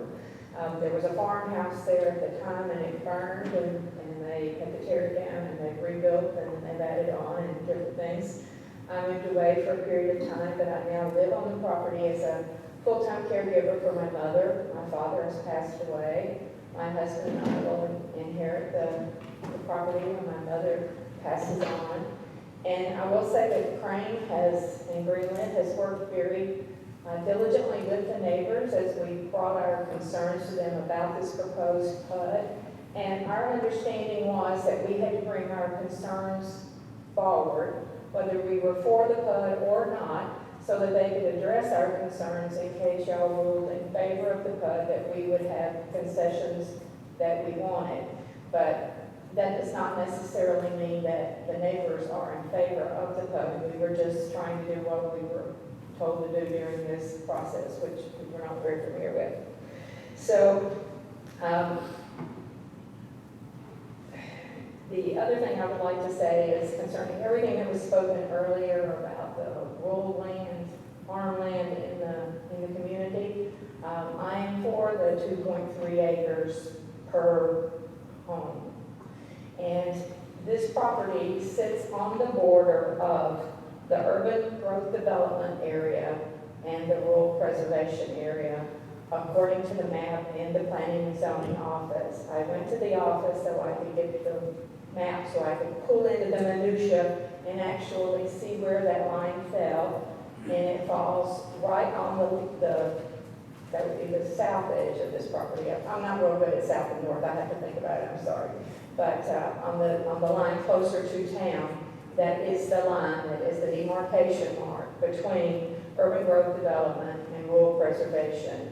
And with all the talk tonight about affordable housing and all of these types of things, if 41 acres of our rural farmland goes to this PUD, that means that there are 17 homes that will not be able to be built, in my understanding, ever on these 40 acres, because it will now be a PUD and it will have a different zoning classification, and I can't see that anybody would ever go in and tear down 36,000 square foot of building to change it back to a residential or farmland. So this part is something that I have a real problem with, because if the commercial goes in next to me on this 40 acres, I'm now going to be the first person on the line, what I consider to be the rural preservation, because I do not consider commercial on that land to be rural preservation. It seems completely contrary to me for rural preservation. You had a few pictures of the property, and I have 10 packages of 10 pictures of the property. I don't know if I'm allowed to do that. It basically shows my home in the first photo, and then the rest of them is the property and the road in front of the property. There is a grade in front of this 40 acres, so you pop over a hill and there's the land. And the road is no longer what y'all call an arterial primary road. In my estimation, everybody in the neighborhood says that it's a dead road now, because the only people that drive that road are the people that live on that road. And when you look out on Sunday afternoon, my dogs are barking because the cyclists are going by on their bicycles and those types of things. And my concern is if you have large local boys coming out with excavation equipment and those types of things, turning onto Scotty Parker, if people cross that hill, they may not be able to get stopped in time for the trucks that are turning onto Scotty Parker. So that is a little bit of a concern. And it really does not seem to me that it is, even though it is a nice road, it is no longer treated like a major highway. It's a state road, but it is not a primary road. No one comes down our road anymore if they're going to Portland. They go on the new 109. And the business corridor that everyone is speaking about on Scotty Parker is on the other side primarily of the 4-lane that is built. And the houses that are on that side of the 4-lane are rentals and very low standard homes that actually I personally believe that there are a couple there that need to be or have been condemned, they just need to be knocked down. On our side of the 4-lane, there is a storage building, and there is something that they do with the state troopers, and there's a cemetery and a church. I do not consider any of that to really be what we're talking about. They don't generate a lot of traffic. The church does generate a lot of traffic on Sundays, but they just come to go to church and then they leave. The cemetery only does traffic when there's a funeral, and basically now they come in, I think, off of the new 109, not off of our road like they used to. So there's very little traffic on this road. But I don't agree with the fact that we are already in a commercial industrial corridor. We are not. We are still very much rural land in that area. Excuse me, let me see where I am in my notes because I've gotten ahead of myself. Oh, and the bicyclists, I think one of the reasons we have so many cyclists on that road is because they come up that road and then they have easy access to the ridge.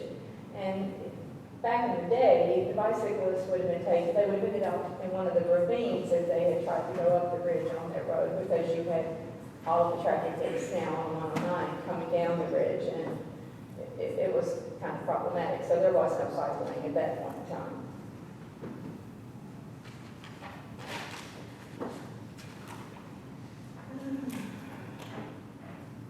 I have to say that even though Crane's done everything that we have asked them to do as a neighborhood, I do feel like having 3 commercial businesses as my adjoining neighbor will decrease the value of my property. And I feel like as a person that has owned that property since 1964, there should be some consideration made as to whether or not I have commercial businesses as a neighbor, or whether I have 17 homes under the new rural preservation ruling. And I personally think that 17 homes that would not be high density would not detract from my property value. And I think that a PUD with commercial sales and services will. And as the earlier thing tonight with the PUD that is up higher on 109, with this much land, I can see that there might eventually be more commercial business go on this 40 acres. There's 10 acres right now that are not going to have anything put on them except cattle. But I can't see that that will be the way it will remain long term. So I would like to address it before the PUD is established, instead of coming back like my neighbors are up the road trying to get the corral put around the PUD after it's already been established. I believe the Crane suite of companies is something that the county and the city probably does, or that we do need. I mean, I have need for their services, but I feel like there has to be some place that is more suited for their businesses than as my neighbor. And I appreciate all of this time. The next person signed up is the property owner, Mr. Jerry Crane. Or Miss Allison Hurd from Greenwood. Okay.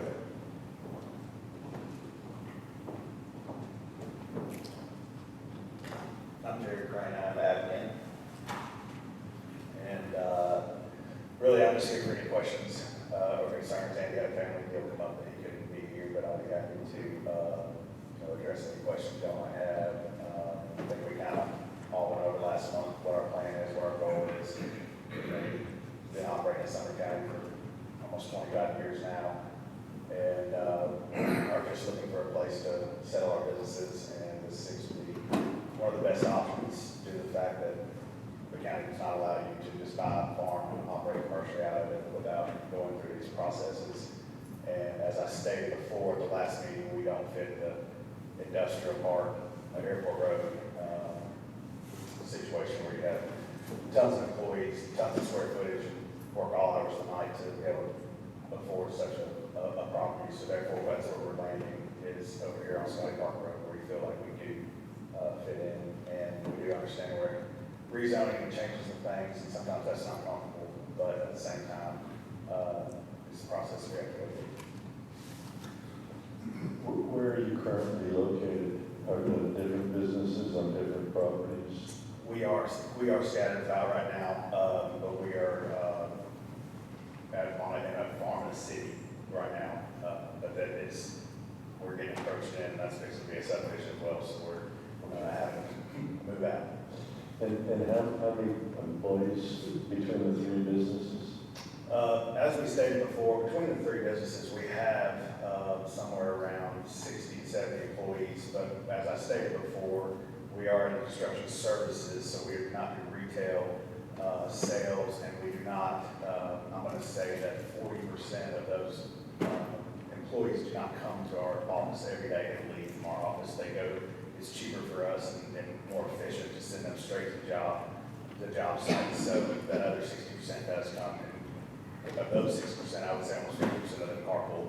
So it's not a huge traffic ordeal as far as, and it's almost like church. In the morning it's going to be a little more, in the evening it'll be a little more, but during the day there'll be approximately 6 people at most in these buildings. And really one of those buildings would not have anybody, it's just for storing our equipment. Because you mostly work on other sites. Yes, sir. We don't do any on-site work. We don't grow our own plants, do anything like that. We don't make our own, so there was a thing going around, we were gonna make cement on site. That's not true. We replace the finishers. We get concrete from Gary Brothers, SRM, other cement makers. And so we don't do anything on site per se to prepare for jobs. We get our equipment and we leave and then we come back. And most of our equipment, especially the heavy excavation side, the TriStar excavation, the majority of that equipment stays on site. It's not something you haul back and forth daily. So you move from one job to the other. Now we do have to bring in and maintain it and then send it back out. Right. Okay, any questions? Go ahead. Commissioner Noel. I remember we talked about this last night, but so you guys don't own this land yet, is it contingent upon the approval?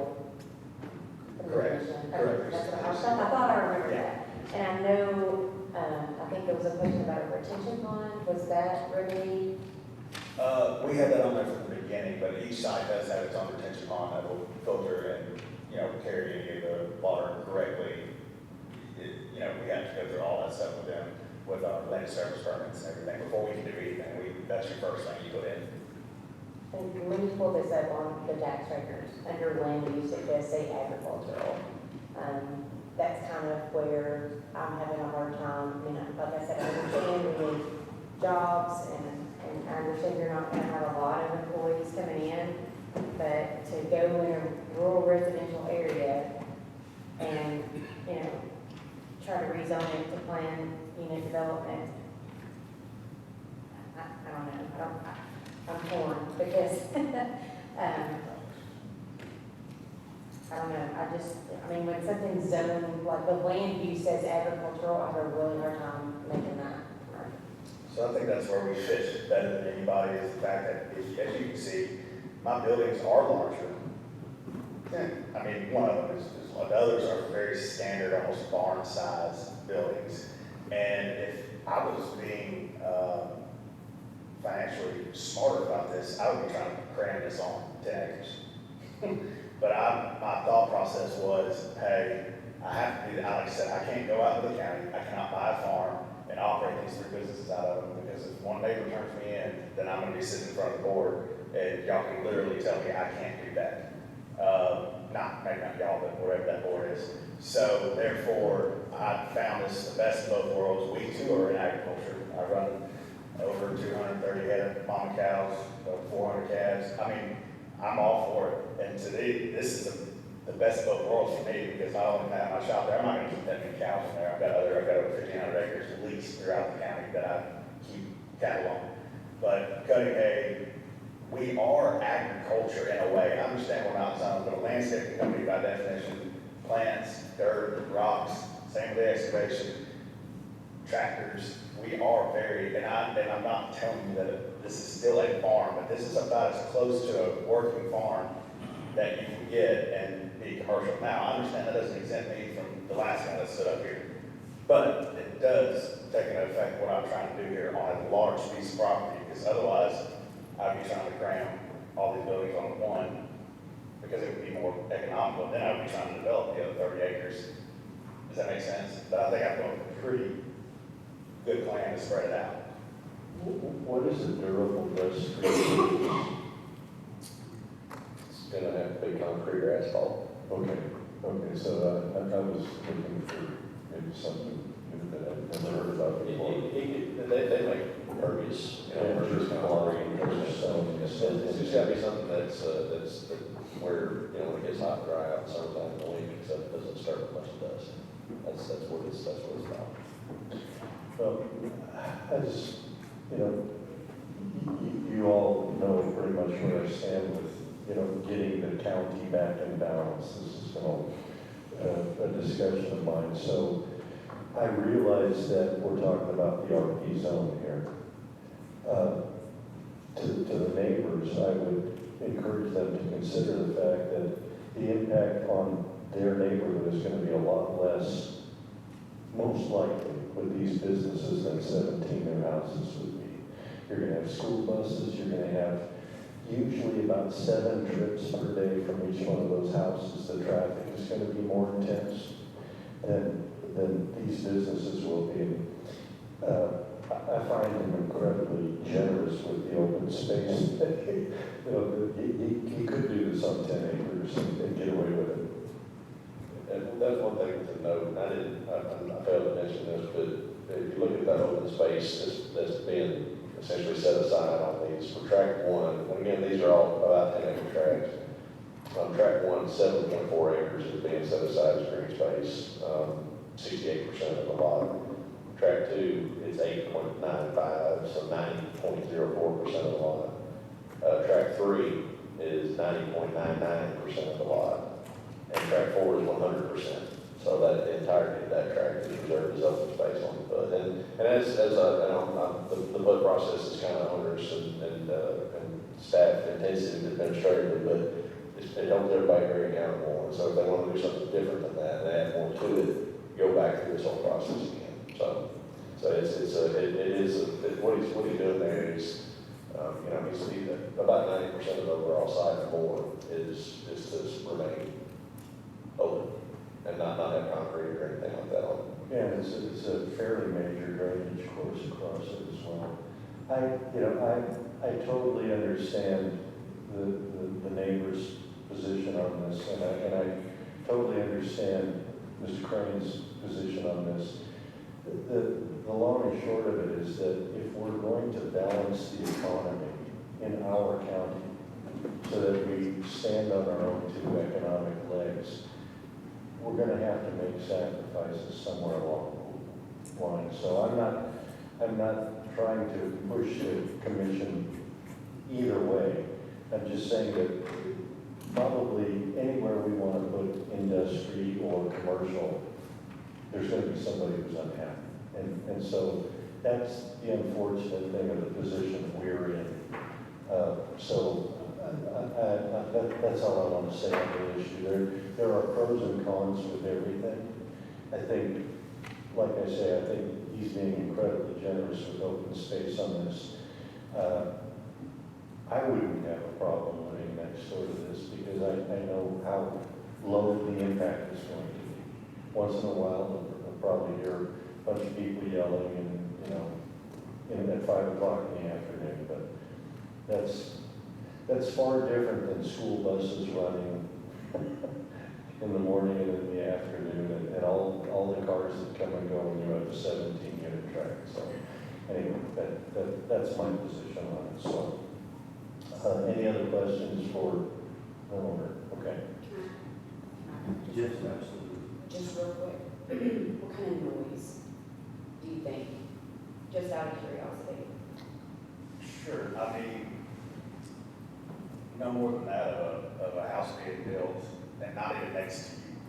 way down, you know, because these are not even hardly within earshot without yelling. So I would say very low impact to, and because that concrete, I keep going back to this, but the concrete one that is towards the north, that is the least visited building because we are heavy commercial concrete place and finishers. So almost all those guys go straight to the job, and we just have to come in there, and we don't finish on rainy days and things like that. So we'll put our machineries in the shop and leave. So she would hardly be able to hear anything. And then as far as from there, I wouldn't think anybody would hear anything because there's no houses anywhere near those. Okay, so basically it's just equipment coming in and out. Yeah, you're gonna hear equipment. Right, Yes, so just normal kind of traffic. Yes, ma'am. You're gonna hear engines start and things like that. You know, a tractor type sound. But outside of that, nothing. There should not be any other noise pollution. Okay. One other question. In the floodplains, like last week, how did that fare? And where is that gonna go? I mean, I know that's extreme, but it happens. No, I haven't closed this land yet, so that was a very good question. I wanted to see what it was doing there now. So I drove right over there during the worst part, and it stayed within the stream boundaries, did not even remotely get up. And that culvert that was on Grazer, Hamden Well, even with some heavy trees that went down and got in the way. And so I was actually very pleased with how the water moved through there. Thank you. Any other questions? Okay, thank you very much. All right, so we have our example motions of. Yes, sir. I'm sorry.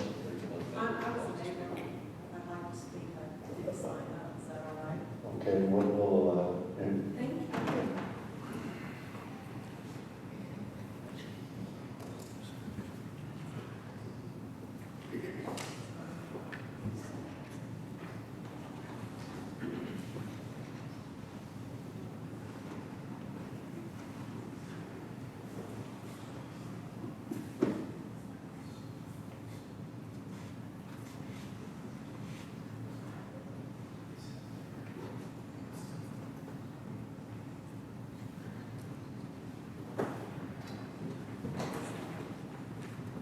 Thank you. My name is Andrea Hargrave, and I live on Collier Brazier, which runs into this property.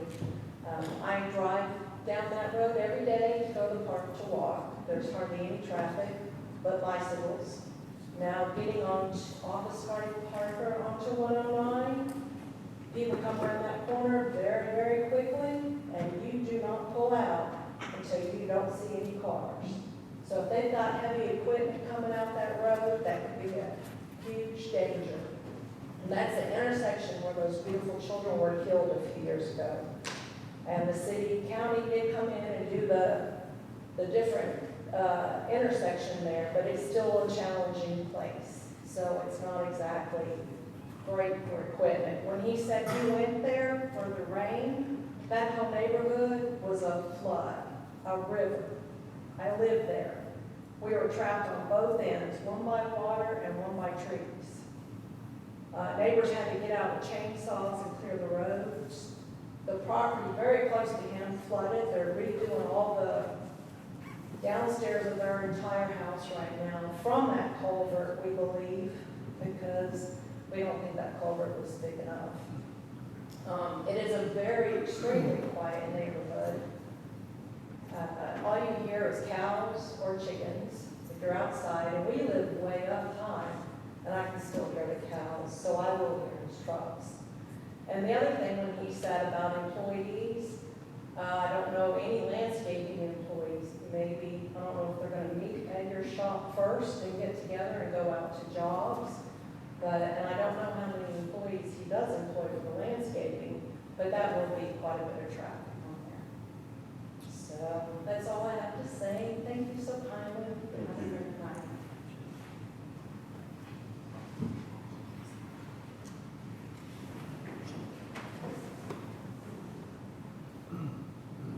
Mr. Chairman, I just want to bring up a couple of points. One is, the creation of jobs, keeping jobs in the county. I think they're trying to do that, not cramming it in to the point, I think it was mentioned a few times, somebody who's bought, quite a large piece of land and is spreading out these buildings, I think in a respectful manner to try to respect the neighborhood. cities have tried to do due diligence and work with the residents as best as possible, and as we know, this came a couple times back and forth to make sure that we're helping to accommodate those things. So all those things considered, I think they're doing what they can to try to make this work. I also applaud them for keeping cattle on the property, again, trying to keep with that agricultural feel of the area. So I'd like to provide a positive recommendation. So that would be 1A or B?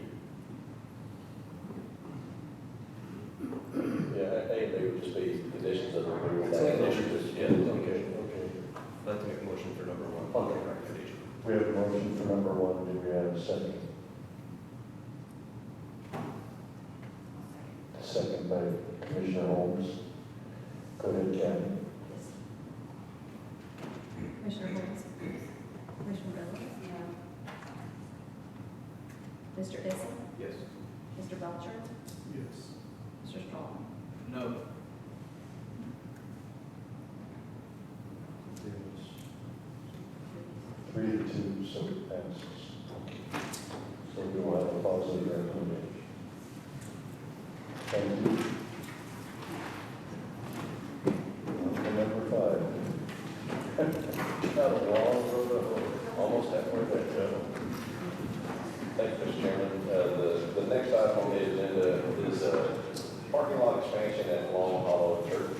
This piece of property is owned rural residential. The property owner is Tennessee, listed on the assessor side of it, is TennesseeHomesites.com. The applicant is Long Hollow Baptist Church. It should be noted the church has a lease agreement with the owner to utilize this property parking. This item did have to go to the Board of Zoning Appeals to obtain a variance, which it did on March the 14th, 2024. The variance was related to the distance from the parking area to the front door of the church. This is categorized as off-site parking, and so they got a variance from that because they're providing shuttle service. And so there's 275 parking spots shown on this on the site plan that they turned in. This is the subject property here. This is about 4-acre tract. This is it in its context here along Long Hall Pike, Chapel Island Road. I'm sure everybody knows where Long Hall Church is. This is the site plan that they turned in. A little bit more detail here is the site data table. You can see the provided parking calculations and all that. There's 2.2 acres of proposed impervious area. That's proposed with this. And as I said, proposed parking at 175 spaces. This is the site plan. The only waiver that they're asking for here is related to construction of sidewalk on Hall Pike. They are asking for a waiver at this time for whatever reason. It's listed on their site plan. I'll let them explain what the reason for that is. But other than that, the site plan is going to be reviewed by staff. We had a list of comments that we sent over to them, and they were able to address those comments. They did turn in a landscape plan. The initial submittal that was turned in, we had some concerns with it because it was basically just asphalt. And that's not allowed by our parking regulations. And so they did provide a landscape interior to the site, as well as irrigation plan as well. That shows how they're going to keep the landscape alive. They did provide a photometric lighting plan as well. There are some lighting fixtures that are proposed. And one question that we got, certainly at the Board of Zoning Appeals that may come up here again, is related to the floodplain status of this property. At one time, it was contained. It was shown as being contained within the regulatory floodway and the 100-year floodplain by FEMA. They sent us a letter, FEMA did, on effective November 24th of last year. This area right here is where exactly it's removed from the floodplain. They were able to provide the calculations and demonstrate that it is no longer in the floodplain. And they received permission to, years ago, like in 2006 or something like that, to raise it out. That's right. Yes. They did provide a drainage report as well. They do have some water quality features shown on the plan here that will capture the runoff from the site, any pollutants and those kinds of things. It is next to the creek, and so it is not generally advantageous to detain next to the creek. Or the engineers in the room explain why that is, but in general, the quicker you get the water to the creek, it's going to okay, the better. As I mentioned, there's shuttle service that's to be provided. I left these in the board's zoning appeals presentation. But these, they'll be shuttling people from the parking lot here to the church front door, which I believe they'll be shuttling. And so they have the shuttle areas and all that shown on the front as well.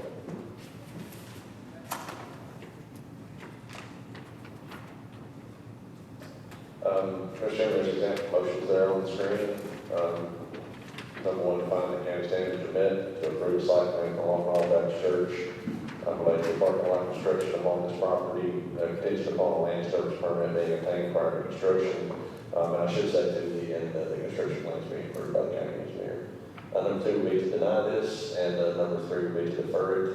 Mr. Holmes from the church is in attendance here this evening, and Brad Snyder from CSDG is here as well. He's the engineer of record on this site plan. Is there anybody else signed up to speak?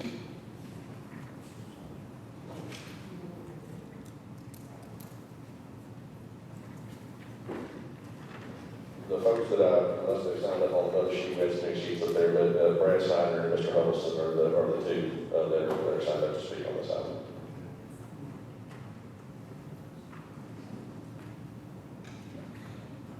Could you come up for some questions? Thanks.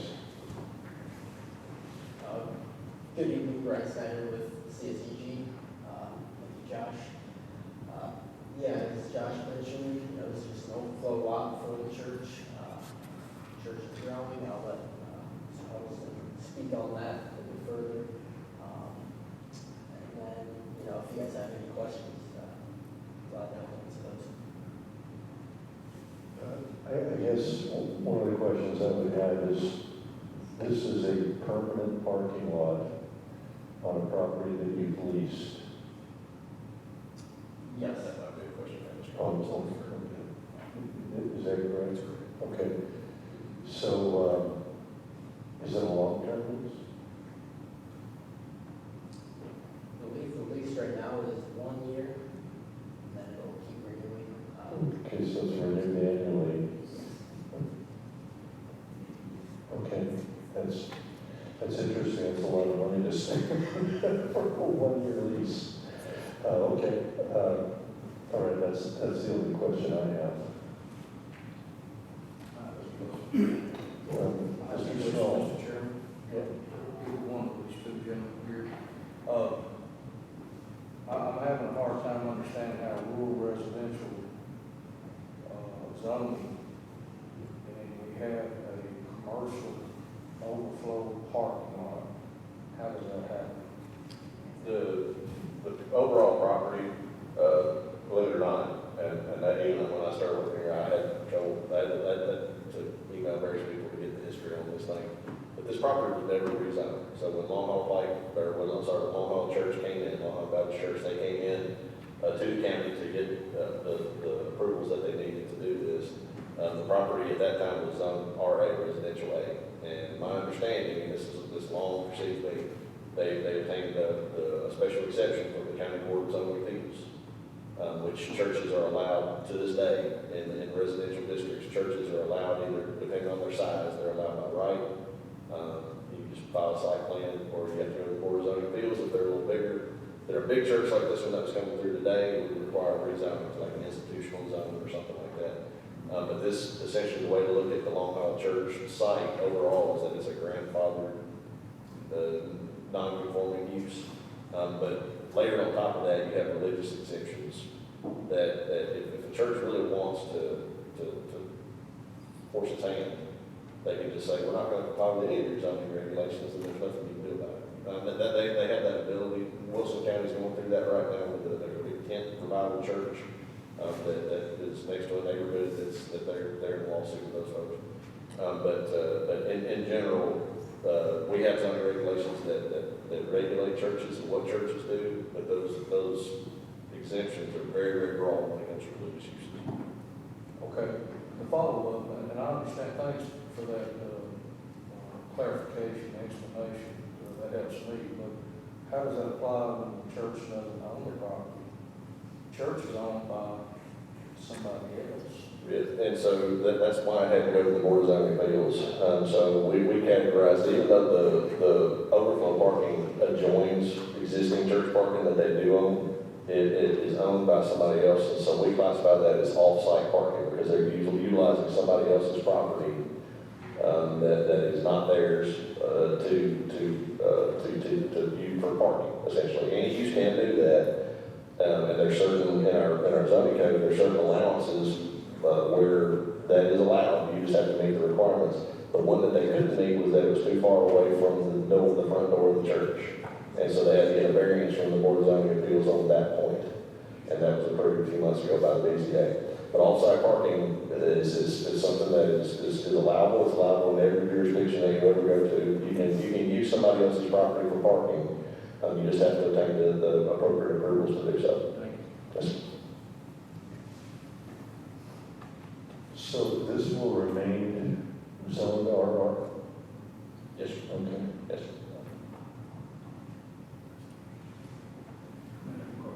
Go ahead, John. Is there a landowner representative here tonight? No, they're not here right now. Can anyone answer the question as to why, I think I know why, but I want to ask the question, why it's just a one-year lease, renewable after each year?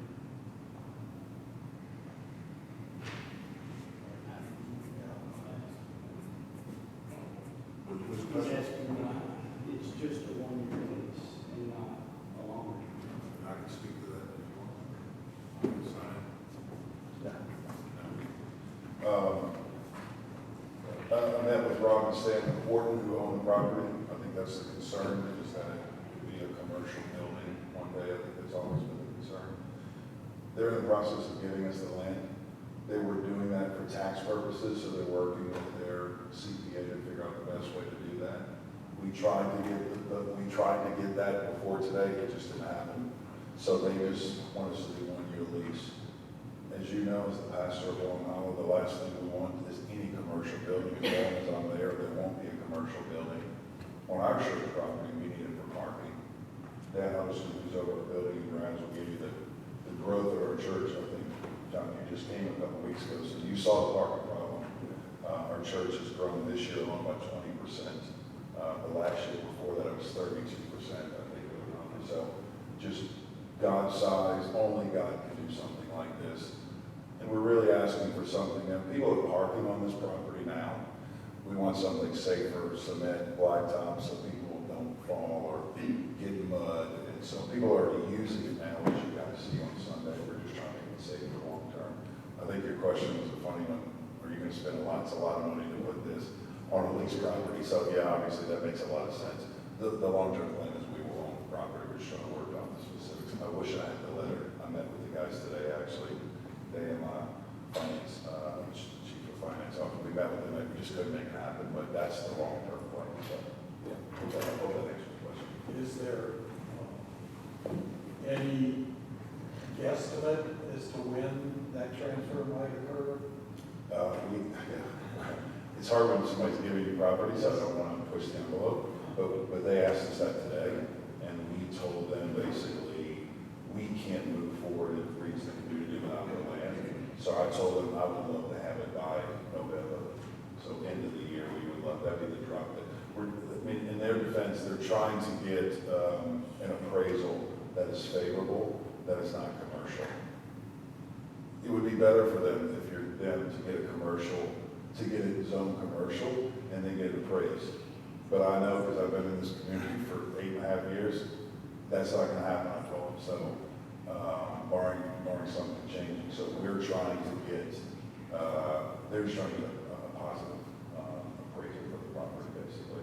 They're going to lose a lot of money by giving it to us as agriculture. But at the end of the day, both of those guys go to our church, and so they want to help the church. So they're gonna. So we told them, November, drop that date. I'm like to go back and tell them I'd like that for the summer, but again, I don't want to push property that's being given to the church, so. As a donation. Yeah. Yeah, so, yeah. Yeah, my comfort level is, I think, similar to some other folks, without you owning the property, it just doesn't set that well. And quite honestly, and I see the parking problem, believe me, I go by there on Sunday mornings. With the promise of you owning it within the next 6 to 8 months, honestly tends to steer me towards to wait until you own it. So, and I realize it's a problem, I see that and everything, but at the same time, I just have some apprehensions about it since you don't own it. Yeah, totally. The reality is, if we put cement, obviously, as a person, if you cement your property, you're actually going to stay there. So we're not building on it. So I think that would be our gesture to say, obviously, so the long term. I asked Dan just to share a little bit about the community, if that's okay. Yeah. Or about the church. Yeah, Dan Huddleston, I live in the community, been in Huntersville 62 years, third generation, been at Long Haul since day one. One of the things that a lot of people talk about is the church, but we are so much more than the church. If you passed the church building last weekend, you would have saw Beach High School graduate. You would have saw all the schools from Station Camp, White House, and all of those high schools. Trust me, on Sunday morning, that's a lot of people, those graduations are massive. We want to accommodate this property. Yes, our name's on the title. We don't own this. We want to be good stewards of this. Active shooter training goes on in our building all the time, because if something happens in our school, we want those sheriff's patrolmen to be trained and go. So you'll see that on our campus. You'll see the volunteer fire department over there training and doing the pumping and all the stuff out of the pond. That's part of being in a community. That's part of being in Shackle Island. Unfortunately, when the child went missing, we were the TBI setup. So this property, yeah, we're talking about spot, but it's really bigger than that. It's, it's over 40, 50. We started with 35 and a half. I think we're up to, I don't even know. It's like close to 50. But people now are using it. We just want to make it right. We want to get it. The original property from Dr. Buck, we were talking about earlier, 35 and a half acres was the original, and then we've added probably another 10 to 15, and this would add an additional. But we're not going anywhere. And also look at the commercial point. We got to have, or graduations would be on Long Haul Pike, but we really don't want that.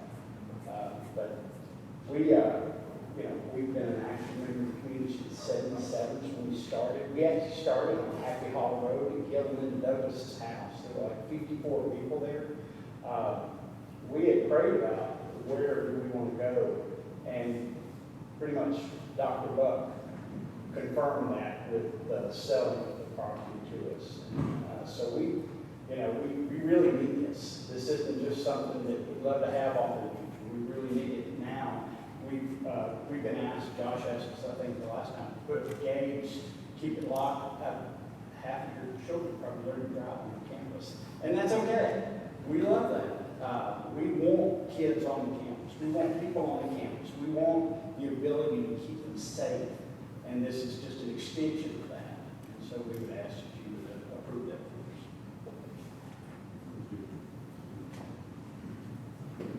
David? Sure. Oh, go ahead. So it's noted, I've been against the things that have been proposed from the current owner. They actually, right before I got elected, they had a little presentation, and they were showing what they were going to do, and they were going to try to, this is the elephant in the room, we're just going to talk about it. They were going to try to make basically a strip mall And with all these uses, and they're like, well, this is what it could be, but we're not gonna do that, and it could be this. And so I would think that they would probably, since they attend the church, probably be good stewards and not put a tobacco shop or a strip club or the things that were allowable in there. But you're a third generation, I'm a sixth generation, my kids are second generation. And I've grown up in Sheckle, and so has my family for years and years and years. And this is in my district, and as a representation of my district, I've had more phone calls about this than I did about bleachers, shockingly. These people are so scared. We fought Publix coming in. I mean, we have fought so much over the years. When I was 4 years old, my great-grandfather was dragging me to these meetings. So as the representation for District 24, I have been very vocal about the current people that own it because of what they proposed. I'm still not in favor of putting a parking lot on rural residential. I think that it probably needs a rezoning if you want to put a parking lot, but then that opens up a whole other can. So I understand not rezoning it and trying to get an extension. I'm not really sure how it ended up here, but I'm glad it did so that I can express these concerns because I did speak at the BZA when it went there as well. But I would probably be more comfortable if the church actually did own this. I'm glad to see that that is something that they're willing to donate. I think that's a great thing for, going from what it was to overflow parking. And believe me, I sit in that traffic all the time because I live across the street in Tower Hill. So, but that's okay. It's church, and I get it. And it's not all day, every day, and it's just, it is what it is. But I think I would be more comfortable maybe to bring this back when you guys do own it. So I'm going to recommend number 2 until you guys get ownership.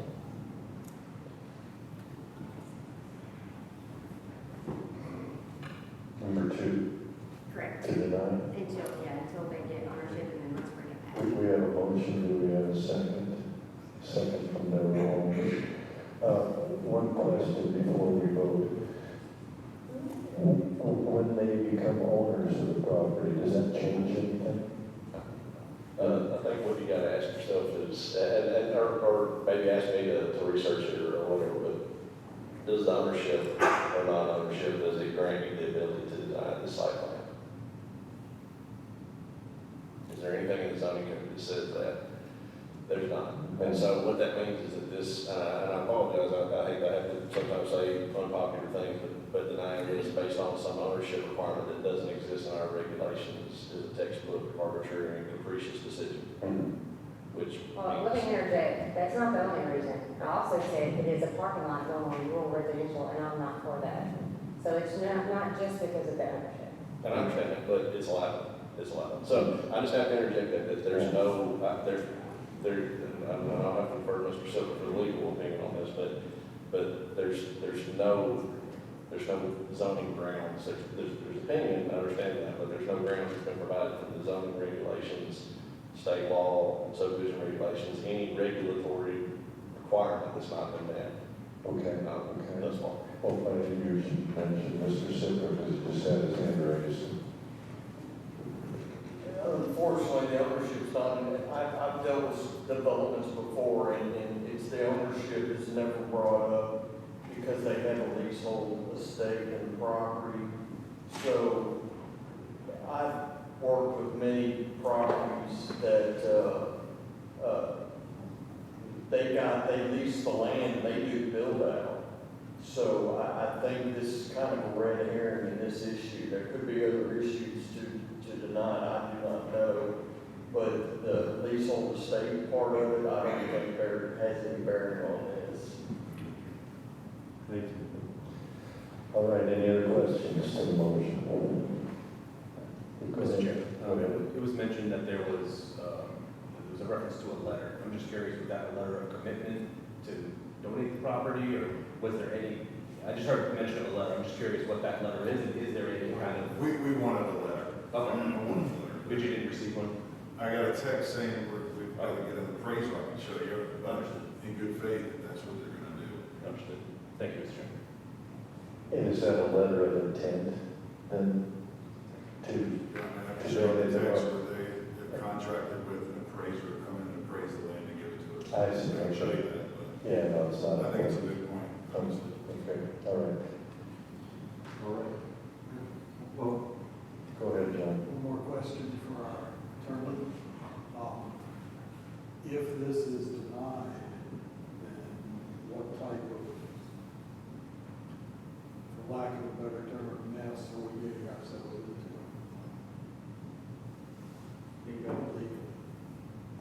I don't like it as a what if thing, but, I'm not 100% sure what recourse or remedy they would have. I would just have to take that as it comes. I would kind of yield to Josh as far as any applications for the codes or the planning part of this, but I've been here with this last 5 minutes, and that was the only issue that came to my mind was the ownership issue. Mr. Strong.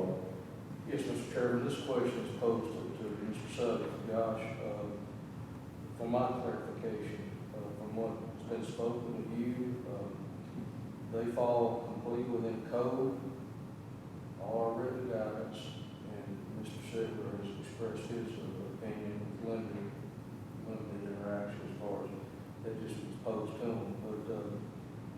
But is that true that all code requirements are met?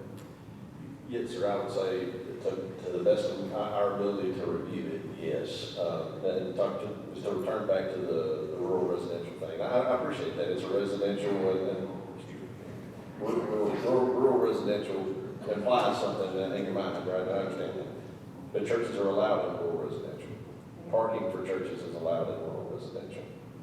And so the use itself is allowable. And I know it's not rural nor residential, but it is allowable. But the only deviation that they are asking for is the sidewalk requirement across Long Haul Pike. That is clearly noted on their site plan as a deviation that they're requesting. There would typically be a sidewalk that would be connected to the existing sidewalk that they have back to the east there. And so they're requesting a deviation from having to install that sidewalk. And they cite some issues, and I'd have to defer to them on why they need that deviation. But beyond that, there were no staff comments, there were no regulatory requirements during the review that we noted as not being met. Mr. Klein, can I just say one thing before we go? Mr. Chairman, if you will please clarify what we're fixing to vote on there just a moment. I want to make sure that what we're fixing to vote on. And I believe the motion and the second motion was to deny the request. Yeah, Number two, okay, thank you. I was going to say one thing, because I think we missed the point. We're not voting on parking lots in a sense. We're voting on making space for people to come to church. And I get all the drama that was here long before I got here as a pastor, but I'll just give it like a little snapshot of what was happening in Long Hollow. 3 weeks ago, we took in the largest offering we've ever taken in the history of the church, and our spring offering was $1.3 million. That offering, and our people were zealous to give because that offering was designated to 2 major things. One of them was ending hunger in Sumner County. The Lord put something in my heart last year because my son plays football at Hunter, and he came home and said, "Daddy, one of my football friends doesn't have food at night." And it just blew me away that we live in a community, we can debate all we want about growth and land and all those other changes, but we have kids right now that go home every night without food. And the Lord woke me up with those 3 words, end hunger in summer. So we put it before our church was zealous to do that. The second thing they got behind with that 1.3 was to bring worship services into the prisons, and particularly the jail of Sumner County. Sumner County, so right now, Long Hollow service is being broadcasted to people in the jail in Sumner County who can come to church when they get out. We had the privilege last year of baptizing 66 men and women in the jail, and another 32 a couple of weeks ago. And so I say that to say it's way bigger than just parking lots. We're making space for people to grow. One of the values of Long Hollow is we run to the hurting.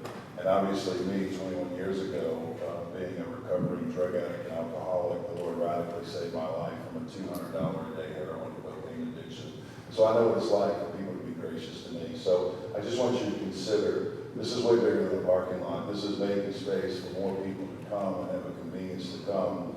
And one of the things Long Hollow measures our effectiveness as a church body is we want to create people who are a force for good. And so I don't see how making more space for more people to empower them to be disciples, to impact this community in a good way is a bad thing.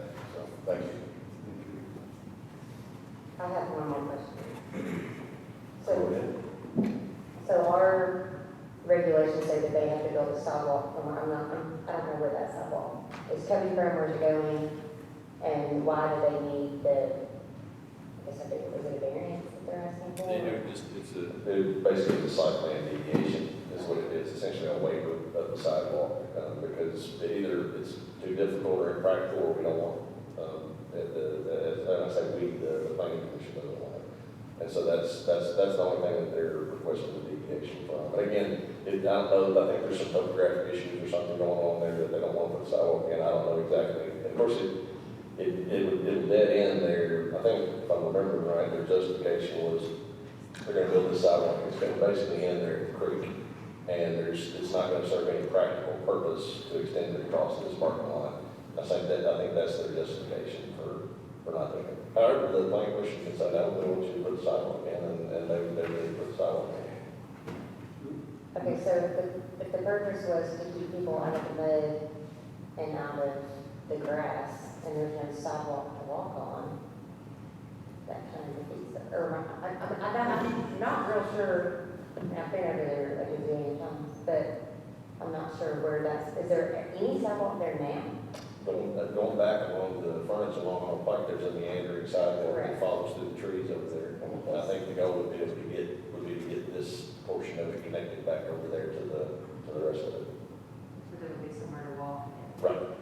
And if like I said, if the planning commission doesn't want to approve that deviation, I mean, I'm saying, required. I mean, it's certainly something you don't have to allow that deviation. The sidewalk can be required as part of this. They're spending a lot of money on this parking lot already, and so they can put the sidewalk in if the planning commission wants to.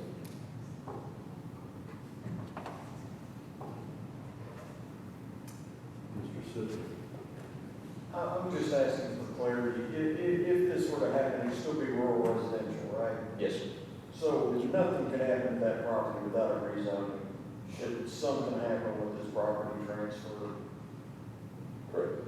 So it'll stay as it's developed until it's gone through this whole circle again?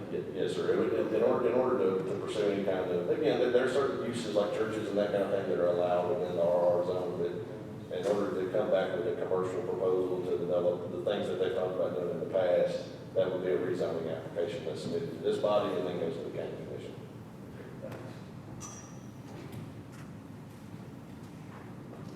Any other questions? Go ahead, Kathy. Final clarification. So, the motion is for number 2 to deny it. So, an affirmative vote would be that you're in agreement to deny it. To deny, yes. Commissioner Holmes? Yes. Commissioner Miller? Yes. Mr. Issa? No. Mr. Belcher? No. And Mr. Straw? No. Okay, the motion fails. Do we, I might maybe defer to Mr. Sidler by, it's usually recommended to put motions in a positive, than in the affirmative, but we put it in the negative, which is okay too. With the motion to deny being denied, or do we stand as it being approved, or do we need a motion to approve to clarify? Okay. Mr. Chairman, I'd like to make a motion to approve. we have a motion to approve, do we have a second? We have a second. Second from Mr. Strong. Any discussion on the motion? Go ahead, Kathy. Commissioner Holmes? Commissioner Miller? Mr. Issa? Yes. Mr. Belcher? Yes. Mr. Straw? Yes. Motion passes for affirmative. Thank you, gentlemen. Item 6.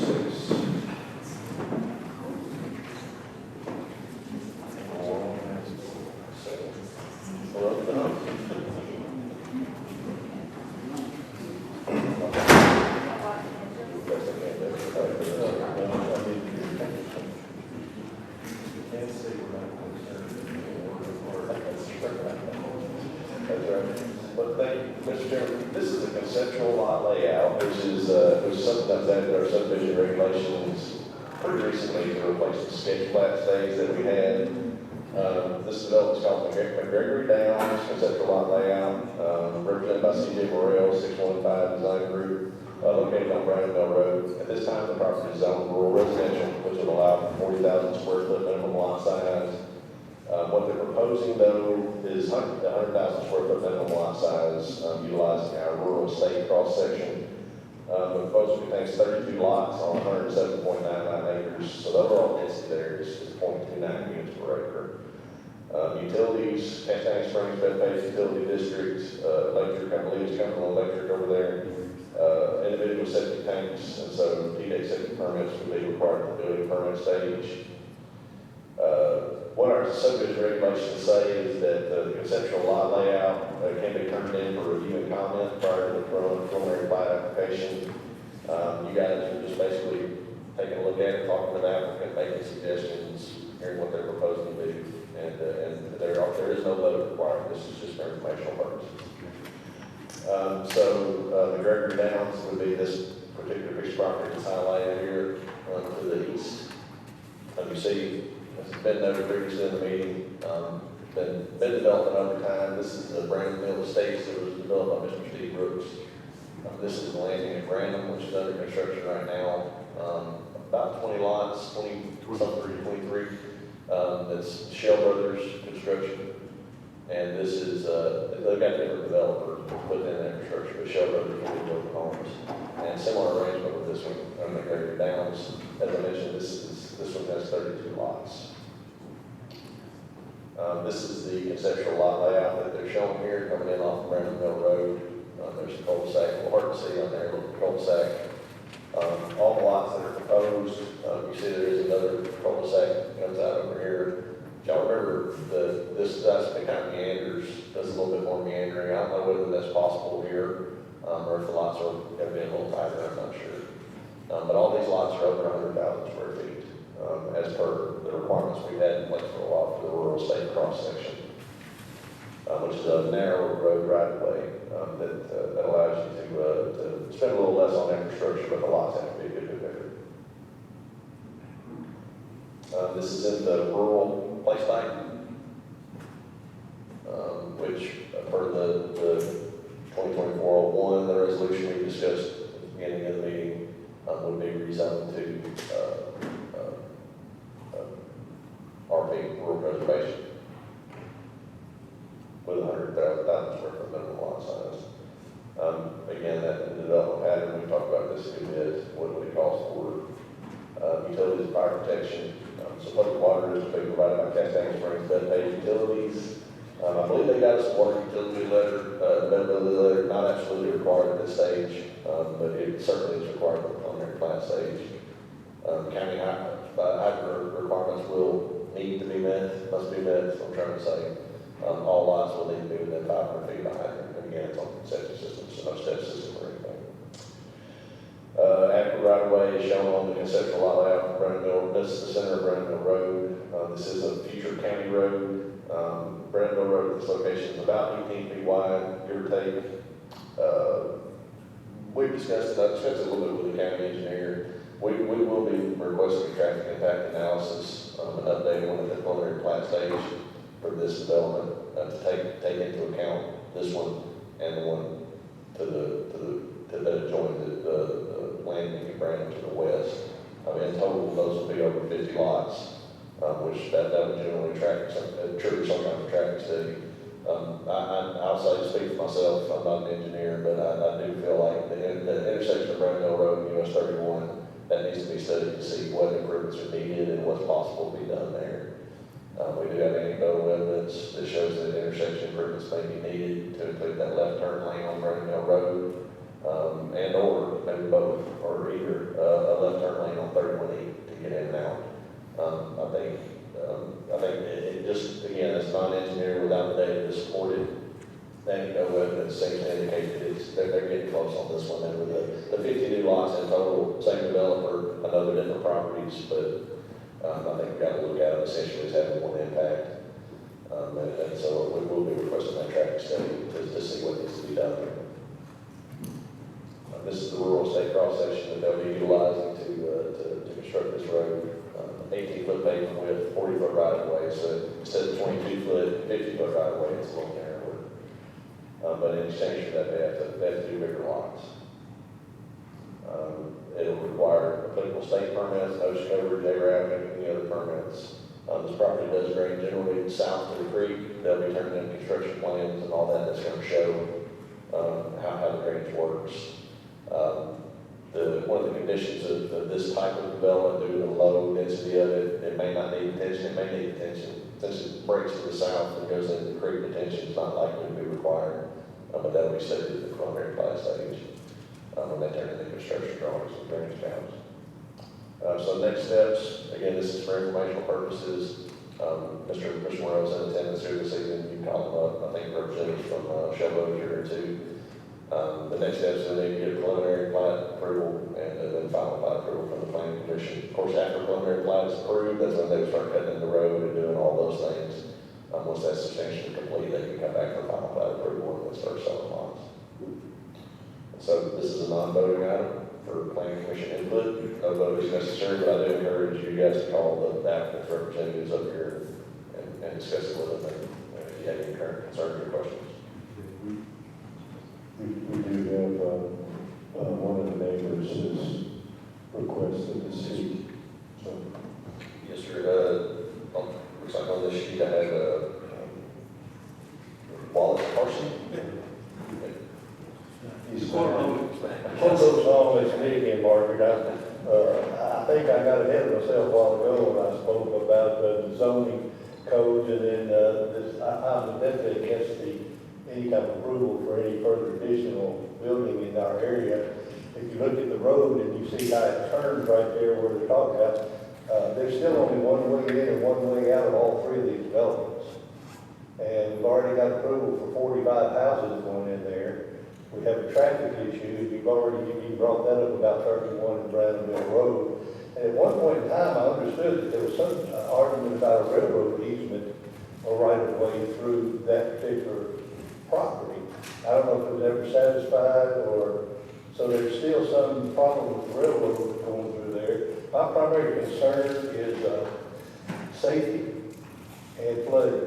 And I think I talked about that a while ago. We've got the issue with the road, we've got the issue of the narrow roads, no shoulders, and with 45 additional houses already there, we're talking about 90 drivers plus. And I think at one time there was 600 or 700 trips a day coming out from Brownville Road already from the traffic study that was done. This is going to add even more to that. And so I don't know what stage this is, but I definitely think you ought to consider before you approve any other building down Brownville Road. And again, it's very narrow, and emergency vehicles only have one way in, one way out. And then that flooding over the lower part of Brandon Mill, close to 31. It did flood, it's flooded twice since I've been there. People can't get in or out. And I didn't get to see if it actually flooded with this May 8th rain, but it had to be pretty close because I saw the wash going up to that recent building that was right there in that lower part. So that's what I want to talk about is the safety issues and the flooding issues, and of course if we can find out about the right of way of the rails coming, railroad, they still have a right of way through there. And again, I'm against any further approval of development down there. Thank you. Just for everybody's information, a previous developer was trying to purchase the railroad right of way, and they were not able to do that, so that railroad right of way will remain the railroads, and the two projects are separated legally by that right of way. So that's the right. Mr. Chairman, when you're talking about the two properties, you're talking about the development for the 21 lot development that's already been approved. That's 23, yes, yeah. That's on the, that there is the 23, same developer is going to develop both. I mean, they've already broken ground on the 23 units, and then this other side is a 32 unit. And to clarify, so it's 21 platted lots in here, and then 2 5-acre tracts. So that's where your 23 is 21. Yeah. That's where you're.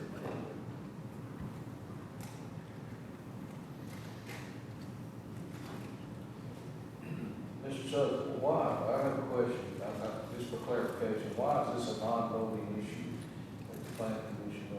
Yes, sir, we got into some questions a while back about our sketch plat process and whether getting a sketch plat approved with a vote constituted a vested property right by the statute. And so we looked a few months ago, 6 months ago, I don't know, but we took a look at what other jurisdictions did, and most places have abandoned the formal sketch plat vote, and they do an optional step like this for review and input, which is what we amended our subdivision regulations to allow. So now they'll come back with a preliminary plat. That's the vesting stage. Whenever they get the preliminary plat approved, that's when they would vest by state law. And when is that expected to be? It's up to the applicant. But I have to defer to them. I'm sure that they're planning to turn it in the near future, in the next few months. I'll ask that question. Thank you. Right now, there's corn growing on the land, so. The crop will have to come in. I have a question. Oh, go ahead, John. Based on the 32 lots and the 108 acres, that's roughly 3.3 acres per lot. Is that a correct assessment? I'm sure it varies a little bit one way or another. Yes, sir. It's got a density of one-third of Yes, sir, so can I expand on that and answer Kevin's question? So CJ Law with 615 Design Group. This is another item that has been before this body on numerous occasions. To answer the question from the gentleman that lived in the street regarding the railroad easement, the easement is still there. The property to the west and this property is separated by the right-of-way for the railroad. Mr. Klein is correct. The previous developer that had this property under contract was trying to purchase it and include it with an existing plan for the site. And once they released their contract on the property, also the negotiations with CSX also went away as well. So CSX will retain the right of way. This property will not try to purchase that whatsoever.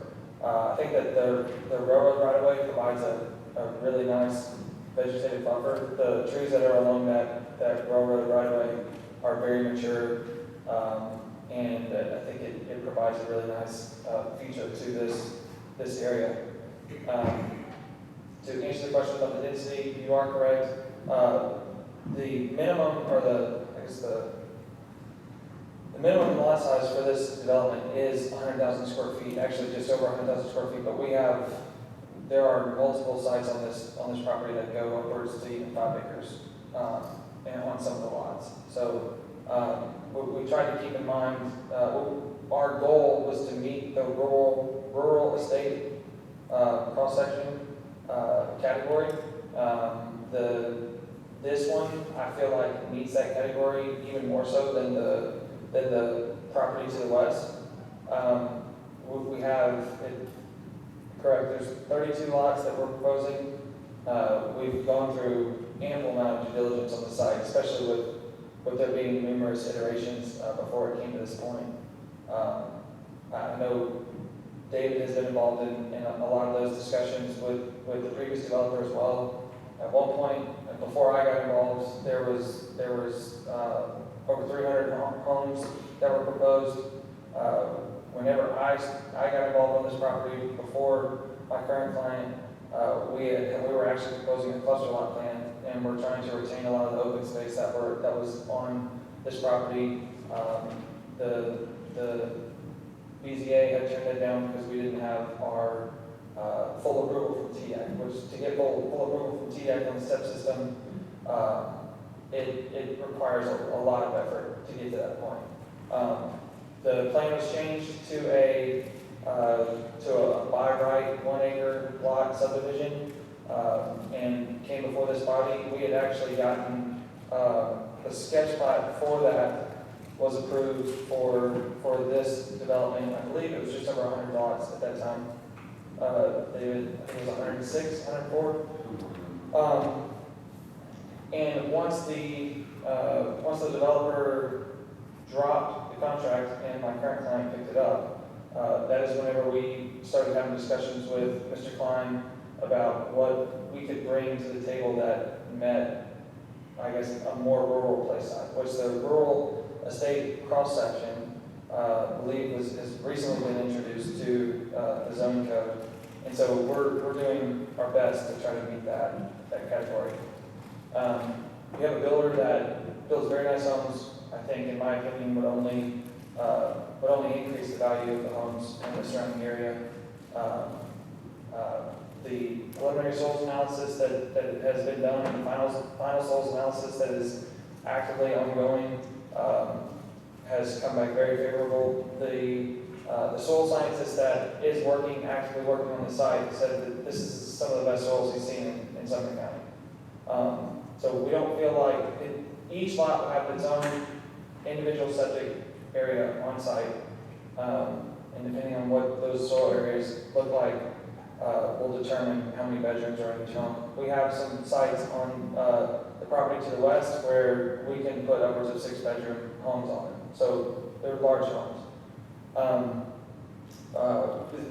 One of the things that was discussed during the presentation by Josh was the straight road coming into the site. As David mentioned, the property to the west, the plan that is already approved has a meandering road. We are working on revising the plan to provide a meandering road, and will be in kind with the development to the west. And that will be included in our preliminary plat submittal. We have water availability. We had extensive discussion with Custodian Stream Bethpage, very familiar with Mr. Ron during that process for the property to the west, and are actively going through that process now. We've received our letter of availability, and the design is already underway for the proposed water line. There's a formal process you have to go through with Custodian Stream Bethpage, and they have a third-party engineer that designs our systems. But we have received their availability letter and can provide the fire flow with hydrants throughout the development. As far as the traffic is concerned, we have engaged a traffic consultant, a reputable traffic consultant, and we are working on updating the traffic study to analyze not just these 32 lots, but also the 23 lots to the west as well. How about the 22 unbuilt on lots of Steve Brooks? Is that going to be considered at all? Yes, sir. So actually, because those lots are already entitled and approved, those have to be considered, and they even go one step further and analyze any future growth that is expected within the area as well. They do a deep dive, and more so in, the municipalities throughout the county. It affects those types of projects more, but they reach out. Ultimately, they'll start out with a meeting with staff, asking them what has been approved, what is to be approved, and then they'll go one step further and even analyze years into the future what they expect current growth cycles are to affect the area, and that is how they'll base their study. They are in the intersection that Mr. South mentioned. They are analyzing that intersection of Brandon Mill and 31. Obviously, it's the main intersection for this project, so that's definitely being analyzed. The only other thing, living on that road for 25 years, that I would say is the culvert is a little hairy because it drops off hard on the 23-unit project, and it drops off on the riprap at the Steve Brooks property. I don't know what can be done about it, but since there's going to be obviously some work done on Brandon Mill Road to accommodate the width, I'm not sure what the width is at that location, but just my recommendation would be to take a hard look at that. Okay. Because that's, and you know that every landscaper for every property that parks on the street won't park on the properties. I don't know what to do about that, Josh, but that's one of those things. The people who hire the landscapers won't let them park on their driveway. They make them park in the street, and that's an issue too. But that's something you can deal with. So, okay. Josh, I'd like to say that, as you mentioned earlier, the traffic study, and was also mentioned, that's very important for the current residents, and very important for future residents. Very important. Thank you.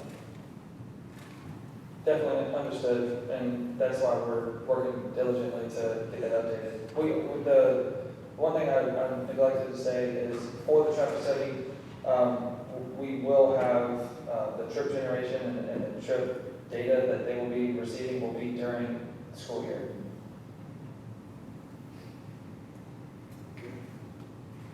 Any other questions? All right. Thank you very much.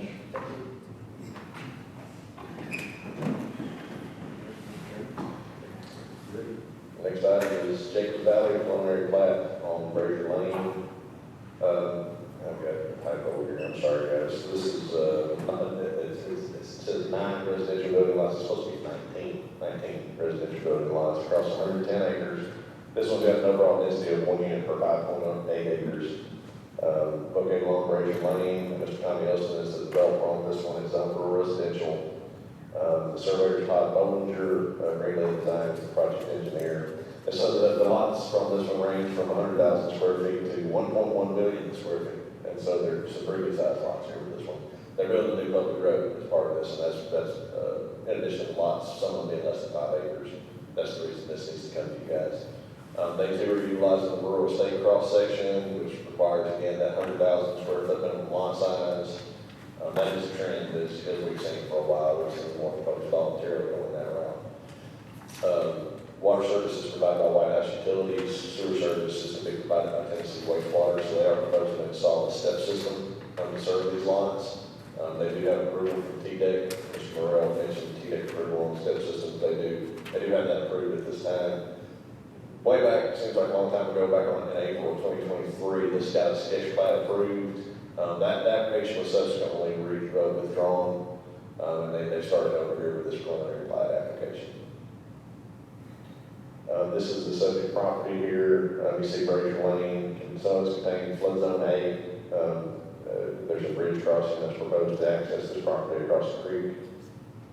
This is that preliminary plat that's turned in. There's construction plans from Greenwood Design as well that have been submitted. Have been through a round or two of review at this point with the county engineer.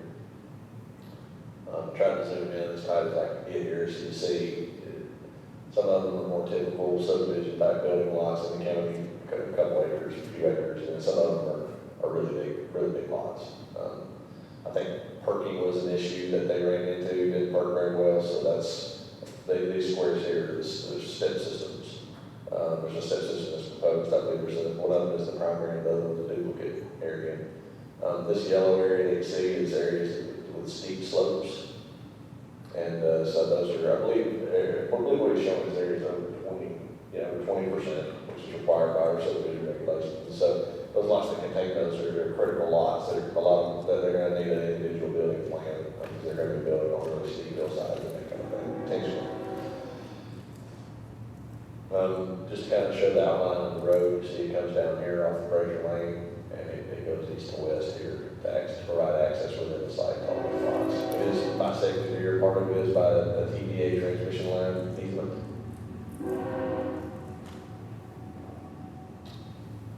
Public water is available per White House Utilities, but something that was discussed the first time this came up, this obviously has a whole lot of new county road that's proposed. It would need multiple hydrants, so each lot's supposed to be within 500 feet of a hydrant. And White House has let them know that hydrants can't be provided at this location. And so they would require extensive, a few $1 million worth of improvements, is what I've been told, back up the way. And so what that was proposed to do instead of installing hydrants would be to install sprinkler systems as a plat restriction. And so White House, in their letter, White House Utilities has confirmed that there is adequate pressure for sprinkler systems for these homes. The project would involve that rural estate cross-section. Development would require construction of a bridge over the creek, and actually that bridge is in place at this time. I'll talk about that here in just a second. They have turned in an H&H study, hydraulic and hydrologic study, as part of this application that looks at the flows through the bridge, which is located within the floodplain. It got tested to the max during this recent rain event. They've gone in and fixed it back up, but I'd have to defer to the engineers in the room on the H&H study and where it is, it's all been approved, and if all the calculations are good to go. I've got some pictures of the bridge in just a second. Sewage disposal, again, certified step system. They have approval from TDEC. It's to be owned and operated by Tennessee Wastewater, which is a public utility license to the state. And so our regulations require is if you're going to use a public sewer decentralized wastewater treatment facility, a step system, septic tank, effluent pump, it has got to be owned and maintained by a jurisdiction or a privately owned water or sewer entity approved by the planning commission. What that's kind of saying is that your HOA can't own the step system, it's got to be owned by a utility. We do have folks who want the HOA to own it somehow or other, that can't be done. So it has to be owned by this Tennessee Wastewater is the biggest player in Tennessee. Adidas is the company's name, their utility arm is called Tennessee Wastewater. This is the approval that we have from Mr. Cadet at TDEC of the construction plans for the step system. We have received grading drainage plans as part of this. As part of the very large lot size, there's no detention that's going to need to be required for something like this. The houses are very far apart and on steep slopes and all that. Notice of coverage, I think they actually have their ARAP at this time, and they may actually already have their state permit through the notice of coverage as well through TDEC, so they may actually have addressed this already. They may have all their state permits. It is to be served by a single point of ingress and egress across the creek contained in the floodplain, and so that's been discussed previously with the developer. And as I mentioned, they have installed a new bridge, a box culvert across the creek by the owner. They do have their ARAP. We need them to get their county permits. They haven't obtained those yet. There's a right-of-way permit they have to get from the highway department. And maybe they have, but last time I spoke to the county engineer, we still had a few things that needed to be done.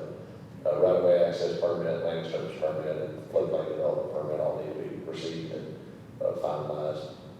The bridge has already been installed, as I said, and we still don't have those permits yet. This is the bridge that's been installed. And the reason that it got installed was the plan on this. They brought this out, this basically the same application forward last year, withdrew it, decided they were going to do a 5-acre cut up instead, like we're talking with Mr. Guthrie about, those kinds of things where you just partition property into 5-acre lots. It doesn't require near the county oversight, it doesn't go to the planning commission, it doesn't require a public road, all those things. They've since changed their mind, and now they want to do it as a subdivision plat, which requires county approval and a new public road and all that. And so this bridge is in place because it was originally intended to be part of the 5-acre tract arrangement. As I said, it got washed out pretty good during the big rain event, and Mr. Elston's gone in and has done a good job getting it restored, getting the wing walls in, and the riprap and all that stuff installed. We're right there today. We'll take these pictures. This is in the rural place type of our comprehensive plan. That overall density is well over 1 unit per 5 acres, and so I think this is something that complies with our comp plan pretty much when you look at it. Rural estate cross section, as I said, we have our findings of fact for subdivision plats. We would find that they're all met. It's not inconsistent with the comp plan or with the purpose of zoning or subdivision regulations. The hydrant question is something that the planning commission needs to discuss with Mr. Elson. And if you guys are willing to accept the sprinkler system in lieu of the hydrant installation. That is a question, I think, that is out there on this one. And it's not going to create adverse effects upon adjoining property owners. That really is, the bridge issue is a box culvert, and the adequacy of the box culvert, and all those calculations and all that. That's really the only negative impact that I can envision from this development, as long as it's sized appropriately. And there's no one that's going to benefit to the detriment of the public. So next steps, again, construction plans have to be approved, any TDEC permits, you can schedule a pre-con meeting with my office. Once that's done, they can get their land service permit to grade on the rest of the site. And once that's done, they can start installing infrastructure, so putting in the road and all that. And once that's done, once the road is substantially completed, with the binder coat down, that's when the final plat comes back to the planning commission. Once that's approved, they can sell on. So, Mr. Chairman, that concludes my presentation. There's example motions on the screen, just to review what these conditions of approval are. A would be that they need to obtain the county land service, floodplain development, and right-of-way access permits prior to any additional construction or grading on site. 2, approval from the county engineer for the construction plans. I think we're getting pretty close on that. 3, or C, all the roadway and drainage infrastructure has to be constructed as shown on the construction plans to a point of substantial completion, which with our regulations is the binder code, prior to this go to the final plat. That's the way we've done it with every other development for years and years now. And then we need as-built drawings for any stormwater systems that are put in place and that kind of thing. The bridge certainly will need to have as-builts. Then stormwater maintenance and inspection agreement will be needed. And I think this actually probably would be waived because I don't think there's going to be any detention or anything. So E could probably just be struck. With just A through B would be recommended as conditions. That concludes my presentation. Anybody signed up to?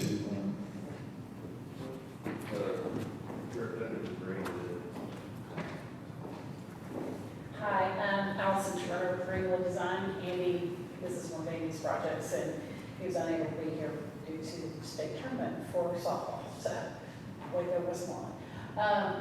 So I think Josh has covered everything pretty well. The sprinkler system is the alternative that we're offering in lieu of having the hydrants themselves, and we've already, the owners already discussed it with the sprinkler company, and they can manage it. They can do it based off the numbers they have, or they have alternatives even if there weren't enough pressure to back that up. And so, White House has said that they can provide the volume that we need in order to do that. So, What size line is in the road now? it's a 4-inch one currently. Is it PVC? I'm not sure. Okay, it's not that important. Typically they go cast iron, but on 4-inch, I'm not sure. Yeah.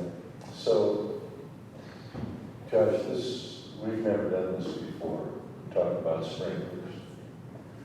So the question is, because if we set the precedent, that's a big issue.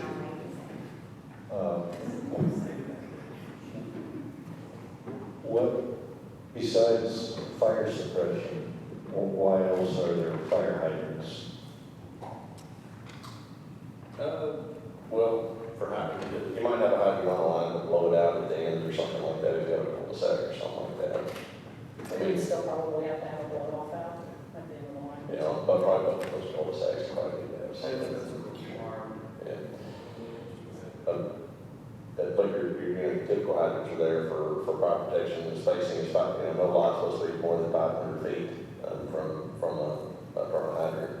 On the development with lots of this size, the houses are going to probably be more than 500 feet apart from each other in a lot of instances.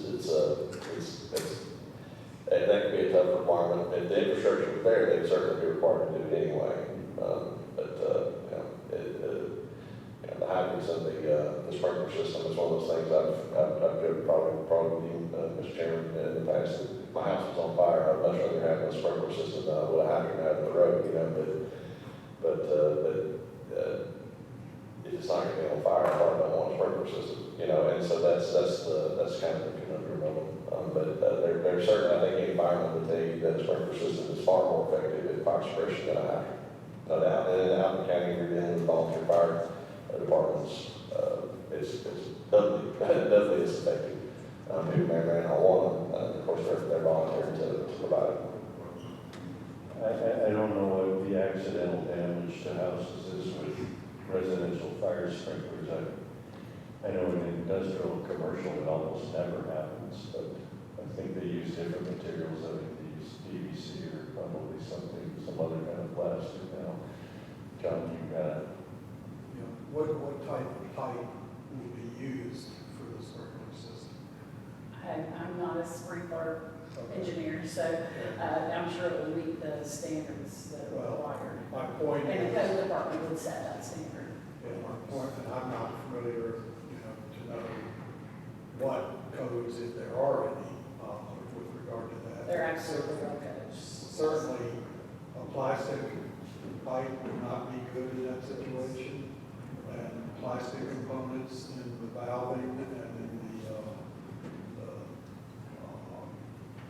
the control system for it to go off, because if a fire starts and the plastic components are burned and they can't operate, then the suppression system is not going to serve its purpose. Yeah, it's so total news to me, the whole concept of it. Go ahead, Commissioner Miller. We have two brand new members and 3 pretty new members. We talked extensively about this fire hydrant. It's actually pretty new because before we changed the requirement for the fire hydrants, then these developers and builders could just make a donation of any amount of money to the closest volunteer fire department so that everybody could just stand there and watch their houses burn together. I mean, it was ridiculous. So we went through a lot to change this regulation to require fire hydrants. And if that's one of the regulations to do, I mean, I think it's a great concept on 19 lots on 110 acres, but I also saw that one of these lots, lot number 2, is a little over 20 acres is for sale as well. So I'm guessing this isn't accurate. It's not 19 lot residential subdivision on 110 acres because one of the lots is already for sale. So I do not want to set a precedence of, in lieu of a rule that we just made, that you can have sprinklers. I think it's ineffective, and I'm not in support. Well, go ahead, Ron. Yes, Mr. Chairman, thank you. Josh, I appreciate your comments. You told me some things about sprinkler systems I didn't know, but thank you. I have a concern, I think John mentioned this just a moment ago too. We have a road, I'm not familiar with the road, I'll just be honest with you. I've never been in that part. But the 4-inch lines are already laid down by White House Utility. 4-inch lines not very, you can only support so many homes. I mean, it's not that many, but you can support quite a few, but we already have existing homes of that. Well, White House has said that they can support the residential. Okay. Okay, the home. With the 4-inch line. With the 4-inch line. Yes. Thank you.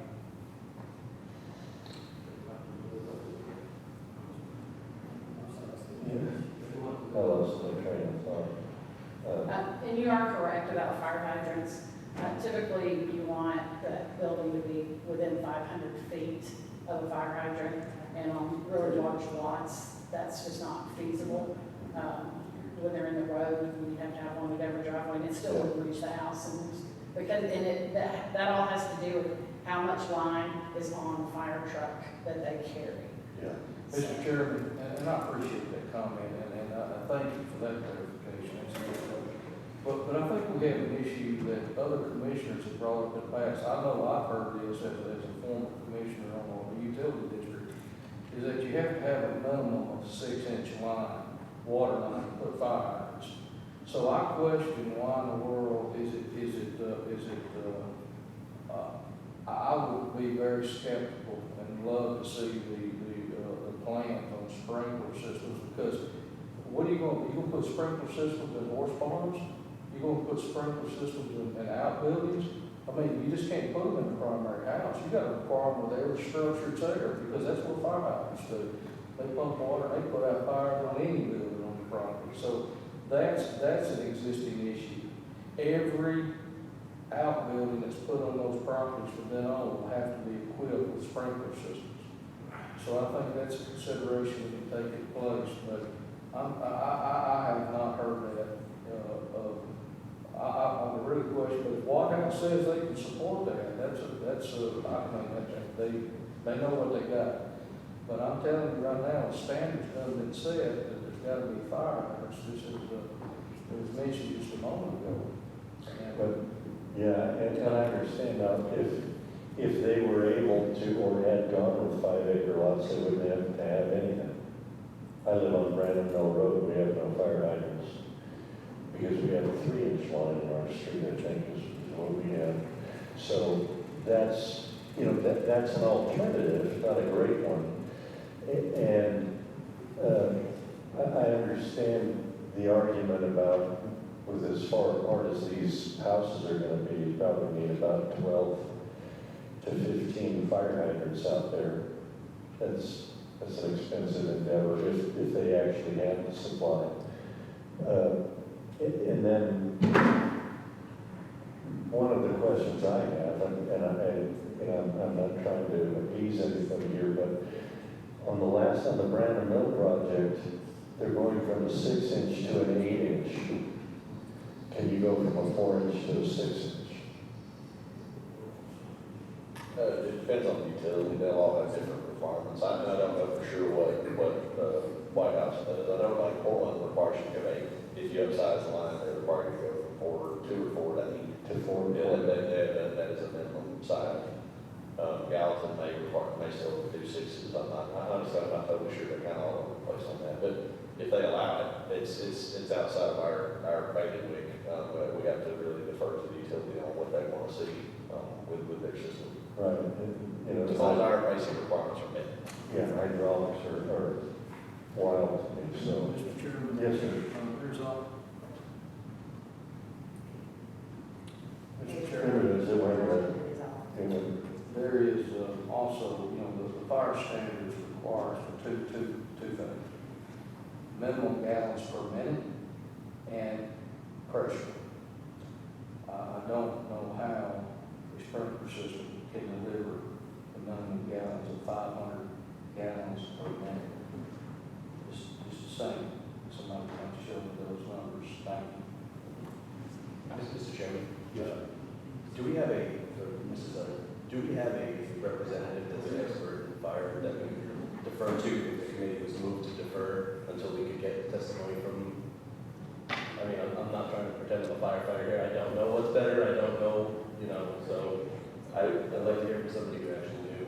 We might be able to, when you start getting into the sprinkler systems and the requirements for that, we might need to get our code director or somebody like that to come and speak to you guys, if it's available. Of course, we don't have any firemen in the county, they're volunteers, and so but that might be, we might be able to grab a volunteer, fire chief or somebody like that to come speak. Even a professional that works with fire suppression all the time, so I think we're slightly over our heads here. Yes, but one thing I will say is that as far as the pressures and stuff like that, Mr. Charles is correct. To put a hydrant on the line, the state of Tennessee requires that it has to have a flow of 500 gallons per minute and a 20 psi residual pressure with the hydrant turned on. It has to maintain that pressure. That's a state requirement. Every utility has to live with that as the minimum. The specifics on the sprinklers and all that, I don't really know exactly what it is, but what we did do on this one, we asked them to go back to White House Utilities and confirm that sprinkler flows should be accommodated for these. And they would be, I think they had something in their letter, and it was in the packet. I know the packet was done on us this time, but there was some wording in the packet that says something to the effect there may be pressure boosters or something to that effect that have to be installed, because a lot of these houses are going to be up on hills, so they're going to need pressure. So they're going to have a system that's going to have to be installed, and you may know more about it than I do, I'm sure, but there's going to be additional things that are installed to provide water pressure just to drink with on these. I think that's probably where your adequate pressure for the sprinkler system will come from too. Yes, I think part of the issue with supplies is pressure. The volume apparently is there, because you can't replicate volume, but pressure, you can put individual boosters on homes, and so that's where you can get that. Mr. Elston is here, and he had conversations with the sprinkler folks, but as far as this particular project is concerned, Josh is not gonna allow us to build a house that doesn't meet the requirements of the sprinkler and fire marshal requirements. And so, you know, if you wanted to, just making a suggestion, if you wanted to approve subject to the sprinkler system being in place for all buildings, however you wish to word that. Obviously, we're putting it, they're confident enough in it that they're gonna put it as a condition on the plat so that no house is gonna be built without a sprinkler system. So no one's slipping through the cracks on that. And you're not gonna put in a sprinkler system that's not functional because the county's not gonna allow that. Mr. Elson did have a conversation with the sprinkler company, he can speak to it more specifically, but they can even put a tank in the attic to supply the sprinklers. So getting the water to supply the sprinkler has been addressed on our end. And so, and some of these are going to have elevational challenges from that standpoint of having to boost, but we'll have to have a booster to get the water out to them for domestic service as well as fire protection. Are those plans all kind of compliant with state fire regulations? Yes, the sprinkler companies will, I mean, they will come in and they'll do maintenance and things like that along the way as well. So we're seeing it more and more, sprinkler systems in homes, especially with these townhomes that are going in, and the pressures may not quite be there. I know in the Portland White House area, we're doing them more often. So they're not unusual. I would imagine that would be a model we're doing in the city with their compact overbuilding. I'm going to make a motion number 2 to deny because it does not meet our subdivision standards of fire hydrants. We have a motion, do we have a second?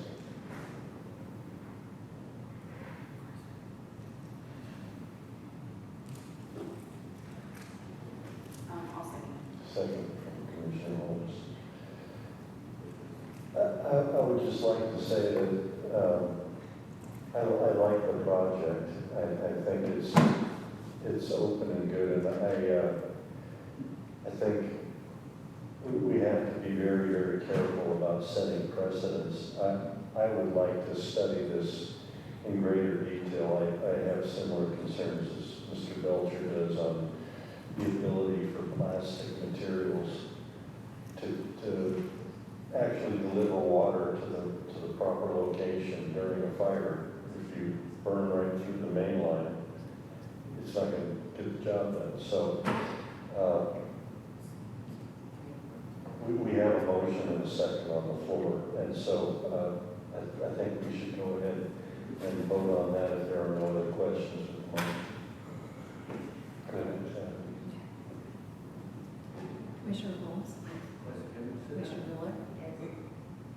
Mr. Issa? No. Anybody ask a Mr. question? Belcher? No. Mr. Strong?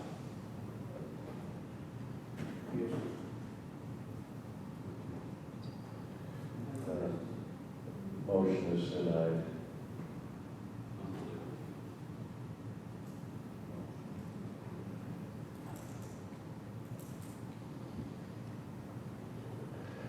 Can we ask why? Can I ask a question? Sure. So I couldn't hear the Point of order, no. No, we can't. Okay, I'm sorry. I don't even understand what I couldn't hear what the vote count was. It was 3-2 3 to 2 against it, against it.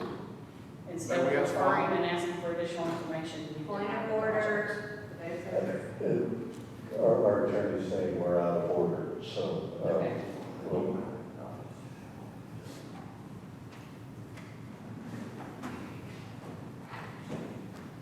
So Josh, what's the next step on it? Report. Reach out to me tomorrow.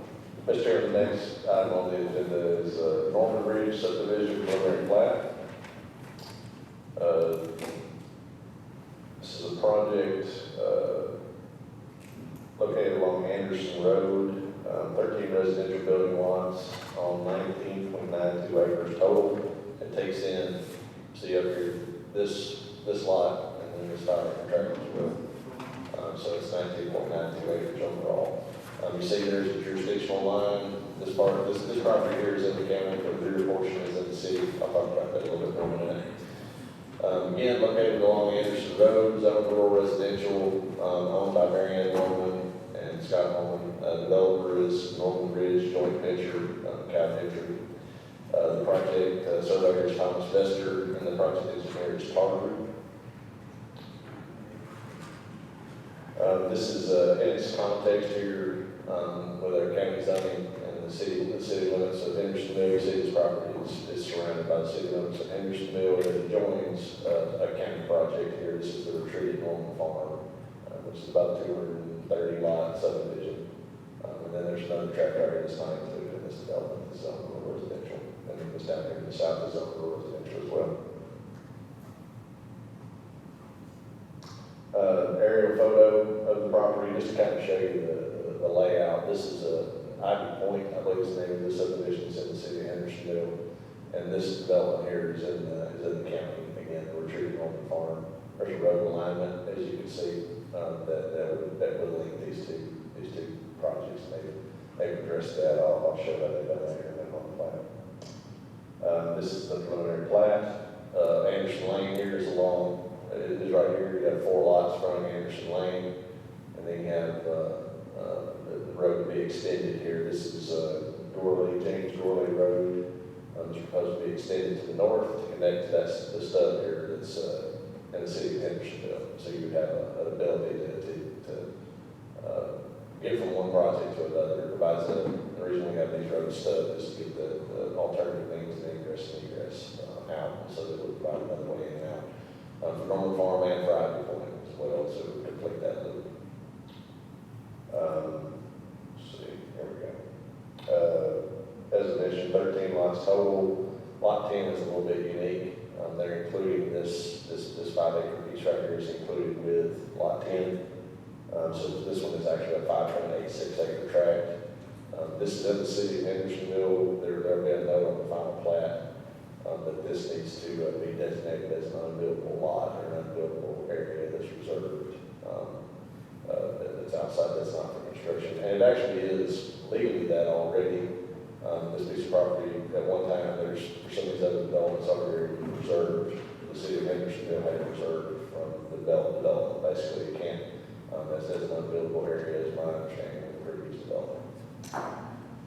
And one thing to note, I think I have this condition of approval, they need to adjust the front setback here along Anderson Lane to 50 feet. It's at 40 feet right now. And that's a request of the city of Hendersonville, and our regulations would require as well on the county road. And this Anderson Road is a city street, so they'll have to coordinate with the city on any improvements there. Plat indicates, again, 5-acre portion of it is in the city. There's another city below that development. Ideally, this would be an active part of the HOA, but it's not in our jurisdiction. It's in the city, and so what they're electing to do is to keep it basically as it is, as a 5-acre tract that's reserved for development.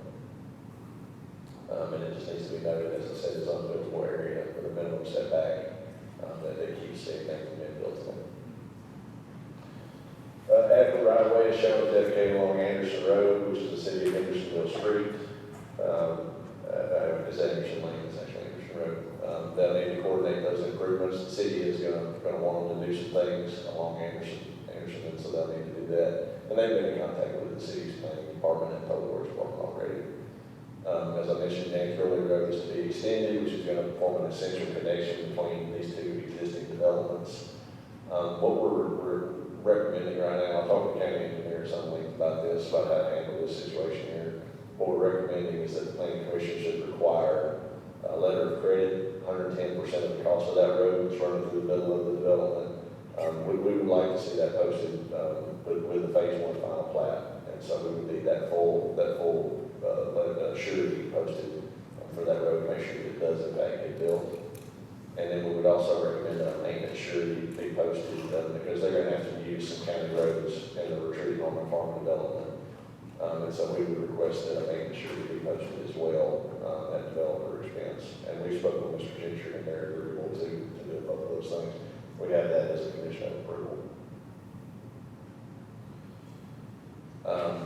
Public water, public sewers provided by White House Utilities. There's an 8-inch water line located along the frontage. All proposed lots are have hydrants within 500 feet of them.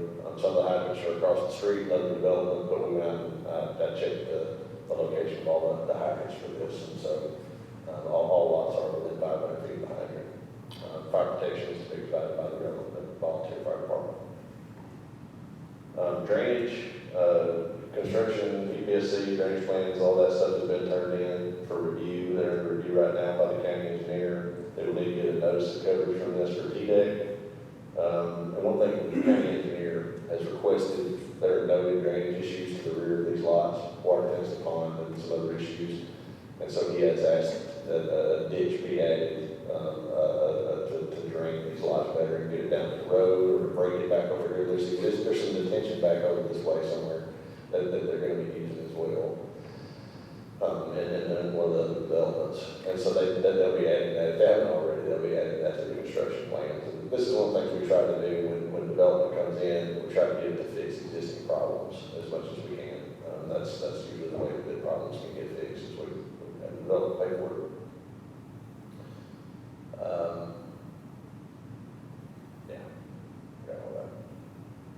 They have turned in drainage calculations. There is an increase in flows.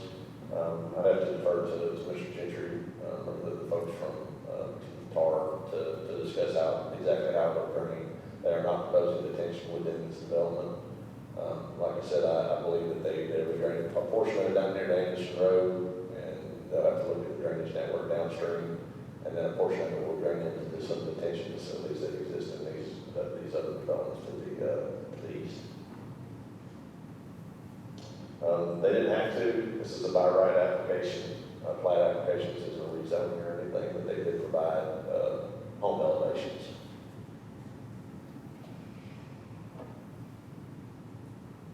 So these just provide just examples of what the homes are going to look like in this development. This is located in the suburban place type, which calls for 1 unit per 1 acre zoning, and so that's what they're doing. They're doing acre lots here in this development. We don't know any issues with our findings of fact. It's in agreement with the comprehensive plan. No zoning or subdivision regulations are being contravened. It's not going to create adverse effects on anybody. We see this as being actually, this is one of those instances where development will actually have some benefit, because we're going to have to fix some issues in that development to the north, and it also provide that road connection, as I mentioned. And so that'll be a benefit. There's nobody that's going to benefit to the detriment of the public here. These are acre lots in an area that is not acre lots. So in that general vicinity, the lots are much smaller. And so this is a development that'll be a little unique in its context, but that will fill in this lot with what appear to be pretty quality homes. Next steps. They'll need to obtain the construction plan approval from the county engineer, any permits from TDEC, notice coverage, any ARAPs if there are any. What we're asking is phase 1 will be brought back. Phase 1 is the 4 lots along the road. They'll be brought back to the planning commission for final plat approval, and they'll need to post a surety, as I said, for the road they're going to have to fix, or that they're going to have to build at that time. And then they'll get the final plat recorded for phase 1, and then come back with phase 2. Once the road is in and everything's done, that's when they can record that plat and then move forward with building on those lots.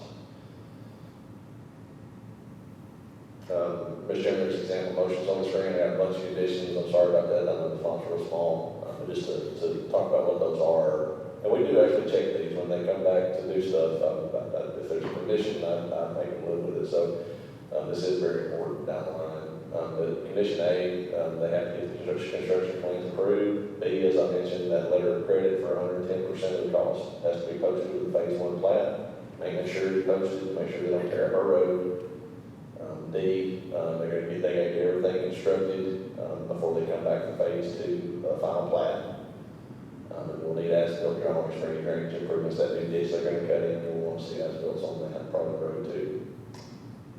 And any T-date permits that are outstanding will need to be obtained before we can issue the fire permits. And then G, as I mentioned, Anderson Road needs a bigger setback to 50 feet. And so they've agreed to do that. Keith Ray over at the city recommended that, and I reinforced it there and said we wanted to. So they've agreed to that, so they'll need to fix that on the final plat. But that was my presentation. The other motions are to deny it. This is one of those applications that, in my opinion, is in compliance with our subdivision standards.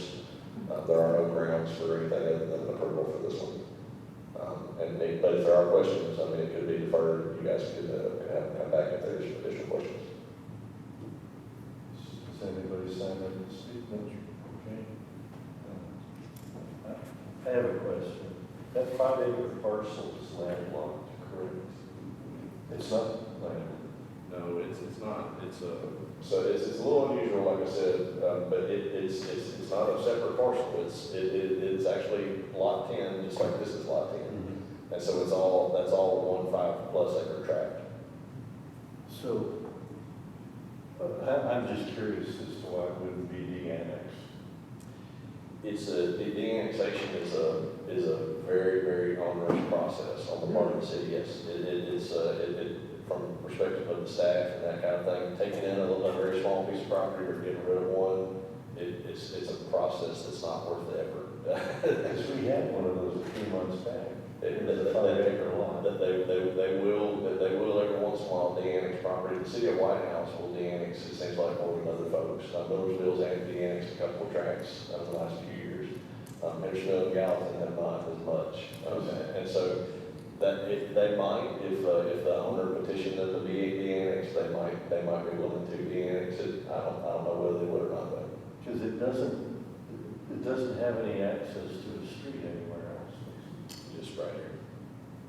Yeah, just right there through that lot. That's interesting. Okay, well, it's not worth the trouble. It's not worth the trouble.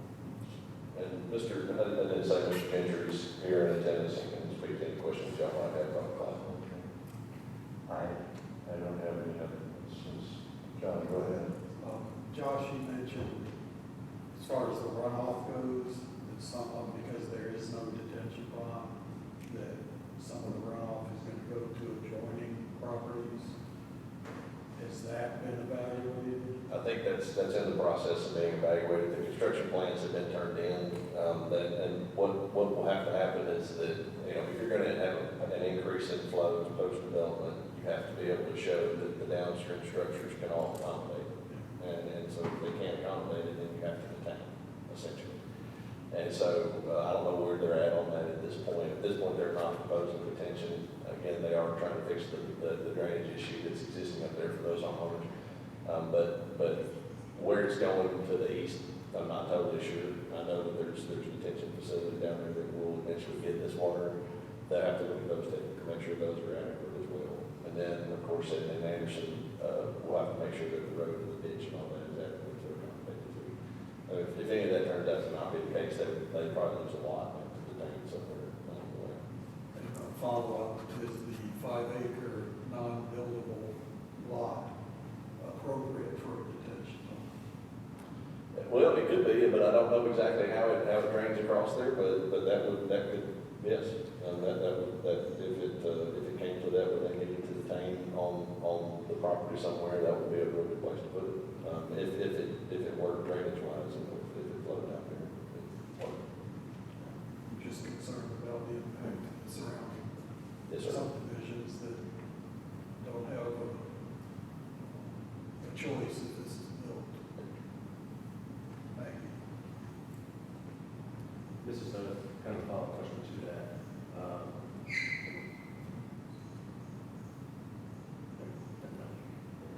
That's my favorite guy. I figured it out.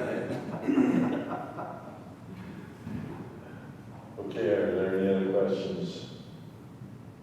Since he hasn't had to answer one.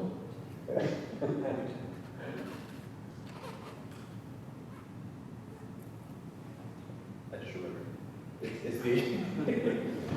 Is the drainage requirement, is that in there, or is that just part of the normal building code? That's it is with condition A there, so the county engineer has to approve those construction plans and issue the final approval on prior to getting that land service permit turned loose. And we've submitted those Marshall working for us with it. Mr. Chairman, seeing that we seem to be within policy, I make a motion for a positive recommendation, number one, with all the alphabet soup.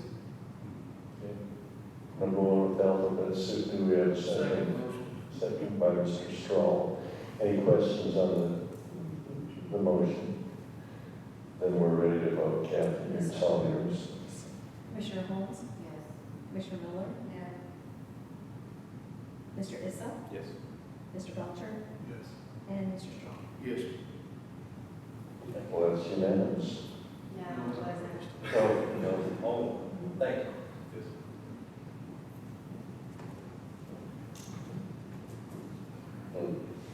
Mr. Chairman, the next to last item we have on the agenda is Brook subdivision preliminary plat. This is 7 residential building lots on 15.1 acres for the survey. They range in size from 1.2 to 2.6 acres. Average lot size is 2.07. So this is on Greenfield Lane, young rural residential, greenlit design is represented on this one. Public water is provided by Captioning for Bethpage Utilities. These lots will be served by 7 tanks. Just kind of put this one in its perspective as far as where it is here on Greenfield Lane. You go up here, I think that's Pinnacle Way. Yeah. Everybody knows where that is. Rock Springs Road here. I forget the name of the subdivision, Emerald something. Emerald Way. Emerald Way, that's the name of that subdivision, or the road anyway. So this is the subject property. Here's the way that they're proposing to divide it up. Here's the lot table I took from right over here, just transposed it here. Show you the lot size. Greenfield Lane is a collector roadway, so the roads all have to be 150 feet wide. The lots all have to be 150 feet wide, so they comply with that requirement. Public water provided by White House, I'm sorry, it's not White House Utilities. It's Bethpage Utilities. It's actually Bethpage. 6-inch line is shown along the frontage. We have an availability letter from Cascade Springs that states that adequate water and fire pressure does exist to serve the development and to provide hydrants. Volunteer fire department will serve it. Septic soils map has been submitted. That's been approved by the soil scientists. Here.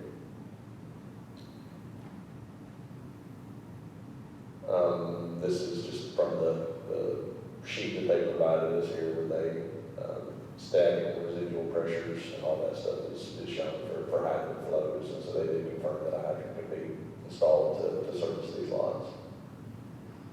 Adequate right-of-way shown, lot width meet requirements, EPSC, construction plans, all that stuff has been provided. They'll need to obtain a notice of coverage from TDEC on this one. This is in the rural place type, and so at this time it complies with our zoning. The zoning changes that have been discussed past, and some of the lots would not. They would need to look at bigger lots, but at this time it does comply.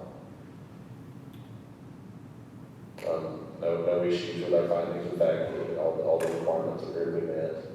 This is one of those subdivisions that they're taking a row crop and turning it into a subdivision with grassy lawns. And contrary to what you might think, that the engineers' reports show that typically results in less stormwater flows than having it in no-till soybeans or something like that. You wouldn't think it does, but it actually does, because you have the sod and the grass and all that stuff, and so you'll see a reduction in flows, and with a lot of those situations.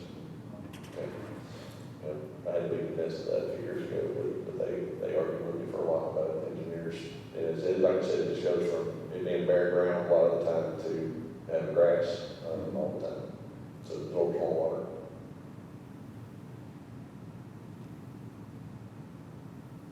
Next steps, those construction plans they turn in will need to be approved. Final plat will then need to come back to the planning commission after that. After that final plat's approved, it'll need to be recorded in the lot sold permits issued. So there's example motions on the screen. I just have 2 conditions on here. Construction plans need to be approved, and then they need the notice of coverage prior to the T-Day, prior to us turning those permits on this one. The other 2 are to deny or defer. This is a application that meets our requirements at this time. And so approval of this would give the vested property right to proceed with the final plat, regardless of any zoning changes that might take place. Just to be sure, this is a buy right, Yes. so there's no denying. That's right. We could, We could, we could set ourselves up for Yeah. failure, but we could. yes.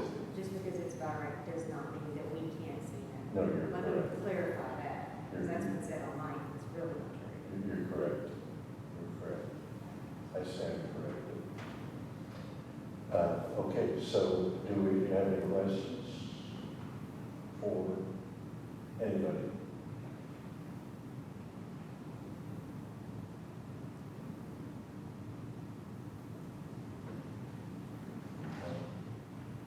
Take that as a no. Okay, do we have a motion then?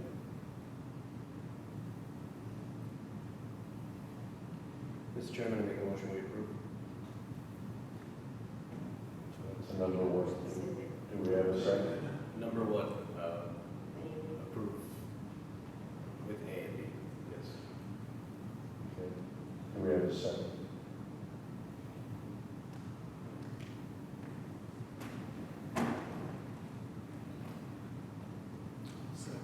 Second by Mr. Belcher. Any questions on the motion? Can we go ahead and poll?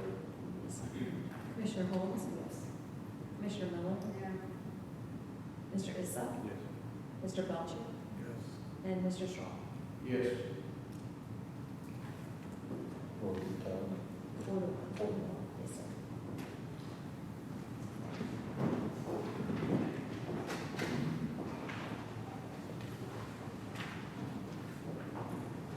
Number 10, Mr. Stark. Yes, sir.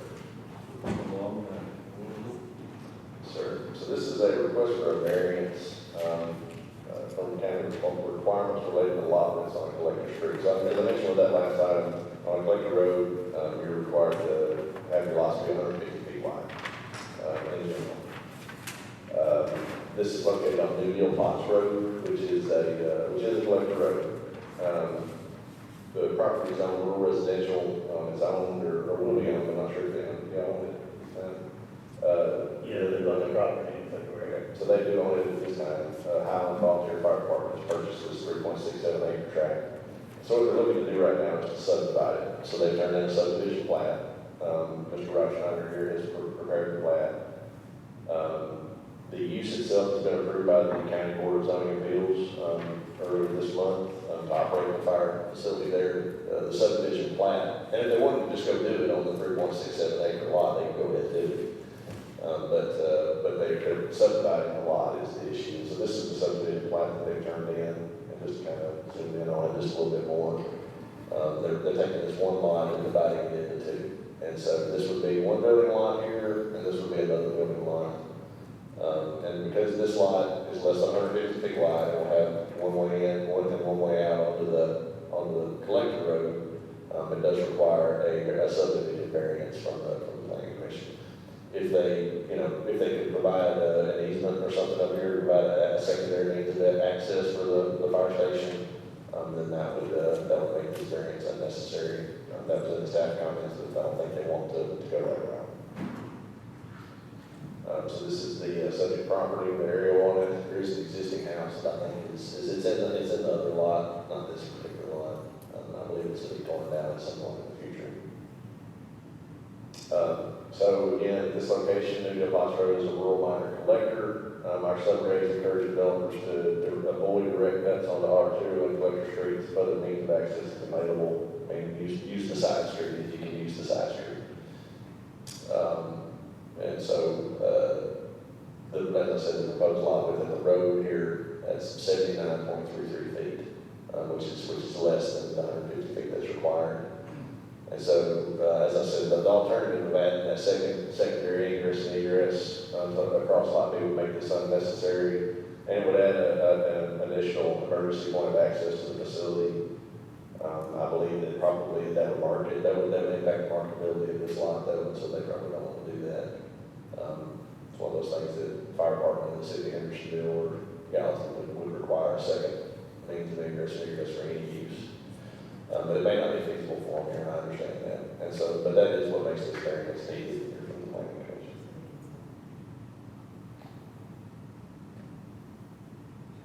This is a major thoroughfare plan that just shows this as a minor collector. And this is where it says in our subdivision regulations, so Article 3, Section L, Part 2, in no case shall lots driving sole access from an arterial or collector street have widths of less than 200 or 150 feet respectively. Now that said though, any provision of the subdivision regulations, a variance or a waiver can be granted by the planning commission, and then there's parameters in there. If compliance will increase the difficulty of development without benefit, then a waiver of these regulations may be granted, such that the waiver will not have the effect of nullifying the intended purpose. So it's a little bit of a unique situation in that you have a volunteer fire department that is there to provide a real positive benefit to the community. And so the community will certainly benefit overall with having this here. And so the question for the planning commission is, does that benefit outweigh the regulatory thing about 150 feet? And so, and that literally is what it asks you to do, you know, when you balance the compliance versus difficulty of development without significant benefit to the public. So that's really the decision for the planning commission. If you guys want to approve the variance, next steps, if you guys approve the variance, then the subdivision plan would just be approved administratively at the staff level. So, Mr. Chairman, there's example motions on the screen. As I said, Mr. Reicheneider, the surveyor of record, has been through a long meeting here this evening and is here to speak on this item if you guys have any questions. So the volunteer fire department's gonna go on log 2B? It's lots 2A. 2A. This one here. And what's going on 2B? Probably a house. Okay, so that will be sold. Yeah, I'm assuming that. I don't know, Mr. And that will recover their costs of buying the property. Okay. And which volunteer fire department? Highland. Okay. You have 3 already? I don't know, I'm just a surveyor, so. Okay. Is that right? Does Highland have 3 precincts?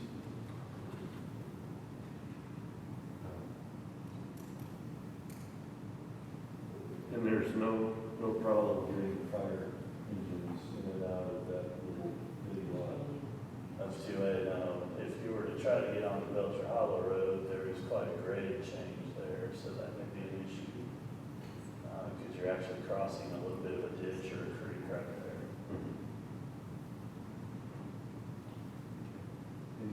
Go ahead, Commissioner. Josh, can you go back to what our code says?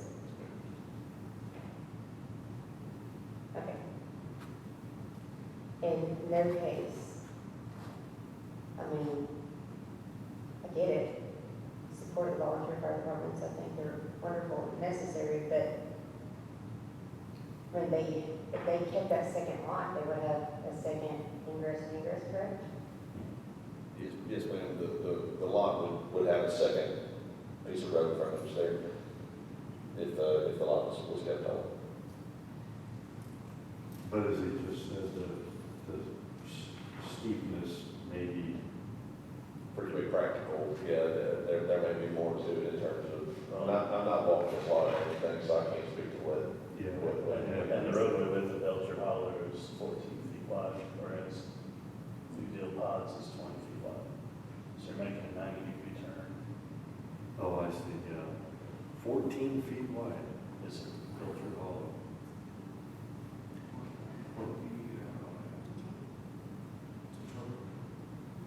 So like I said, you know, the county has denied a bunch of these for residential lots and that kind of thing in the past. It's something that's been pretty vigorously upheld, but like I said, it's one of those situations where, you know, viewed in its totality with the volunteer fire department and the public benefit that will accrue, does that outweigh, you know, the public good that we get and having a little bit bigger lots on the, wider lots on the arterial collector road? But both frontages violate code. That one up there to the north is 100 feet wide, I believe. It's totally satisfactory. Yeah. Oh, really? Totally satisfactory. what are the respective road widths at the two access locations? As Mr. Reisner said, I believe on Belcher Hollow, sorry. I've been living in Sumner County too long. So Belcher Hollow, it's a very, very inadequate road. It's 14 feet wide. Down here on Newdale Potts Road, it's a pretty good road. It's about 20 feet wide. And so it's in real good shape. If I was driving a fire truck, I would rather come out on this road than here any day. And so, like I said, Kathy can tell you, she's the only one in the room that's been around long enough to see all the fights we've had over this rule over the years. I've fought tooth and nail for it with every surveyor in the county and opposed it. Like I said, because I just think, people are trying to squeeze another lot in, that kind of thing, for no real public benefit, other than just having a bunch of narrow lots on really important roads. This is one, though, that, just from the staff perspective, having them here, at the BCA, we had some people that came and spoke about it, that we're happy to have the volunteer fire department coming in near their home. And so I'm not saying everybody was, but having it there, it's a little bit of a different situation. And so in the future, I'll fight this again, when somebody comes in with a 2-lot residential subdivision, want to get a variance on this, because I think it does think it's a good thing that we do, but and balance on this one, just from the staff perspective. Having this here at this location, it does a lot of good, that may be more good than what we get out of having that standard met. So that's just a thought. So Belcher Holler has a wider David, you're right. right of way. Oh, Belcher Holler has a wider right of way than. No, Is that not? no, I wouldn't pay attention to that. I tell everybody that the stuff that's on the assessor side is for informational purposes only. This actually has from the center line right here. This lot got made. Richard Grady's turned this lot into years ago as a minor 1-lot subdivision or 2-lot subdivision. That has a 30-foot from the center line right of way dedicated, and so that right of way actually goes further back in here than what's shown. And Mr. Reisner has done that on this plat too. He's shown that same right of way. From here, it's 25 feet from the center line right here. okay. In reality, and so we have a meeting to go around about what these maps say versus how wide the road really is and those kinds of things. All right. Question? Just a comment. I'm kind of a stickler, obviously, the way I vote about sticking to the rules. We have rules in place for a reason. So it's a matter of, do you want to be criticized on social media for hating fire departments, volunteer fire departments, because you don't approve this, or do you want to go against the zoning code? So therefore, I will not be making a motion. You will not what? Be making a motion. Okay.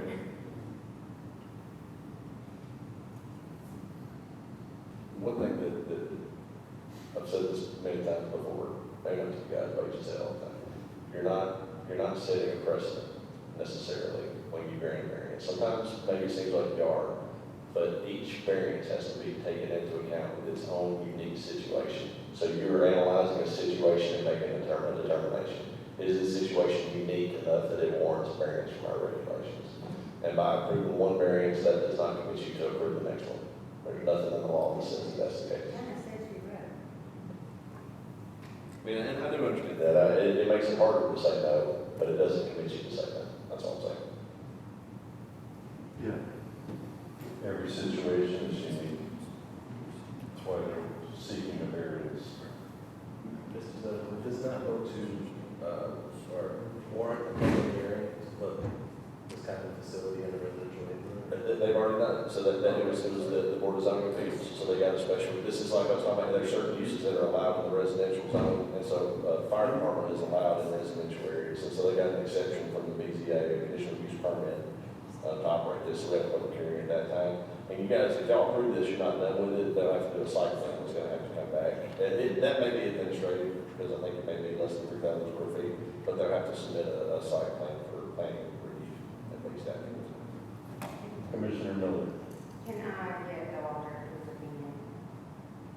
Can you do what? Can we get the law director's opinion? Sure. Absolutely. Counselor? I can't advise to deviate from whatever the standing policy is, so the variance is very subjective, and this is entirely up to speaking, is we've got bigger vehicles and you're reducing it by half. So just to me doesn't make sense, but I'm not voting, so I'll leave it at that.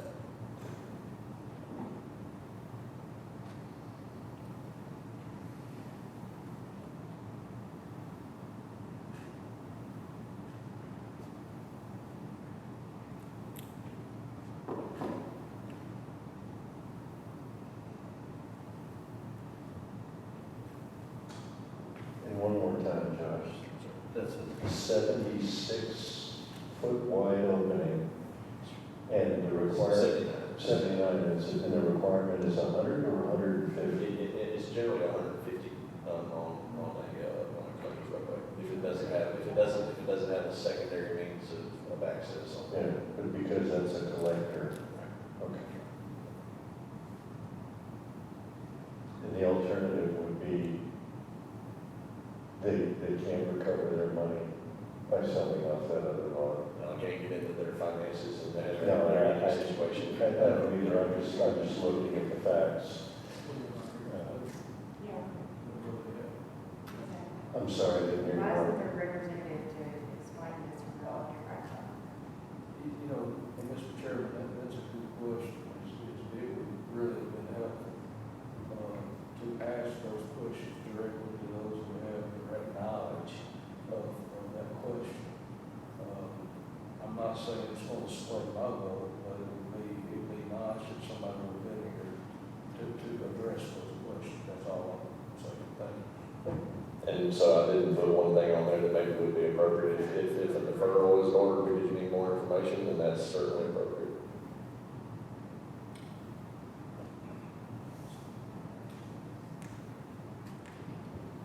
Well, we've got all questions asked and answered, then we need a motion. Oh, you got a question, John? Yeah, well, more of a statement. It's a tough nut because you're weighing the benefit of the volunteer fire department versus the existing regulations. But I agree with Mr. Stroller that it would be beneficial to hear from someone with the fire department about this arrangement and what their situation is. So I would move to defer until we have some more information. Is that a motion? Yes. Okay, that's a motion. Do we have a second? Second by Mr. Wilson. Any questions? I would just like to say, I agree with that. I'm concerned that a pump truck can't get out of there easily. So I think we need more information. I think that's the fair thing to do. So with that, go ahead, Kathy. Commissioner Holmes? Yes. Commissioner Miller? Yes. Mr. Issa? Yes. Mr. Belcher? Yeah. Mr. Straw? Yes. Mr. Chairman, we just have these are the administrative approvals. I will not be voting on them this evening. And then I've got just a 20 or 30 minute director's report today. No, I'm just kidding. I'm sorry. I have nothing else to go for. Motion to adjourn. Motion to adjourn, do we have a second? Yeah, you have, All in favor? Aye. Opposed?